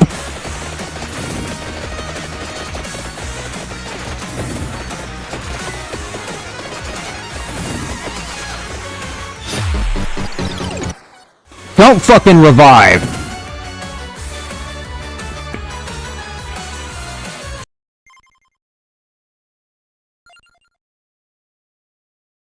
Bobby said, guys, I once again need kids join Stellar Fam.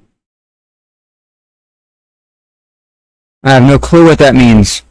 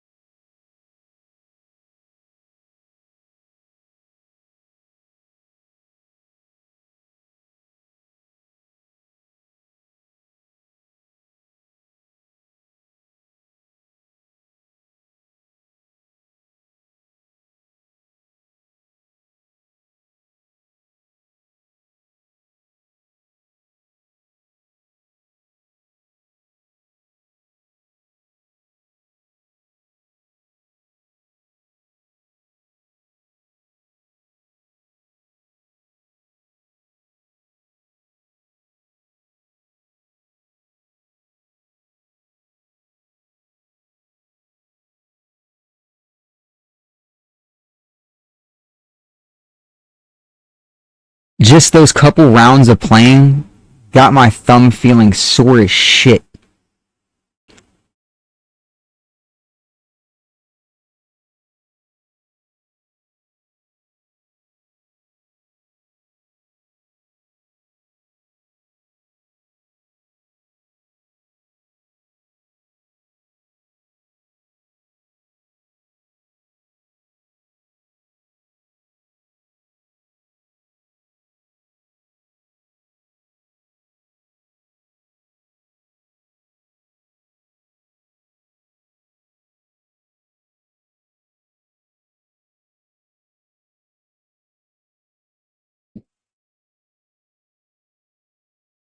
Oh, fuck, man. I'll be right back.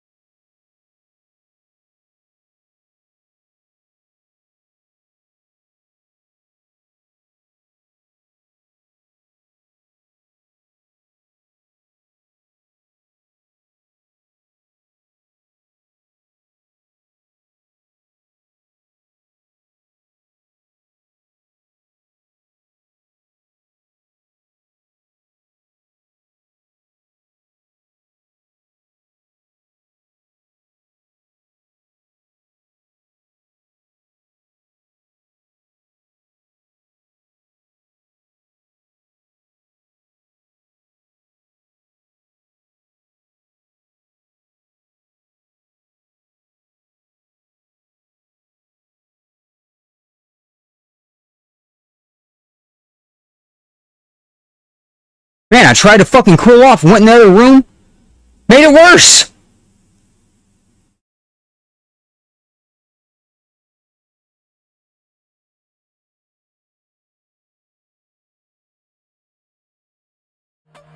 Yeah, I mean, but like, my goal is like, try to do useful things, try to maximize the probability the future's good, make the future exciting, something you look forward to,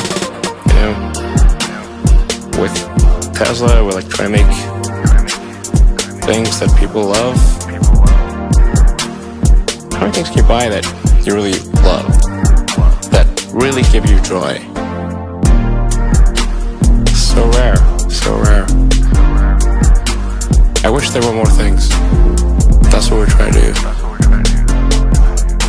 Just make things that somebody loves. Like, what are the set of things that can be done to make the future better?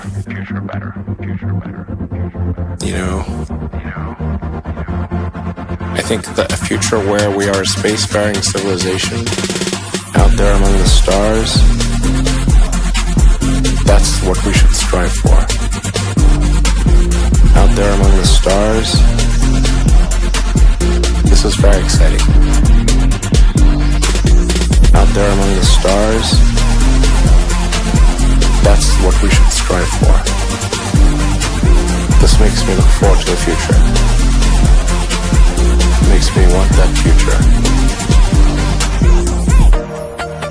The things, there need to be things that make you look forward to waking up in the morning. You wake up in the morning, you look forward to the day, look forward to the future. A future where we are a spacefaring civilization and out there among the stars, I think that's very exciting. That is a thing we want. Whereas if you knew we would not be a spacefaring civilization but forever confined to Earth, this would not be a good future. That would be very sad.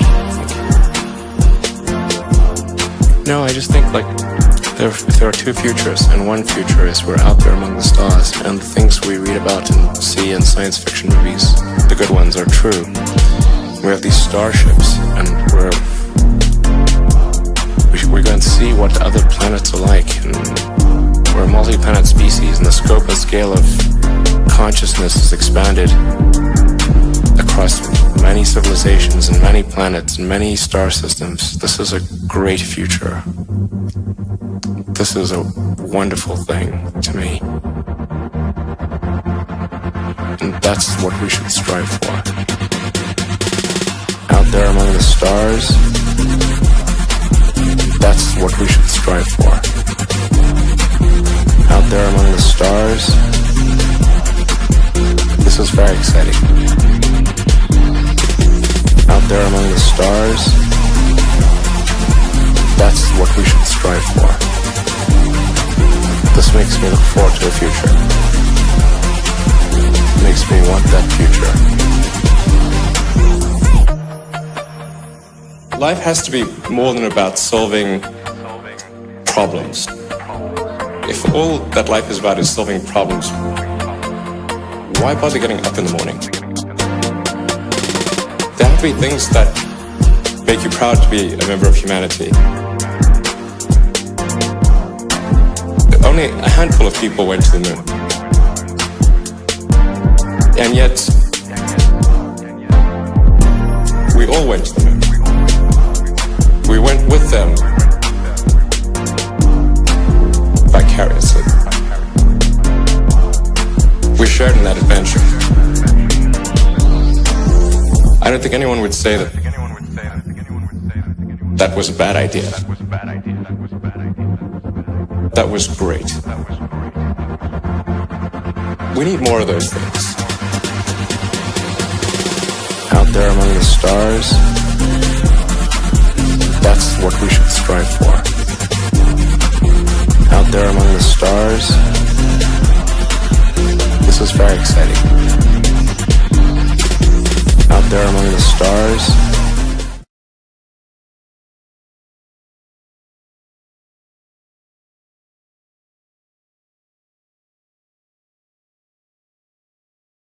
I'm definitely gonna have a blister. My fucking thumb looks and feels like I was playing Nintendo 64 for a fucking week straight without a break. And all I did was play a couple rounds of Vampire Survivors. That's great.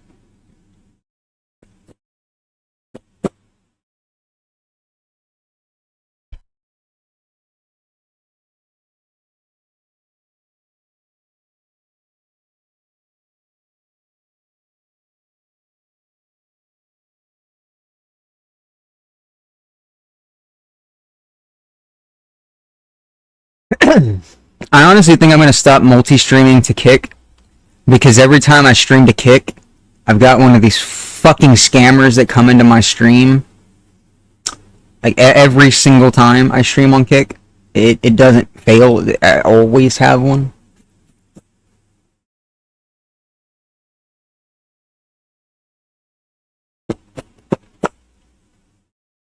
And it's like they're copying and pasting the same fucking message.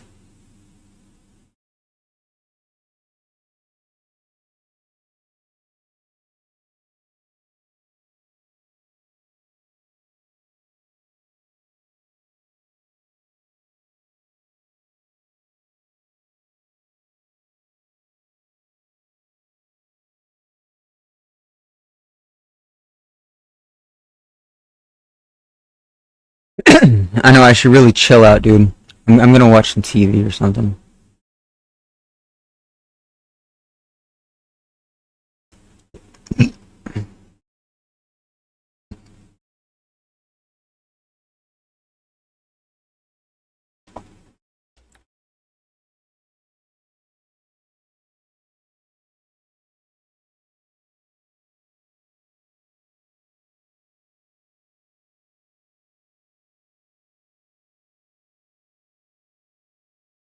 No, I'm not. I'm gonna get back on 2 Hall.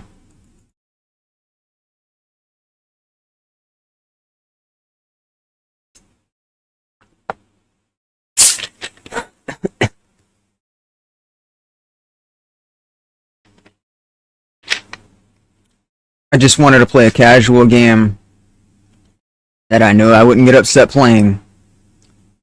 And then I got trolled by the fucking game itself, spawning the goddamn drowner on me like that.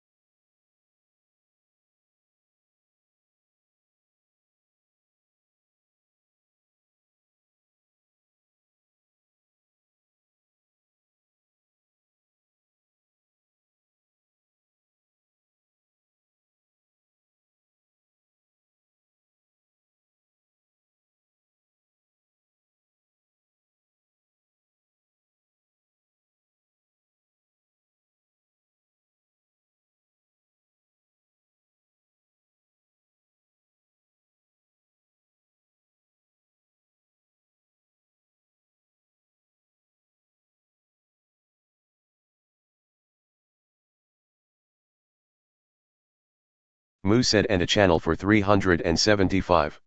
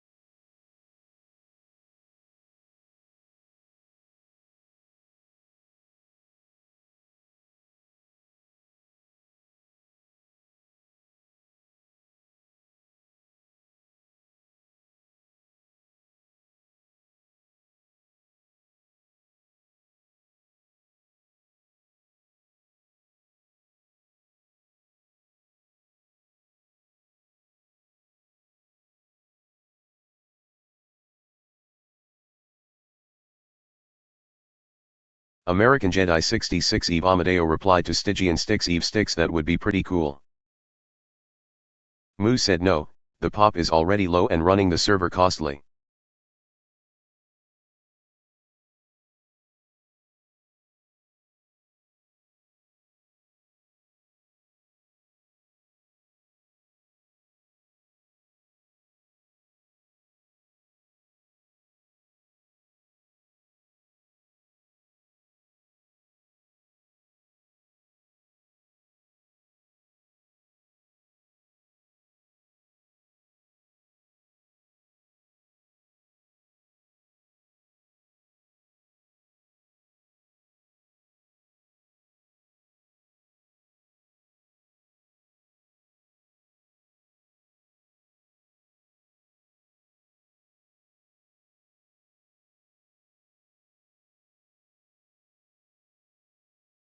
Moo said, don't know what your experience was, but personally rarely run into trolls. That's unfortunate.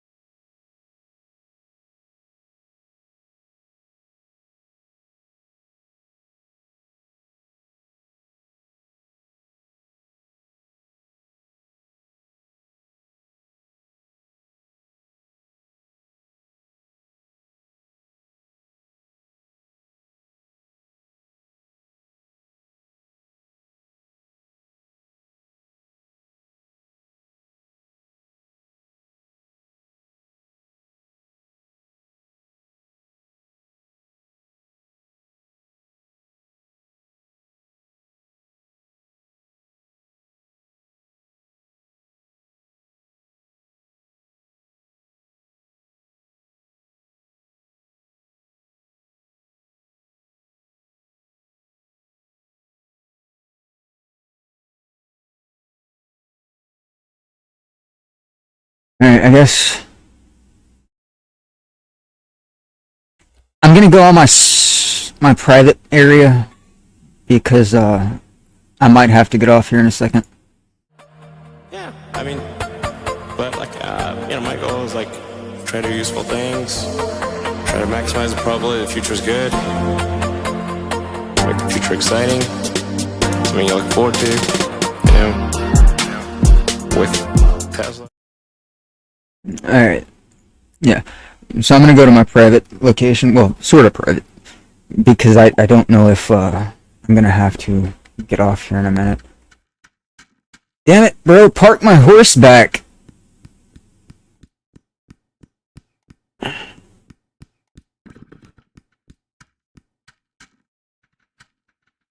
Oh wait, no, I died here, didn't I? You've seen. No, it was totally him. Where's the other horse? There it is.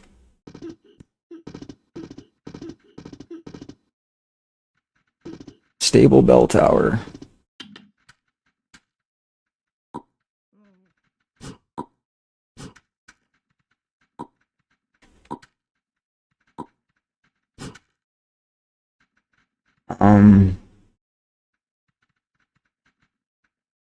Bro, don't be losing the boots. There it is.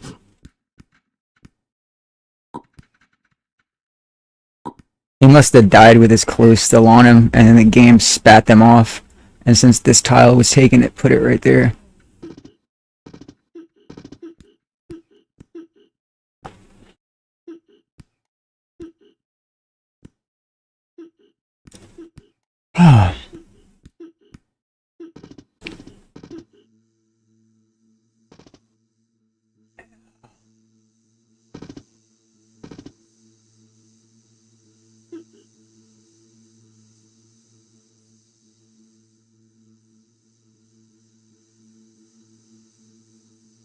I don't think these bees in this biome are actually doing anything. Because yeah, they can go in front of the apple trees and shit, but this this lemon tree, it'll never grow. And neither will this orange tree, I don't think.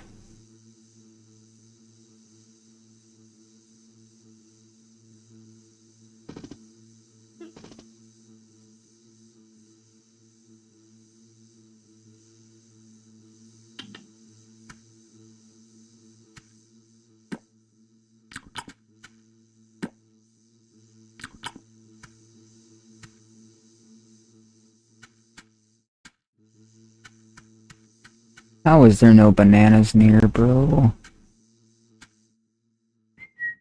I know we both brought a shit ton of them.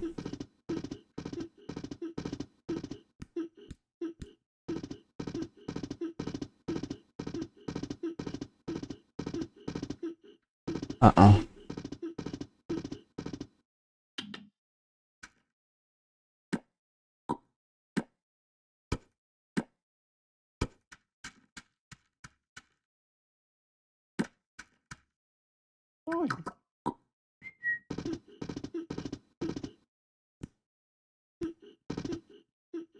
Do you want to build a snowman? See, there's bananas.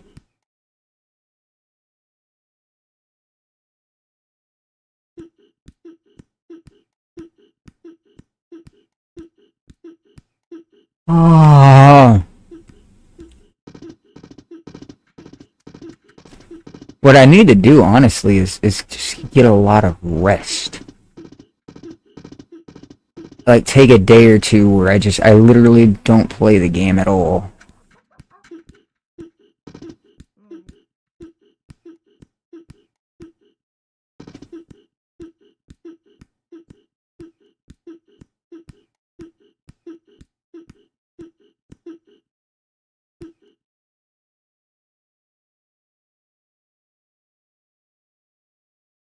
He must have been down here mining.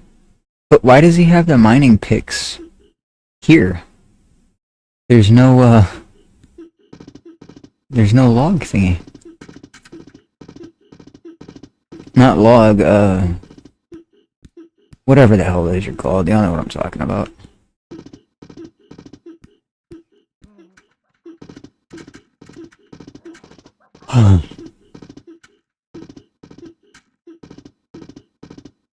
Alright, I know she said she was gonna do it, but I mean it's been like a how long, bro?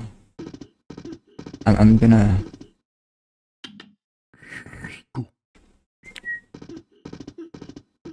start getting some pine.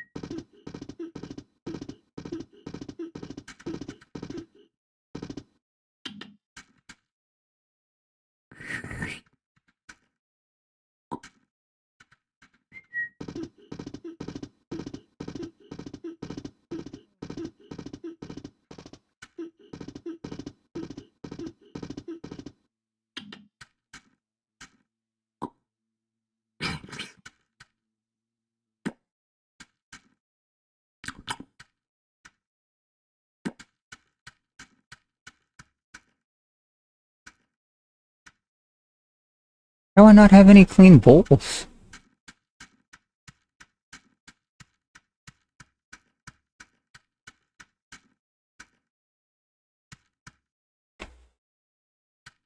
Not a single clean bowl. That's got milkweed seeds. I don't need that.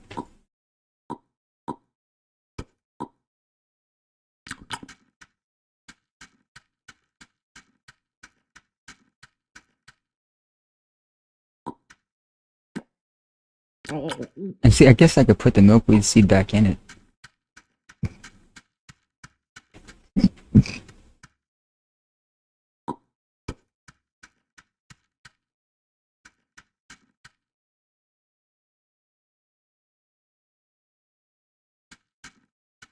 It's all clay. What I should do with this is take it to the forge.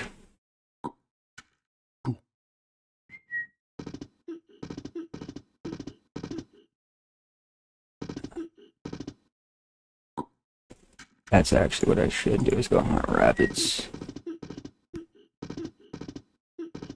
That way next time we come in, we'll have rabbits.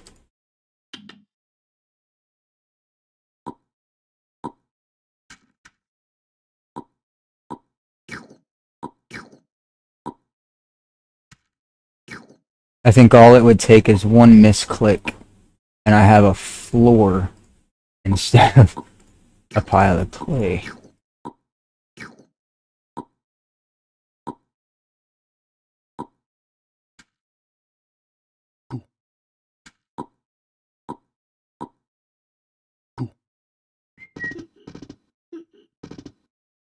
To kill these trees, I think I have to wait till they're dead and then chop them down? Or in their winter stage, anyway.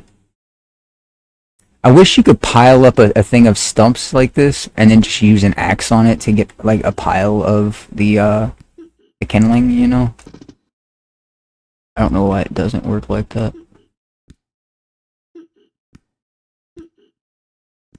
It's very annoying.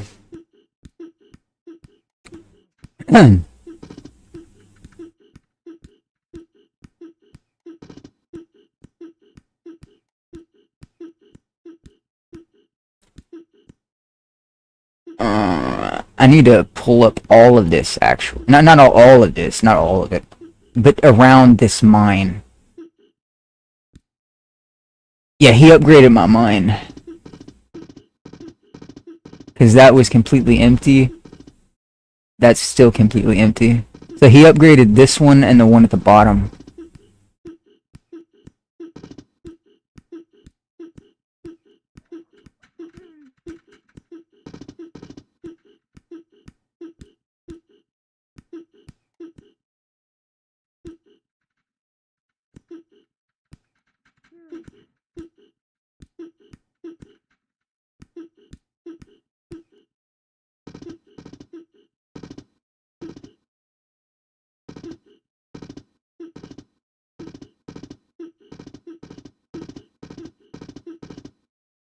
Dude, I don't know what to do, honestly.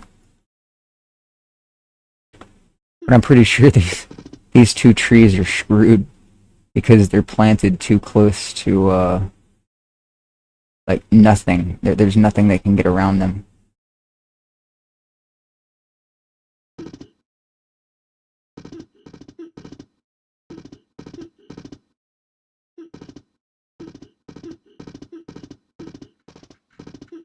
Dude, I thought we grew cotton. Is that just... that's alpaca.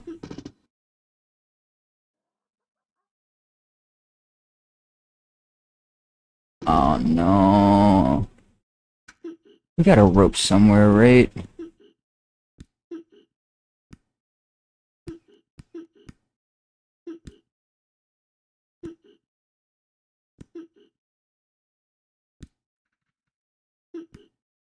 Yeah. There's a rope. And wool?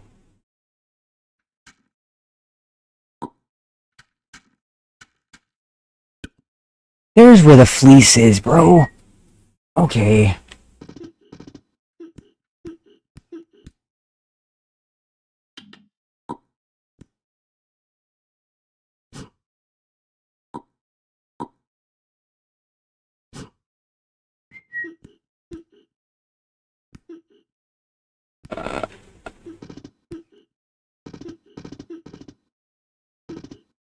Yeah.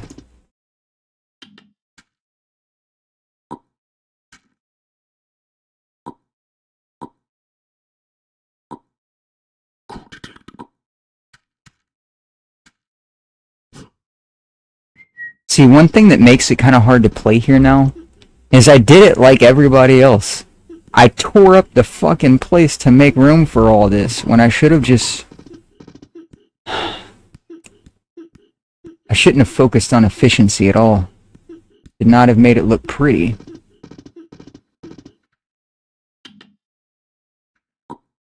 I mean, I should have made it look pretty rather than focusing on efficiency.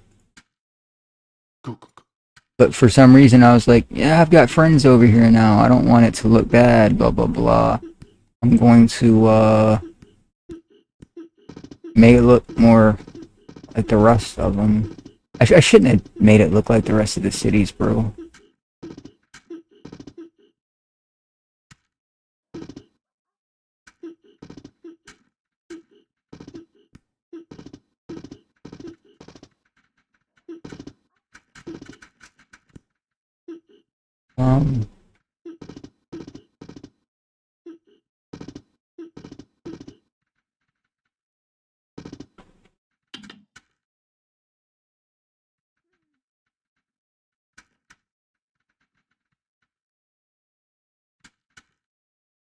Um...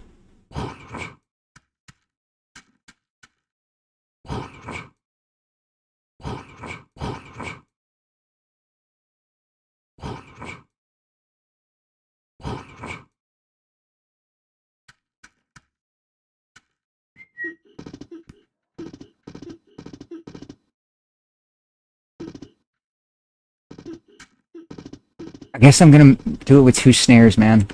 I wanted more snares, but I'll just use 2. Hell, I'm wasting time being up there.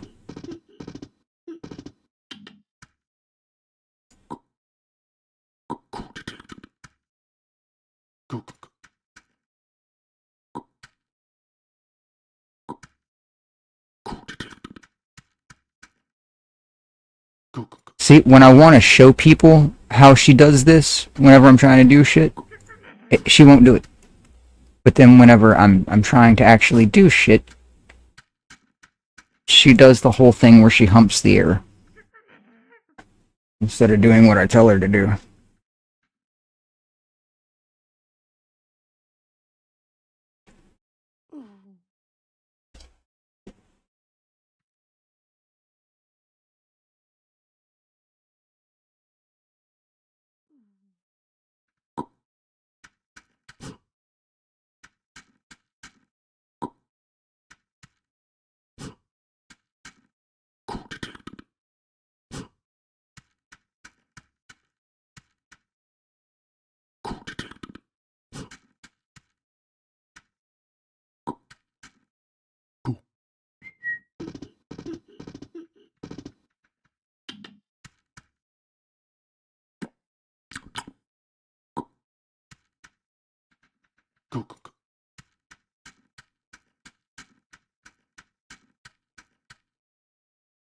What I really want them to do for this game is to make a separate server that's called No Fuck Around server. And it's a server with 0 tolerance.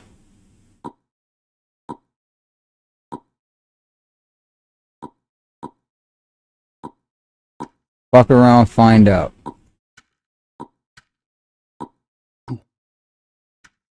That's the kind of server we need. And that can be its name. It can just be called Fuck Around, Find Out.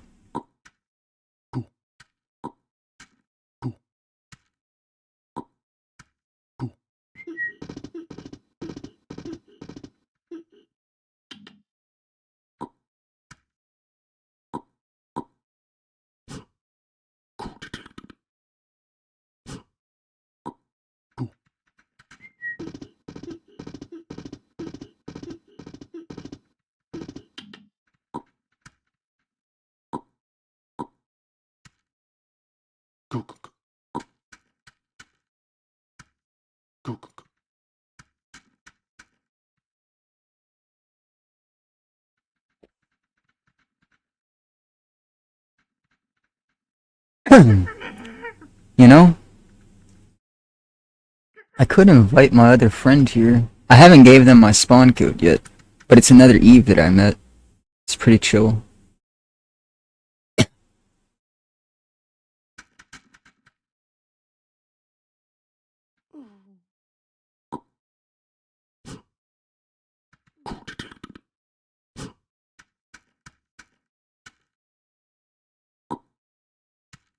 You know, I forgot to tell Eve that I streamed again.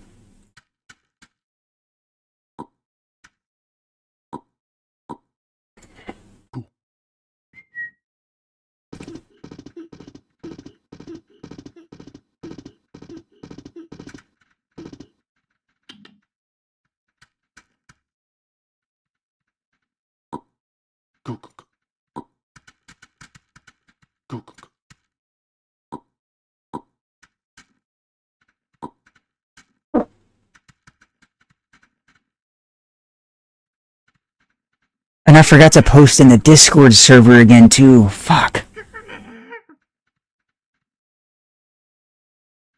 It's alright. I don't know if I'm gonna be on for that much longer, because, like I said, they're already on their way.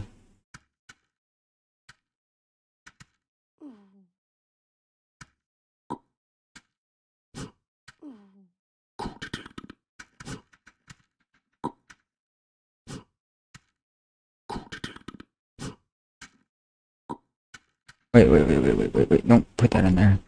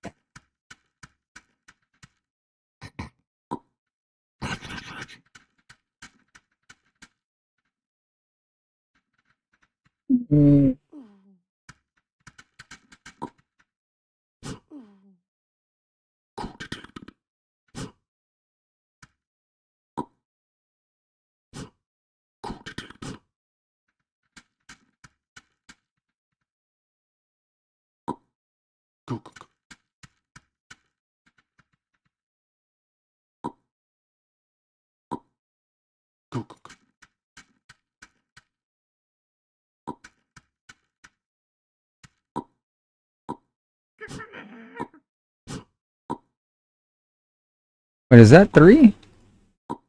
No, it's 4.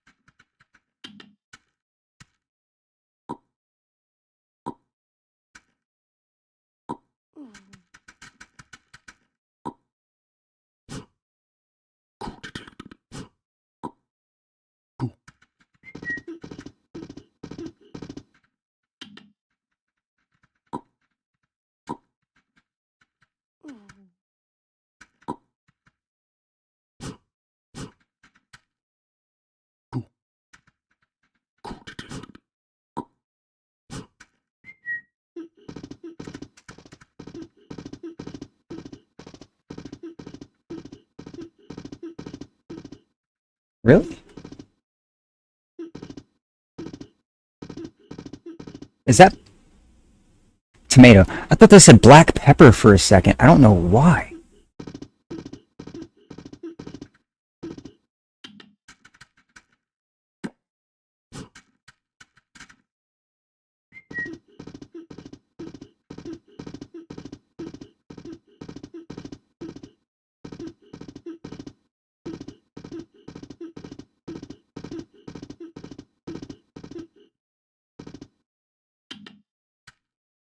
I only got enough space for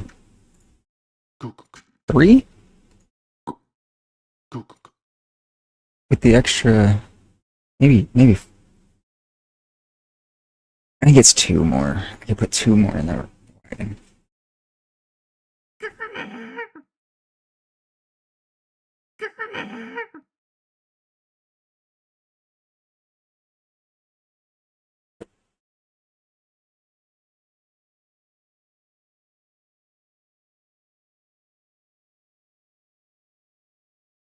Or, my bad, not wagon.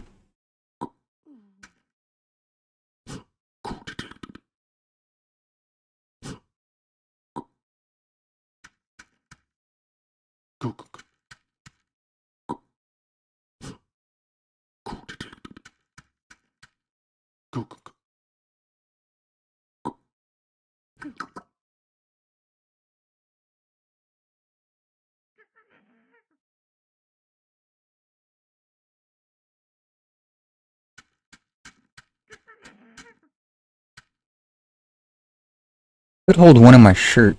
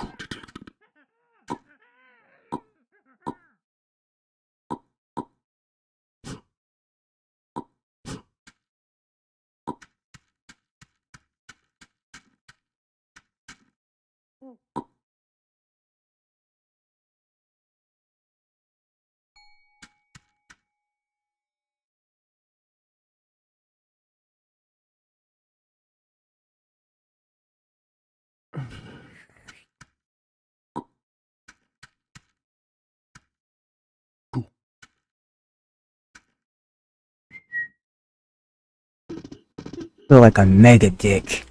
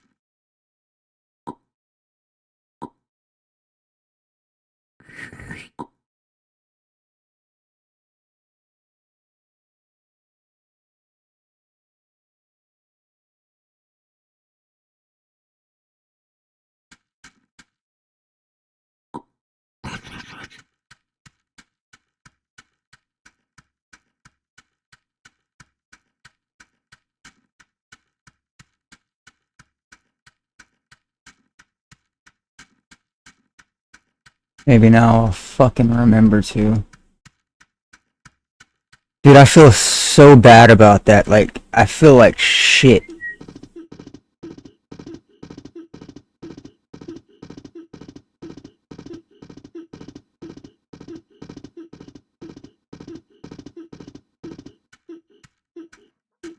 But all it takes is for me to let one kid live here. And then they will have an entire generation of kids. And then those kids will destroy everything. And I will have no horses left.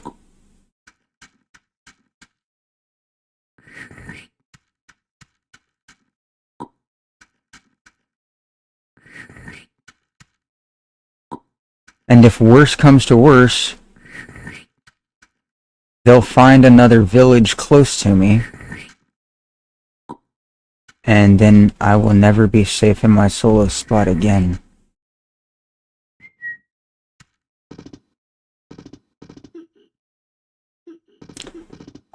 I want to say, odds are, that was probably somebody I know and I was just a dick to them.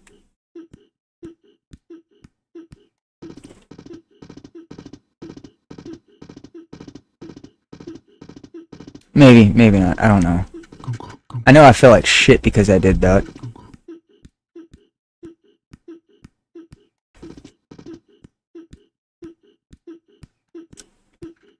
I'm not the type of person that lets babies die like that. At all.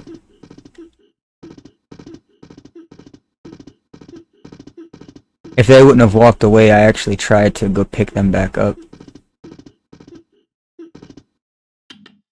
I should have did them like I did the other daughter last time. I asked her if she would use no baby. She said yes. And then,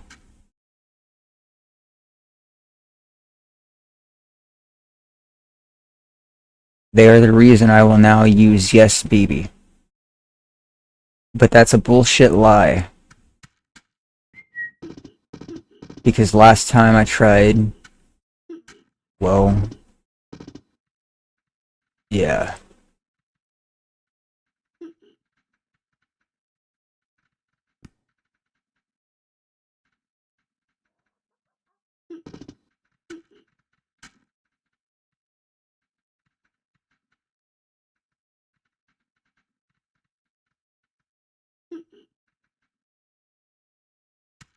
In a minute. This isn't right. Something's wrong here.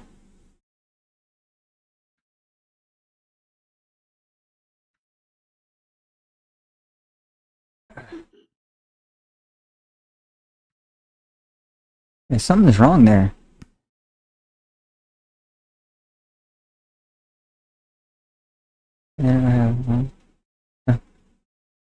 Gooseberry bush. That's gonna have to be not ripped up. Ever. It'll be growing with the grapes. I'm sorry.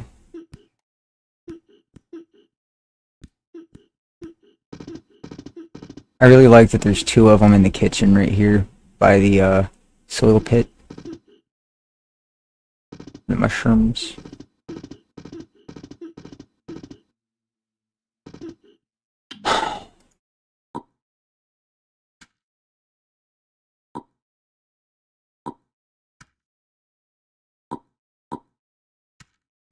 I didn't even see that giant pile of rabbits, bro.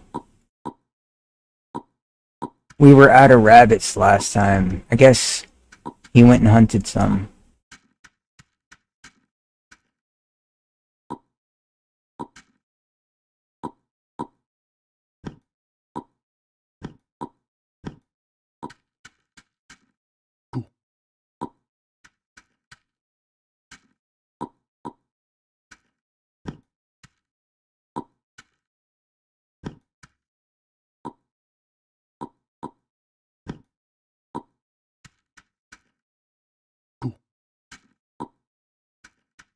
You know, these are gang related, right? Dead rabbits. If you ever watched the movie Gangs of New York, that's their gang name, is the Dead Rabbits.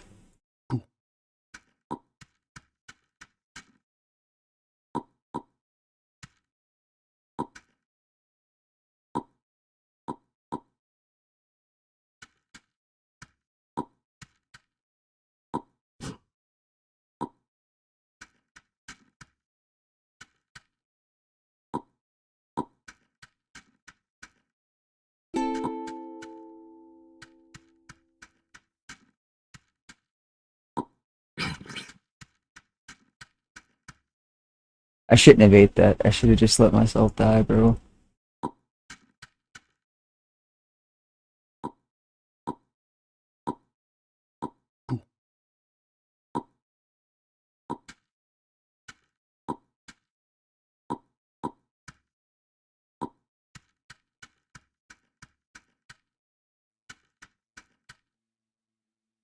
Shit knife. Where's the shit knife?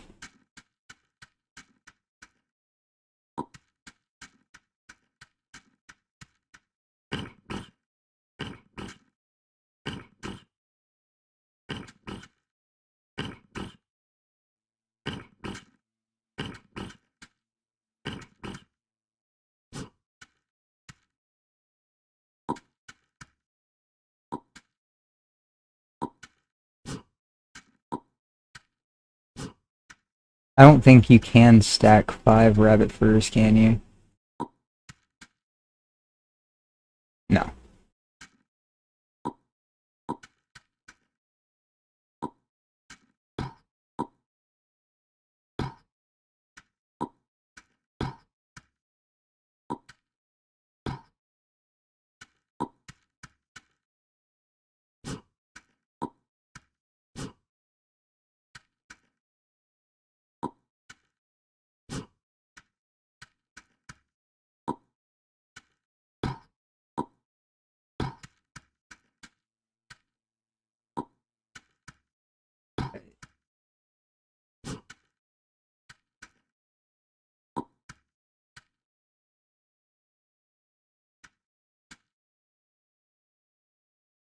And then we got these.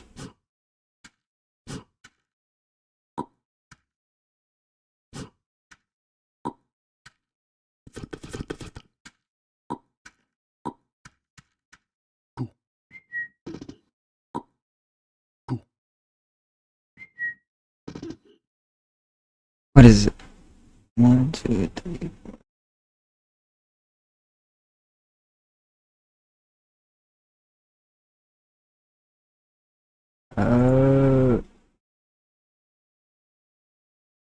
24? No.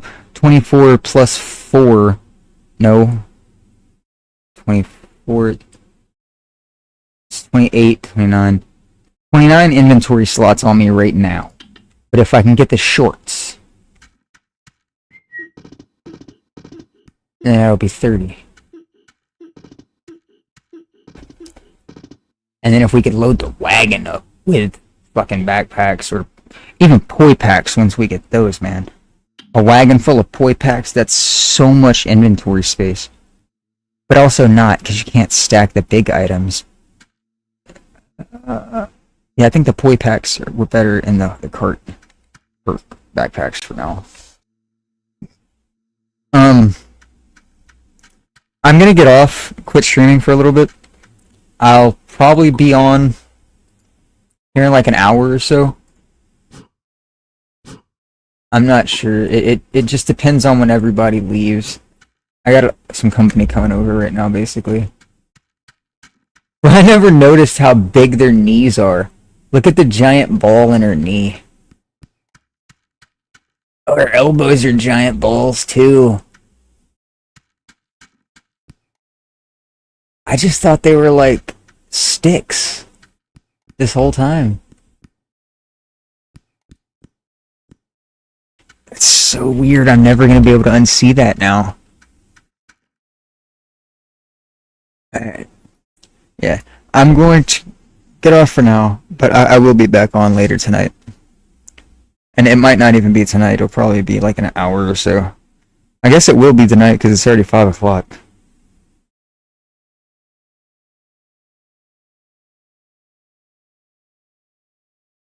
We